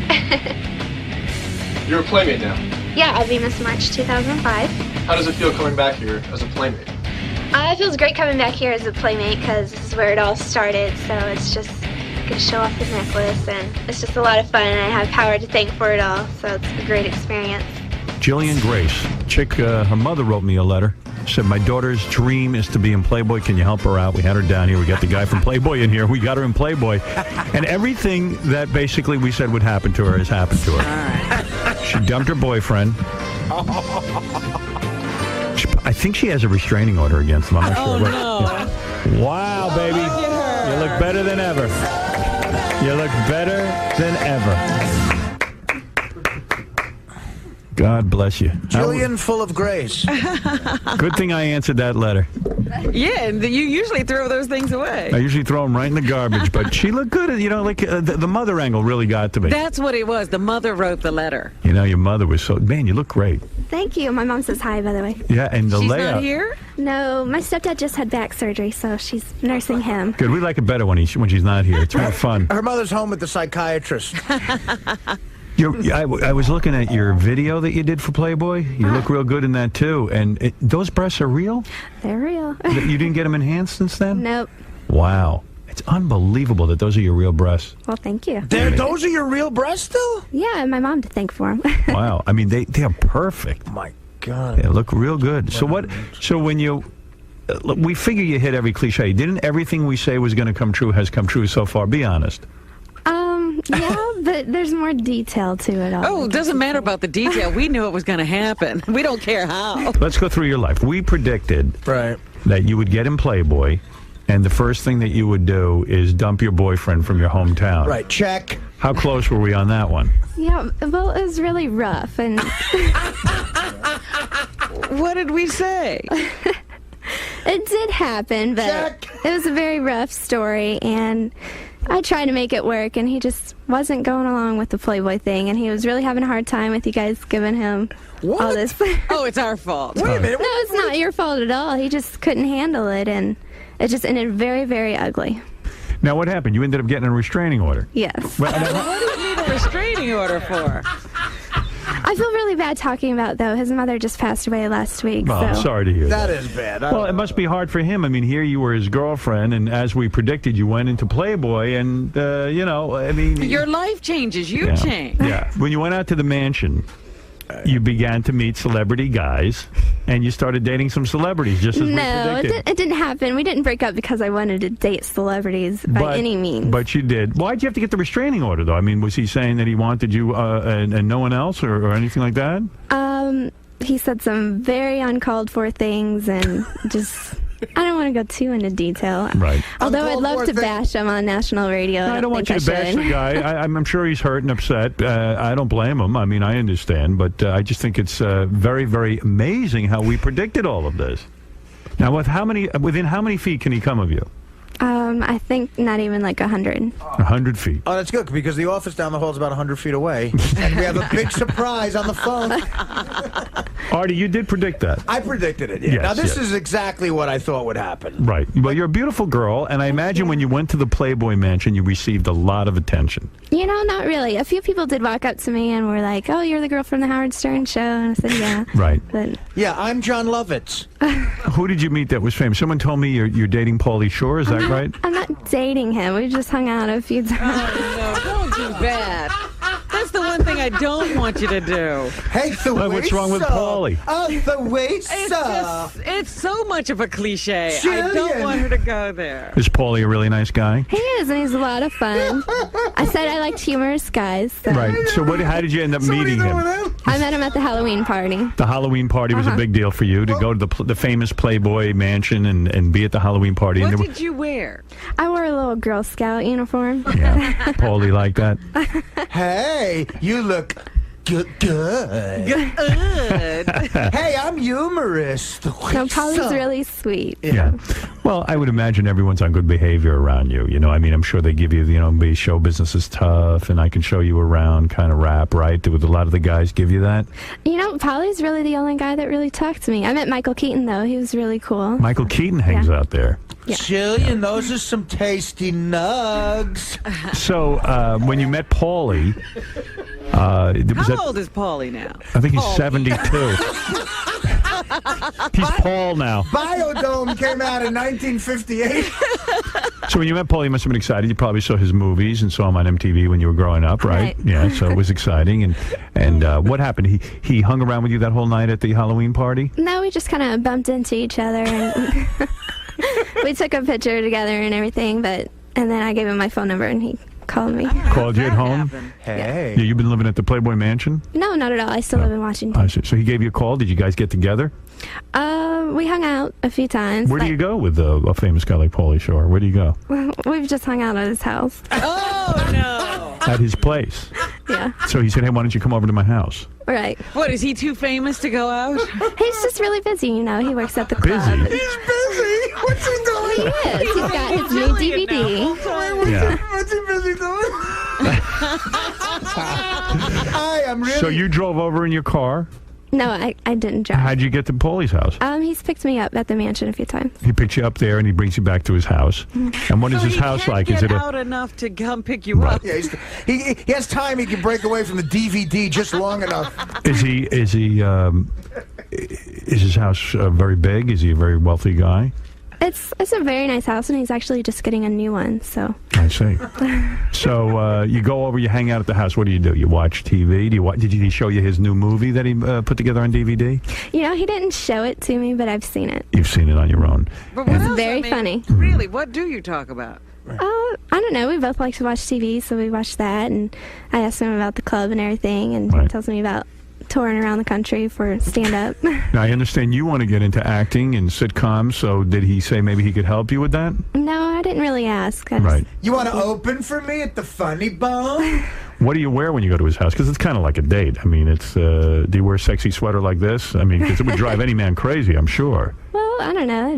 I've worn a little bit of everything over there. What are you wearing today? Mini skirt and a little green top. Yeah, Sweater. a little green sweater that's open down to her navel. Yeah. It looks good. And a little schoolgirl skirt. So when you go over to Pauly's house, are you hanging out, you're talking, does he kiss you at all? Yeah. He gave you a kiss. I thought so. Oh my I would. So you've made out with Pauly Shore? Yeah. Oh, you're a lucky woman.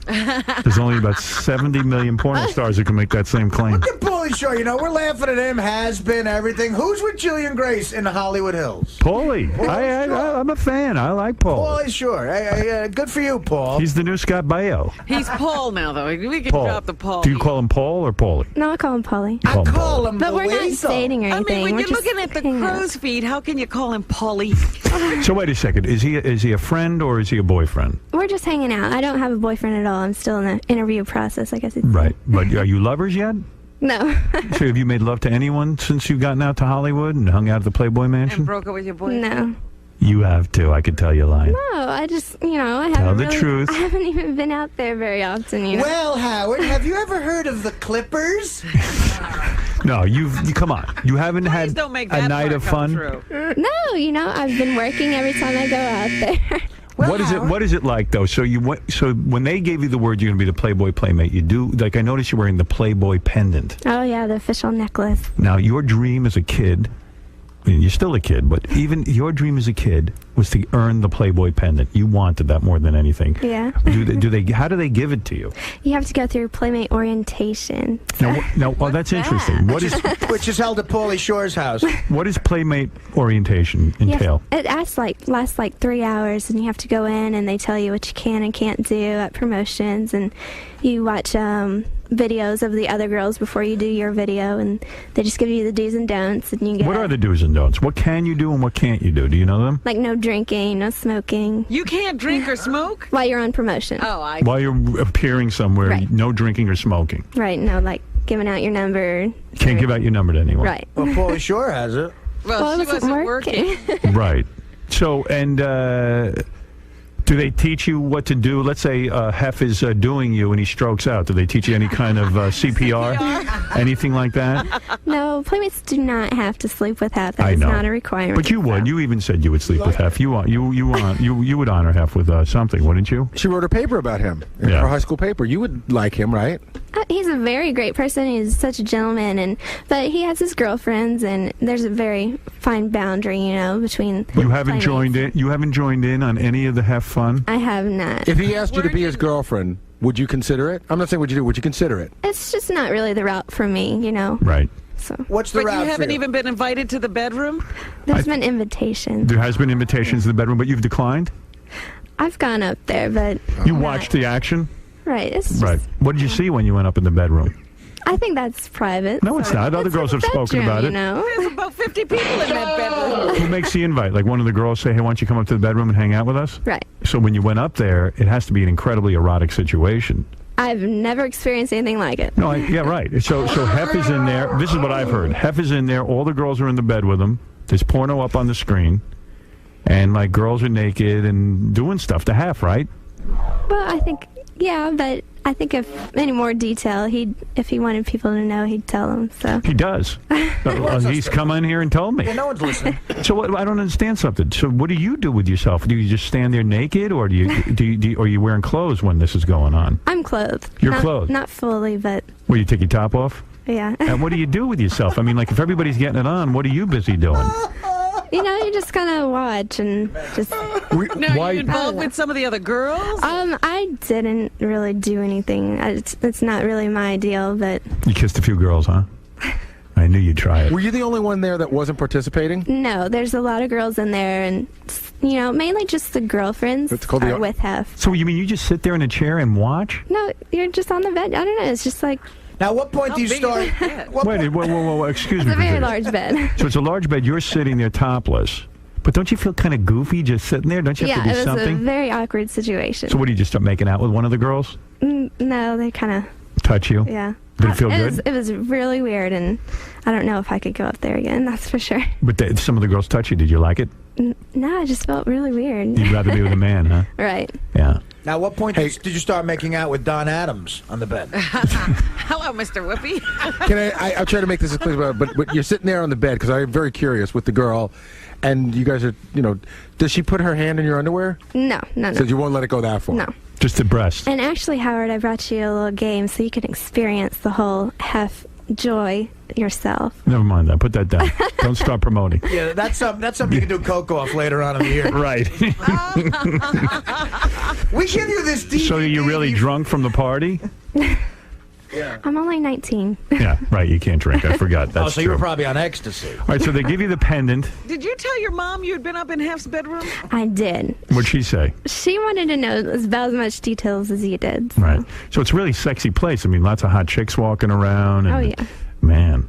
You don't go for other girls, huh? That's just not my deal. So the furthest you went is kissing and some fondling. Yeah. You touched some of the girls? I did because I wanted to feel what fake breasts felt like. So. Right. Yeah, I wish I'd been there. I could have made some action happen.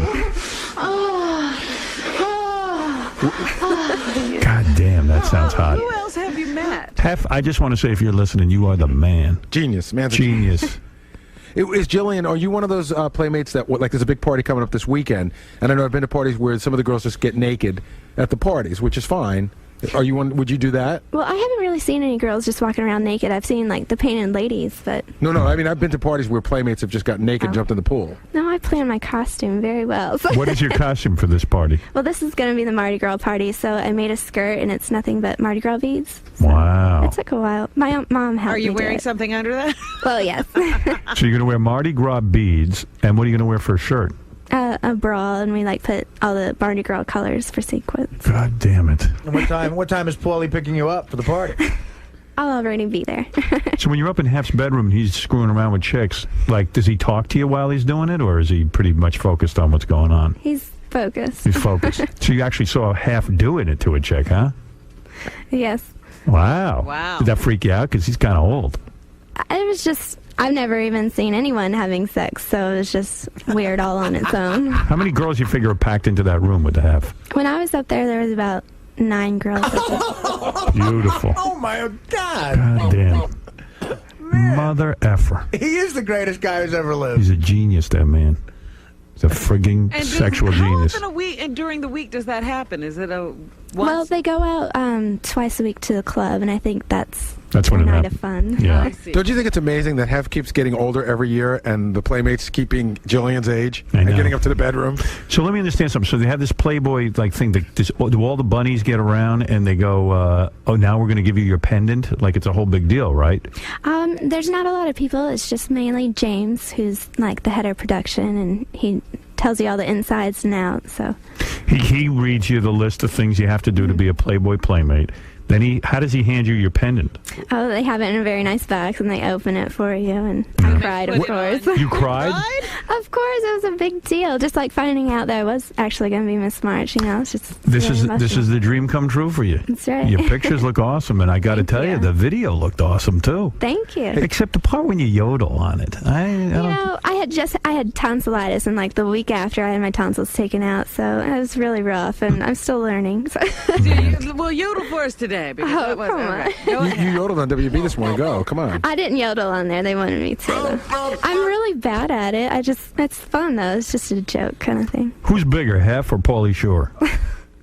I don't know how big Hef is. I try not to focus. So on you know how big Pauly Shore is, though, right? No, I think she does. It sounds like. Hey, you know You what? made love to Pauly, didn't you?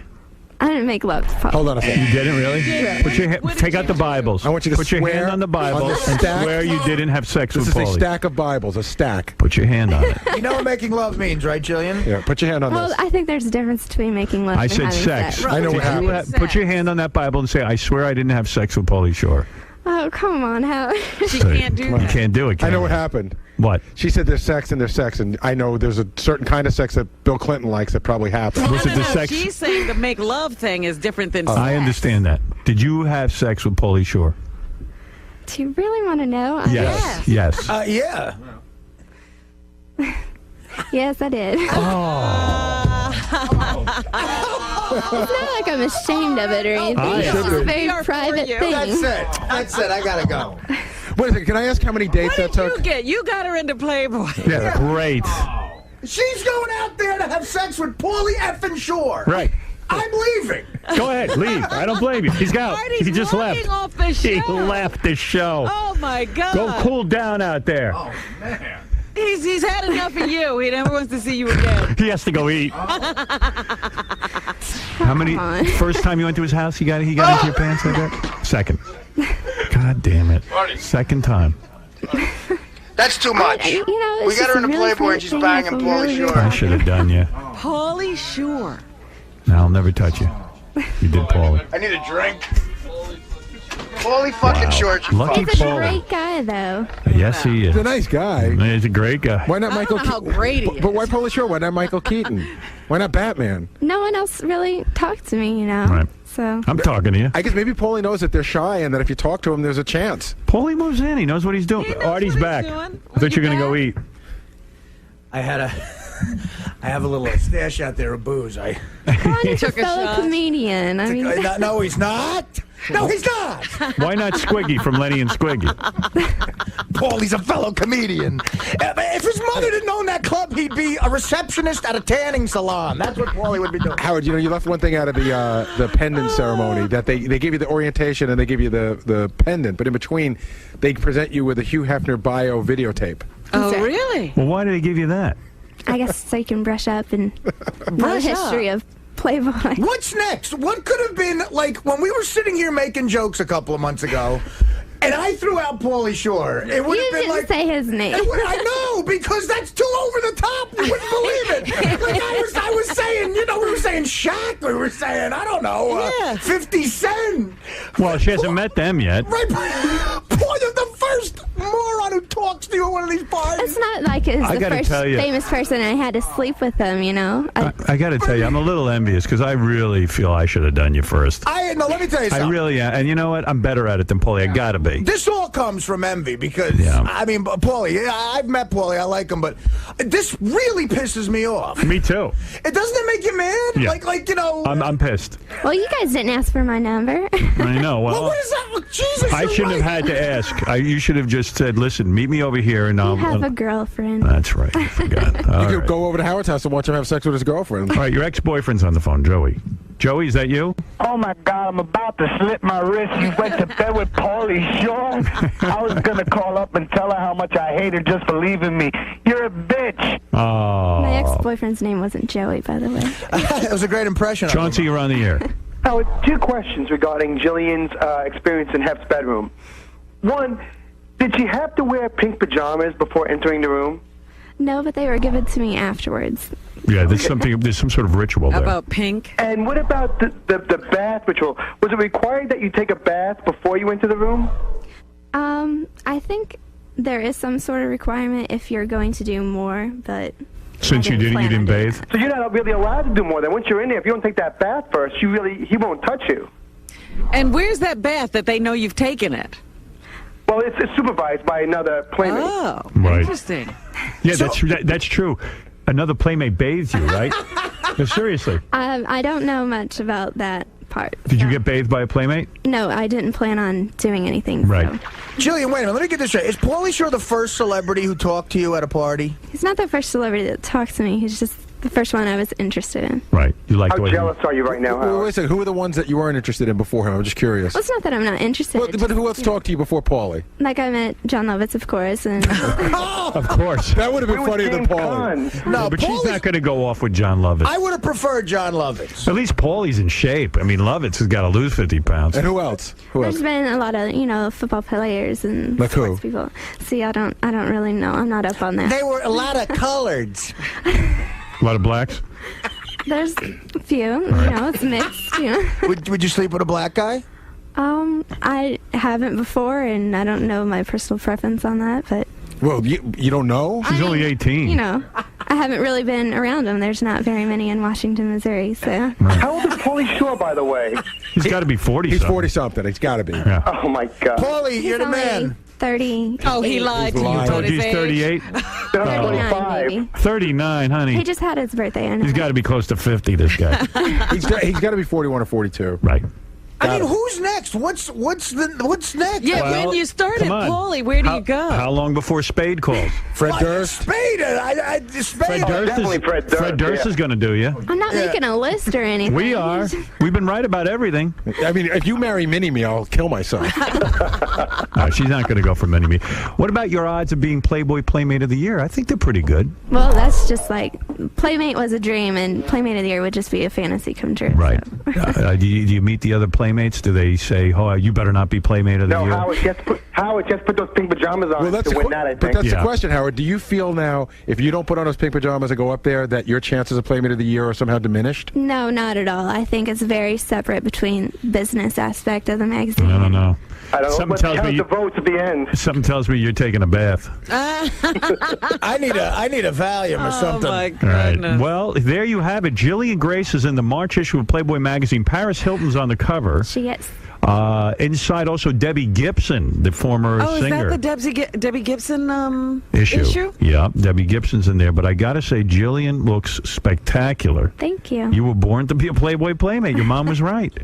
And the magazine's available on newsstands Friday. I'm just thinking about that whole scene of taking the young girls in to totally destroy their innocence. That's really... Right. Well, look, Robin, calm down. Don't judge them. Yeah, I mean, I love it. Yeah, go ahead, Baba. Well, let your daughter go. My daughter ain't going anywhere. I have one observation and one question. First of all, we went back and looked at the log, and Pauly Shore actually was one of the jokes that Artie predicted. He did throw that. Oh, I did? The name was in there. I'm sorry. And we had a playmate in once who'd been up to Hef's bedroom, and she said that one of the things that was going on was that there was a lot of hardcore gay video playing as well. Did you see any of that? The time that I was up there, I didn't see any gay porn, but there was porn. There was porn. Was there music, or is that just the porn? Yeah. Oh, there's loud music. What kind of music are they playing? I never heard anything like it. I guess it's kind of techno. Techno. And can I ask Jillian a question? Yeah. Is there one main girl, like one girl who's his real girlfriend, and then the others kind of take orders from her? Well, Holly is the main girl, and then there's two other girls. So. Wow. There's like a pecking order, Howard. Did you kiss Hef at all? No. You didn't make out with him? No. Did he touch you? No. No, she didn't take a bath. Put your hand on the Bible and tell me Hef didn't lay a hand on you. He didn't. He didn't touch me. Okay. Oh, L.A. is just He had a lot of hands full. evil. It's an evil town. I got to get out there. Town. Yeah, let's get out there immediately. Wow. Well, see, that's the amazing thing about a mom proposing you for this. Does your mother know? Well, until now, did she know about Paulie? Yeah, she loves Paulie. She's met him already. And Has he gotten both of you into bed yet? no, not at all. So what is your plan for the future? You're going to go out and do promotion for the magazine. Right. And I guess you get paid for each promotion, right? After 20. You have After to do 20. Right, you do 20 free ones, and then you're going to get some money. So that'll be good. No? You're laughing when you say that. You're not. You do get paid, yes. You got paid to be a Playboy Playmate, though, right? Right. Okay. And then you do 20 appearances, and then you get a couple of bucks for going an appearance. Can you get $500 an appearance? Oh, yeah. Easily. So that's better than working. Where were you? Oh, yeah, this is the best job in the world. Right. So then. But what are your plans for the future? Are you going to take acting lessons? Well, I want to do acting lessons, and we're trying to pick out an agent right now, and hopefully do more modeling. And I also have the personal trainers just for. Yeah, a lot of playmates become great actresses. Yeah, there's a big history of that. I heard Pauly Shore gives lessons. I mean, first of all, after Pauly Shore, literally, the next guy is Corey Feldman. I think so. Right? He got married and took himself out of the whole game. Corey Haim. I don't know if I can really handle the celebrity dating. I don't know if that's I think for you me. can handle it just fine. Well, how many times have you made love to Paulie so far? Would you say more than 10? No, I haven't even been out there 10 times. Like, is it like you can't get enough of each other, or are you getting sick of them already? I'm not getting sick of them. I barely even see them, you know. I live in Missouri still, so. Was the sex good? Yes. It was. Yes. So he's good on He's top very of good. everything. So he's the only one you've had Said I'm leaving again. Right. since you started with Playboy, I hope. Right. True? True. I broke up with a boyfriend and And Paulie got And you. right away with Paul. not right away. Right. It was a few months. Your boyfriend's listening, Howard, right now? I hope not. Because Oh, if I my was God, a he's gotta be boyfriend, hanging in his basement. it would be a tough one. Hey, buddy. I feel bad for the guy. Would you be at home stabbing Yeah, yourself? I would cut myself with a razor. Hey, Jillian's It was just really ex-boyfriend, sad man. because he knew I wanted to do Playboy before, so it just really turned ugly. I think you could probably expect a call from Bill Cosby. Oh. I hear he's quite the player, allegedly. If my girlfriend in high school left me and I heard she slept with Pauly Shore, I'd be suicide. I'd be like, you know what? Restraining order would be nothing. He probably thought he was going to marry you and stuff. You know, it was just, I come from a small town and people do get married very young, and I did plan on, you know, I wanted to spend a long time with him, but. Fate stepped in. Yeah. Thank goodness. Yeah, you look awesome. You look Thank you. awesome. You'll have some great stories to tell. So let me understand something. So you'll do some promotions. Mhm. Now, when you go to L.A., you don't have a place in L.A., so you stay at the mansion. Right. They gave you a home there. They gave you like an apartment of some kind. No, you stay out in the guest house when you're visiting, but Right. I'm thinking about moving out to either LA, New York, or Chicago. I really haven't decided. I see. Well, L.A. sounds like your town. I'm not sure. It's a totally different world compared to My Missouri. prediction: Let's 2 hear it. years from now, you're doing full blown out porno. Oh, stop it. What do you think of that? Unless she I meets, don't think unless she so. meets a rich guy. Yeah, You know it's what I either a mean? rich guy or porno. She can meet like like a real wealthy guy at the mansion and get married there, or she gets hooked on blow. You know? Let me ask you this. I'd say she's already hooked on below. Let me ask you this. Stop that. Let me ask you this, because she did, restrain herself. She wouldn't take the bath. Right. Is she going to do all that? Yes, absolutely. No. She hasn't stopped thinking Okay, about it. She's curious about it. Okay, so wait a minute. She's going to do it. Our first round of predictions were right, so let's make a second round. So obviously, in the next year, she sleeps with Hefner, without question, right? Here's what happens. Within the next year, right. She will be Playboy Playmate of the Year. She Okay. will sleep with Hef. She'll have the bath. She will get it on with a Playmate, Right. several. She's going to dump Paulie's ass. Right. And I say she's either going to be with David Spade or that guy from... Which guy? What's that guy? Fred Durst. Fred Durst. Or Tommy Lee, one of those. Or she Definitely Tommy Lee. And she starts not a problem, but a cocaine habit. Oh, stop it. Yeah, No, but she'll do X and she'll do some but wild that things. leads to coke. She'll do a few things she's sorry about. Right. Right. I mean, she'll I'm gonna prove you guys wrong. Yeah. She'll probably have. There's no. The acting class is going to be. You'll go in an audition. You'll be awful at acting. Believe me. But you'll sleep with a lot of guys. Right. I mean, you're going to Would be. You might be the worst actress in the history of Hollywood. They'll tell you. I can tell you can't act. Come on. You're gonna. Artie, where were your acting lessons at? Yeah, well, I sucked at it too. I'm in radio now. If I looked like you, honey, I'd have had an easier life. I don't. When you're in bed with Andy Dick, remember we predicted it. Oh, no. So, you laughed at our last set of predictions, but they all came true. Howard, you left one name out. Steven Seagal, definitely. Steven Seagal. No, she's going to turn him down. That's the funny thing. That's really, you think? That's going to He'll be give her a part. If he's going to do the audition thing, she'll get a part. A part in what? He's not even doing movies. I'm a one-man kind of girl, so. Well, that's good. And you will sleep with your first black professional athlete. Right. That's the next thing. You'll do your first interracial sex. But let me say, no directors, no. I mean, come on. I think I'm not even mentioning those. Really? Yeah. Do not listen, honey. Do not sleep with a director till you get the part and you're on the film. You know what I mean? Like be a smart hooker.